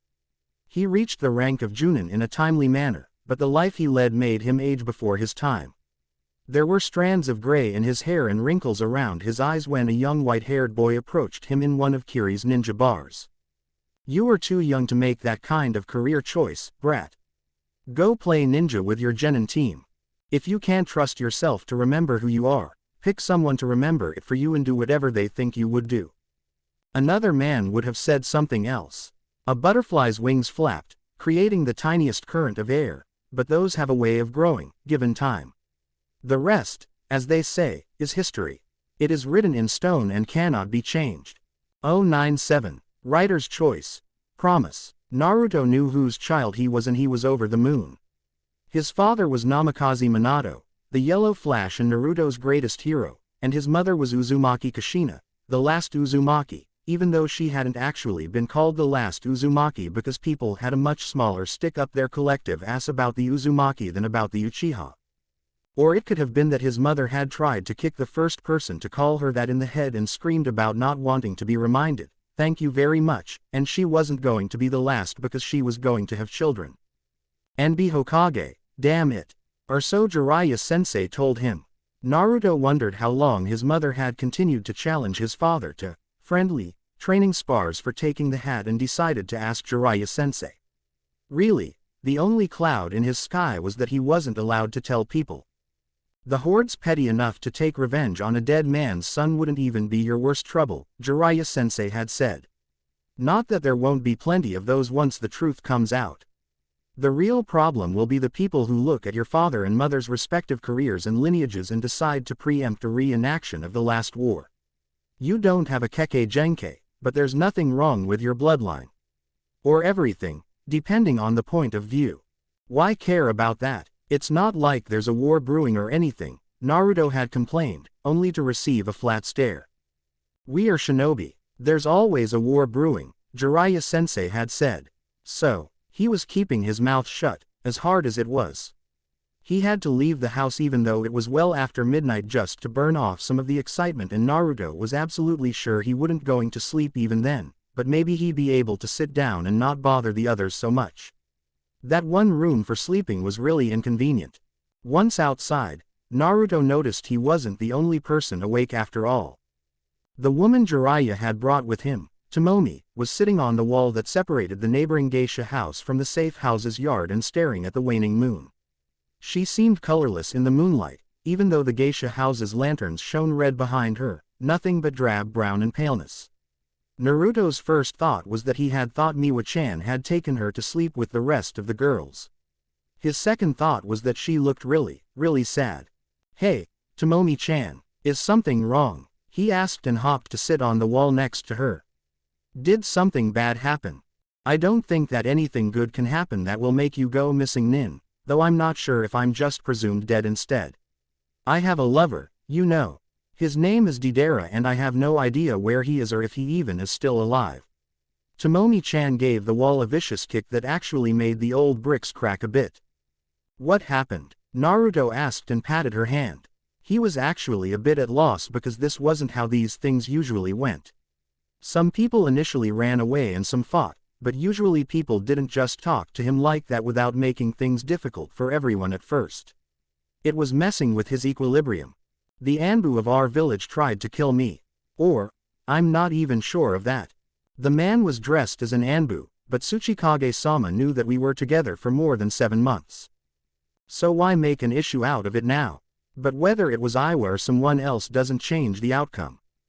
Deidara tried to kill Tsuchikage-sama and blew up his tower. He can never return to Iwa now, and neither can I after running away with one of the Sannin to search for him. And since Jiraiya-san's network hasn't found him yet, all I can do is sit tight in Konoha with no idea of when they will trust me enough to let me out of the village.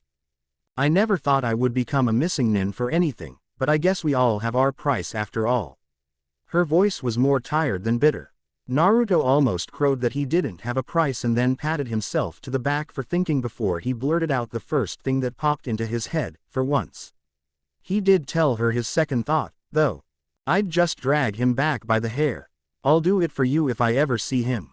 What does he look like? He asked and Tomomi-chan whirled around to stare at him. Naruto squirmed under her gaze. It felt like she could drill holes into his brain and read his thoughts at the same time. But he had promised and he wasn't going to back down. Technically speaking, I'm not supposed to tell strange ninja about this, but that cat's so out of the bag, it must be in another country by now and having little room or kittens there. I would have dragged Sasuke back from Orochimaru if Kabuto hadn't brought him in that barrel, and I'm going to bring your Deidara back. This is the promise of a lifetime. I think you will do your best, Tomomi-chan said with a puzzled voice. You are Jiraiya-san's student, and apparently a Jinchuriki as well. A generous commitment from you, considering we only met today. I think that considering that promise, you can call me Tomomi-ni-chan, little brother. Then she smiled, and all of a sudden she didn't look quite so colorless anymore. Naruto was reminded that she was actually really pretty, though of course nothing that could be compared to Sakura-chan. And he got to call her Nei-chan. Other kids always had people they called Nei-chan and Ni-chan even though they weren't, not really, but no one ever let Naruto call them that before. Iruka-sensei might have, but he was already Naruto's teacher at that point. Deidara has a slim build, and a beautiful face with slanted blue eyes and long blonde hair that he wears in a half ponytail with the rest hanging down his back. Remember, he thinks I'm dead, so if you meet him, Tell him, the first time we went out together I told him I can never keep my flowers alive. Bringing me a cactus to the hospital was a beautiful thought, but really, learning flower language first would have spared us from an embarrassing misunderstanding. He then went on to learn Hanakotaba, Ikebana, Sumi-e and how to play shamisen. All of those skills were used in a mission he will deny to his dying day he ever took part in, and I will deny I kept a picture of him in a pink kimono. In the end, I gave him a cactus and later he blew up the potting soil, and that makes him officially even worse with flowers than I am. Naruto wondered what sort of misunderstanding a cactus could cause and thought to ask. Then a misty memory about Sakura-chan talking with Ino about flowers surfaced and he blushed. Do you still have that picture, Tomomi-ne? He asked instead and Tomomi-ne suppressed a snicker, shaking her head. Too bad, I had to leave it. That's what you gets for being prettier than your girlfriend, she said. Her smile got smaller and sadder, but didn't quite disappear. The first time we were out of the village together, I was tortured because I wouldn't betray my village. Now we're missing Nin. This is the world we live in. Well, then it's up to us to make it a place worth fighting for, right? He was the son of the Yondaime Hokage and Uzumaki Kushina, and he would not fail. 098. Writer's Choice. Suna. The hidden village of the Wind Country was named Sunagakur no Sato, the village hidden by sand, but in truth Otogakur would have described the village quite well, even better than it suited Orochimaru's personal fiefdom. It was never quiet in Suna. The windmills that pumped water from the rivers deep under the bone-dry sands whined and rattled, the wind turbine generators whooshed as they spun electricity, and the gusty winds yelled between the houses. But noisy as the village was, the people were quiet. Temari claimed this was the nature of the Suna shinobi, to be as silent as the scorpions out in the desert and just as deadly. Kankuro said that it was because they could barely hear their thoughts over the wind, let alone spoken words. There were days that Gaara was ready to buy to his brother's version. He and Temari were from the most prominent Suna lineage and they certainly had no inborn need to be quiet. They used to fall silent whenever Gaara stepped into the room, but they had almost wholly forgotten that terrified compliance now, and he preferred it that way. It had been one of the rare calm nights when Yoshimaru tried to kill him. His ninja still became unmoving and silent in their attempt to not catch his attention, and while Gaara wasn't loud himself, listening to the silence of others stressed him. Most of them are pregnant, Temari complained in disgust as Gaara walked into his office. She was sitting in front of his desk with a stack of papers on her lap. Gaara sighed and wondered if Naruto had any idea of the amount of paperwork that awaited him when he achieved his dream. You say that like there was something wrong with getting pregnant, Kankuro said, with a cant to his voice that Gaara had realized meant that Kankuro was deliberately baiting Temari. It was strange how much he had learned of his siblings just by paying attention for the first time. I have nothing against pregnancy, I wouldn't be here if mother hadn't gotten pregnant. But those idiots get pregnant practically before they even start getting B-ranked missions and there goes a career down the drain. Temari snorted and Gaara knew that the idea filled her with disgust. Why in heaven would anyone waste years spent training and survive near misses just when they were on the verge of making something of themselves? Besides, I have enough on my plate keeping you in line, Kankuro. Oh, and with the factions opposing Gaara, but you're even more bone-headed than they are. Oh, good morning, Gaara. Good morning, Temari, Kankuro, Gaara said and noticed how his appearance made Kankuro swallow his protests, and Temari's timing surely wasn't an accident. Gaara liked noticing things about his brother and sister. He would have tried to smile at them, but Temari had hesitantly asked that he only smile if his mouth did that on its own because it didn't look right if it was forced. Kankuro had said that his grin fell just short of pants-pissing scary when he thought Gaara was out of hearing range, but this had been right at the beginning of their new, improved relationship and Gaara hadn't tried to smile since, so no other hurtful comments had been made. It was difficult to be a people person. Maybe he could write to Naruto and ask for advice. Gaara didn't make any motion to start a conversation. I have a few A-ranked missions for you to look over, Temari said a short while later, handing the papers over the desk to him. The Suna mission office could approve all mission rank D through B, but the case cage had to personally approve anything higher. And number 4.5 has something he wants to speak about, Kankuro quipped, screwing a new poison needle into the hand of one of his smaller puppets. Temari didn't sigh as much as she whooshed. The poor man has a name too, you know, she said. The poor man was named Yoshiro and he had been voted as the interim leader of Suna while the village had debated the matter of their next cage. The man was a Junin and a good administrative leader, but had neither the skills nor the desire to become a kage, which had made him the man to keep the village in business and direct the reconstruction of the decimated ninja forces while the village council squabbled. Kankuro had named him number 4.5 as a joke and it had stuck, much to the consternation of the man. Yoshiro wound up sitting behind the cage's desk for 7 months since the councillors couldn't bring themselves into naming Gaara as Godime, but were quite frankly out of options. Not only were even the strongest and most experienced shinobi in the village very leery of trying to take something Gaara clearly wanted, but the sad truth was that Suna had diminished greatly under the current daimyo's rule. Their strongest were too old for the job with the sole exception of Gaara, whose change of heart no one quite trusted just yet. Eventually the daimyo had started making noises about how the village didn't really need a kage, that a good administrative leader was all that was needed these modern days and he had just the right cousin in mind, and now the council couldn't push the hat on Gaara fast enough. Somehow that didn't feel very satisfying, but at least Gaara had managed to convince Yoshiro that he was a changed man during the long weeks that constituted the change of guard in the office. The older shinobi had become Gaara's mentor in the bureaucratic side of the job, and Gaara rather liked him. And we need to set some kind of incentive for the kunoichi to wait longer until they start to make babies, Tamari demanded. We're still short on manpower after the invasion, and will be several years more. The last thing we need is for the young and promising to retire young to stay in the kitchen. Damn patriarchal societal norms about mothers being the only caretakers, and since when can't people at least hire nannies if they insist on spawning before they even hit their 20s anyway? Gaara stopped listening to her. He knew she could go on and on when she got like this, but there was also something at the edge of his hearing. Something light and melodic, a metallic sound. It came from outside the window. Like little bells, he mused and Tamari shut up. Both she and Kankuro were accomplished ninja and they strained to hear what Gaara had, well aware that the strangest sounds could herald an assassination attempt. I think it's more like chimes, Kankuro said, but didn't relax as Gaara walked to the window. Suna didn't have tower like Konoha, but the cage's building was still high and Gaara's office was at the highest floor. At first sight the crowd below him looked like strange white mushrooms.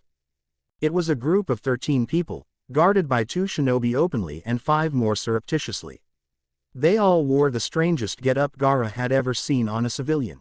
A white straw hat that looked like an upside-down turned bowl that hid most of their face, entirely white clothes that had turned brownish with dust and a wooden staff. They were all holding wind chimes in their hands, and the winds played a tune. We have pilgrims here. Is there a civil war somewhere with an important temple or something? Kankuro asked and leaned out of the window to see the pilgrims better. What are pilgrims? Gaara asked, frowning. It was apparently one more thing that everyone was expected to know. They're people who travel to holy places so the gods will like them better, Kankuro explained and Tamari made a small derisive noise deep in her throat. The ninja didn't have much use for religions as a general rule. Those tended to have inconvenient rules like, do not kill, and, do not covet, and their job description mixed with that like oil mixed with water. But Naruto had gotten himself a cult of his own. Naruto always did things his way, but then, Gaara wasn't sure Naruto had ever actually killed anyone. He was sure, however, that if he had, whoever it had been had thoroughly deserved it. Naruto hadn't even killed him and he had invaded Konoha. I want to believe in something. I wonder if those clothes are mandatory, he said and his siblings made strangled sounds. He wondered what deities Naruto's cult worshipped, if any. According to his intelligence people they mostly worshipped Naruto. The image of Naruto flailing around embarrassed and red-faced made him want to smile. A knock on the door interrupted them before either Tamari or Kankuro could tell what they thought of his spiritual leanings. It was Yoshiro, whole 2 hours before his appointment, and Gaara knew that he had been sent because he was the one Gaara was least likely to kill, his siblings accepted, and also because he wouldn't have protested. Kage-sama, we seem to have pilgrims who have come to. That is, damn it. Yoshiro swore and wiped his hair off his forehead with the back of his hand, at a loss for words for the first time since Gaara had met him. They are followers of Narutoism. Uzumaki Naruto has declared you a living saint who protects the world from the evil of the Biju within you. They have requested to be allowed to meet you so that they can give you their offerings. And pray for your health and long life. And they want moral teachings. Gaara went to them. Temari was trailing behind him as though she were in a trance, and Kankuro was griping about how that religion was screwed if Gaara was allowed to teach it morals, and in truth Gaara had some doubts himself. But these people wanted this, and it didn't seem like an unfair exchange. No one had ever prayed for his long life. He was certain that many had prayed to gods they didn't even believe in for a swift and sudden death instead. Just say what you think Naruto would say, Temari whispered just before the doors to the audience chamber opened. There were 8 women and 5 men in the audience chamber when Gaara entered. As one, they all knelt on the stone floor. Salutations to him who stands up for the world, peaceful, independent and radiant. Pure like white camphor, the incarnation of compassion, they chanted. One anbu dropped off the ceiling. The pilgrims extolled all kind of virtues that Gaara hadn't even known he had, starting with soft and religious type things like compassion and truth, but then edging into the territory of strength and proving all these virtues via combat, and it started making sense. Very much like Naruto, he concluded when the chanting ended, satisfied. Gaara-sama, I am Riza, the leader of our pilgrimage. In the name of all our Makamura sisters and brothers I wish to present you with these chimes so that their sound may drive away evil spirits, and with prayers for your good health and long life, one of the women said and rose from the floor, collecting all the wind chimes before walking to Gaara, her eyes respectfully downcast. She appeared the oldest of them, with gray strands in her dark hair. I also wish to tell you of the marvelous meeting on our way here. A young man happened upon our company and he was revealed to be the good brother of Yondaime Raikage and the Jinchuriki of Gyuki, Killer Bee. He couldn't enter the village, but he wishes to meet with you as well. Kazekage-sama, one of the Anbu materialized out of a genjutsu, walking briskly to them and wringing his hands. Your safety. Wait, didn't he go missing? Kankuro asked. Again. Except Raikage didn't declare him missing Nin for some reason. He just wants him back, yesterday. The door to the balcony was opened by another Anbu and a strong gust of wind got in, making the chimes Gaara was holding by their strings jingle. Ting-a-ling, went the chimes. It was a new sound, and Gaara cherished it. It was a sound that meant people he had never met, who lived in a country he had never been to, had walked for thousands of miles just to express their wish that he would not be eaten by an evil spirit. Naruto had promised him that if he chose to protect people he would eventually be accepted. He hadn't expected it to be by Tea Country, but he wasn't going to complain. When Naruto redeems a promise, he doesn't settle for half measures. I will meet with Killer Bee, he spoke and found he was smiling. It wasn't like one of Naruto's grins that he had tried to emulate before, but much smaller. It felt right, however, and no one flinched from the face of it. Kazekage-sama, please. Ting-a-ling. 099. Writer's choice. Makamura. Makamura had done Naruto a lot of good. The bombs were a given. First Idate, then Guy had straightened out his taijutsu, and Konatsu-chan had taught him some wicked water jutsu while Tsubaki had gone over some basics he hadn't bothered to learn in the academy but had turned out to be kind of necessary as the basis for learning other things. On top of all that, Makamura ended up making Naruto rich. The Yakuza family that he destroyed had been wealthy and Naruto had taken all that money as prize to help the girls he had saved. He really used it practically, down to the last Ryo, to turn the old bordellos into inns and to form the Fire Brigade Fund, and thought it money well spent because his new friends were safe and settled now. But the thing about investments is, they're supposed to make more money, and Naruto had some very devoted employees. The casino boat and the inns soon started to bring in money, and even after the necessary cost of running a business and the wages there was a nice amount of money over budget every month. And Naruto never came to Makamura to draw money from the account, so it added up. Konatsu wanted to wager on how long it would take until Naruto realized he was rich and how much he would care, but Kaide said no. He knew a sucker's bet when he heard one. Also, there were religious paintings of Naruto now, and while most of those were as accurate as the sculptures of the Hokage Mountain, some people managed to recognize Naruto from them. People handing him rice because apparently bowls of rice should be handed to holy people confused him, but protecting them from bandits and such he at least understood. Konatsu and Kaide ended up staying in Makamura. Konatsu decided that the climate was nice, really, and even if the place was rather boring now that Naruto had left, that was a challenge, not a hindrance. Besides, Kaide liked it there. They continued to train the fire brigade together, along with Idate, until it had become the only fire brigade in the world that doubled as a paramilitary force. None of the girls reached Chunin level of skill, but as a band of mercenaries and the shipping magnate who had hired them found out, even Genin level was more than enough to deal with non-shinobi. Together they managed to give the poor police chief gray hairs, but Takumo consoled himself, thinking that at least the instigator had left before he could make things any worse. His wife read a letter to him breakfast. You have been made an honorary member of the fire brigade, because Sato felt bad he thought you were a chauvinist. Many words not fit to be repeated followed. Idate negotiated a shipping contract between the Wasabi family and Naruto's enterprise and he remained in Makamura to court Miwa. He finally got her to agree to go on a date at try number 17, which didn't yet mean Miwa had fallen in love with him, he realized, but he was working on it. And at least Miwa's religious fervor and devotion scared away any potential competition. The great Naruto Fire Brigade became a tourist attraction entirely by accident. A year after it was established, one of the big pavilions built by the sea caught fire during the Mermaid Festival. Because half the fire brigade was there already to party, it was very quickly taken care of. Also, very flashily, the tourists got soaked, but they found the real jutsu the most fascinating thing they had ever seen. The fire brigade was mostly annoyed by the crowd taking pictures of them when they were trying to do their job, and so they began to organize fire drills to give them something to ogle when it was safe and keep them away when there really was a fire. Firefighting became a traditional women's profession in 2 years. Everybody agreed that it was the quickest gender-normative tradition ever to be formed. Miwa continued to happily spread Narutoism and organize the Church of Naruto. She didn't know a good number of the people who came to her were agents of foreign countries who tried to figure out what Konoha's ploy was, but she would have answered the questions the same way even then. A woman who is absolutely sure that she's in the right is a force to be reckoned with. Those agents reported the Church of Naruto believed in world peace and the communal hobby was making explosives out of foodstuff. This was, according to the High Priestess, entirely logical and just. 100. Writer's Choice.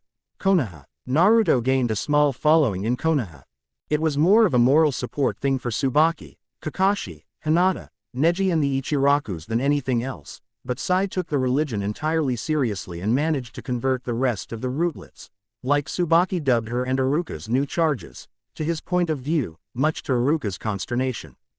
He refused to join even as a joke because as a teacher it was his responsibility to present good example and teach children that joining cults was bad and his good effort went down the drain. He managed to separate Sai from the children before he took to explaining about tantric sex rituals and considered that a small victory. Sai had yet to learn that such concepts as age-appropriate subjects existed for a reason, and that while answering questions honestly could be a good thing.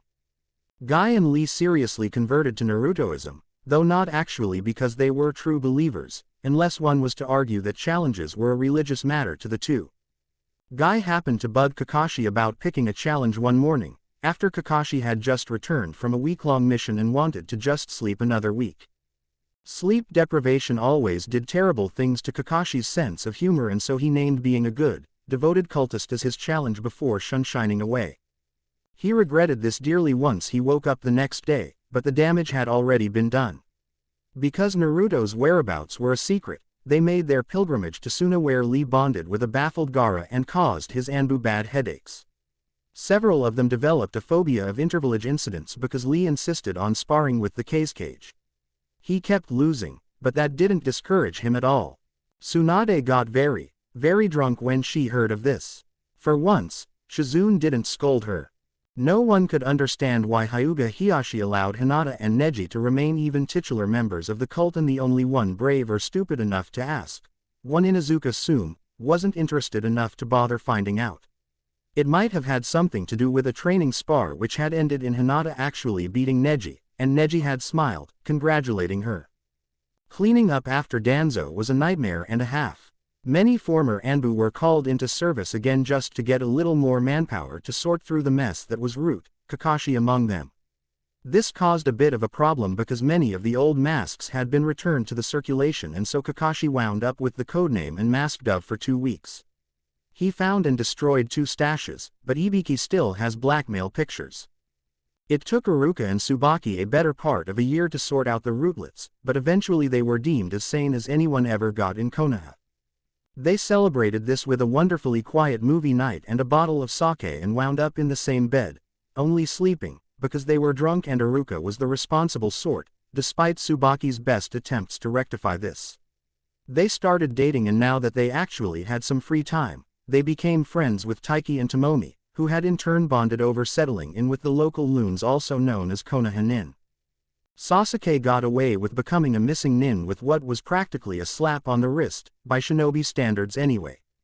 This was partly because of the Sharingan, partly because Tsunade was a big softy when it became to Naruto and Sakura, partly because she got to vicariously redeem a fallen teammate, and last but not least, because the whole Uchiha massacre had been an atrocity that never should have happened and had screwed a small boy's head up very badly, and Sasuke should have been forced into therapy no matter how much he didn't want to go, damn it. He got a year's probation and his clearance was revoked for that time. He wasn't allowed to leave Konoha. It was made clear to him that he was under surveillance so strict that if he talked in his sleep, wrote a shopping list or greeted a grocer, the TNI would receive a detailed report.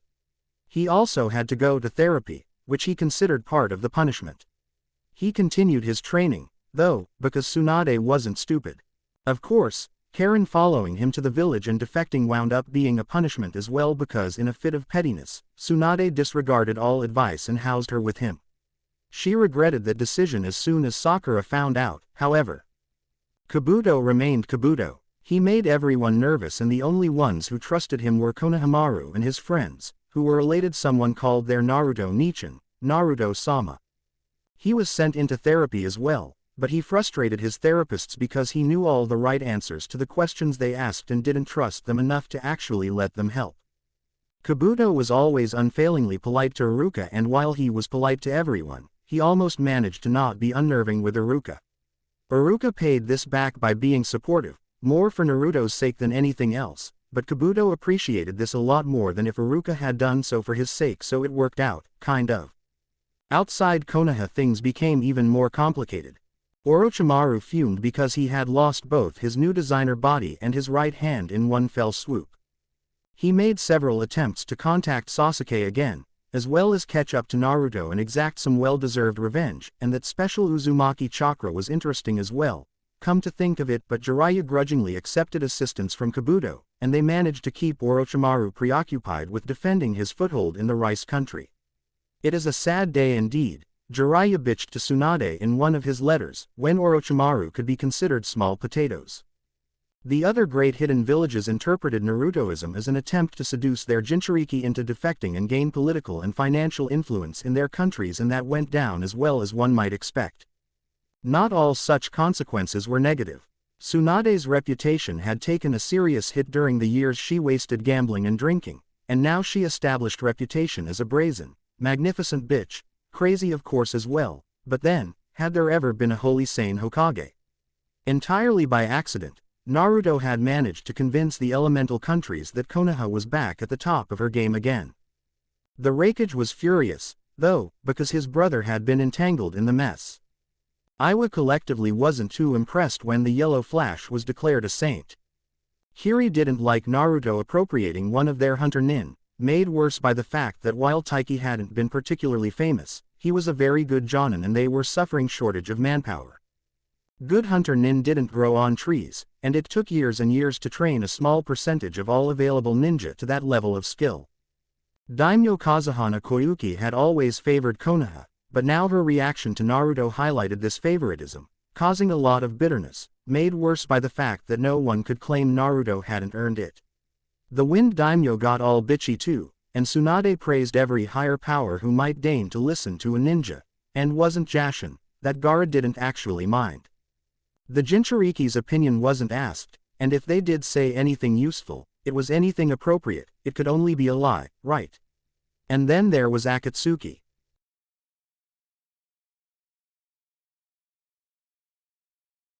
Thank you for watching. If you enjoyed the video, be sure to like, comment and subscribe, as well as checking out the author on fanfiction.net.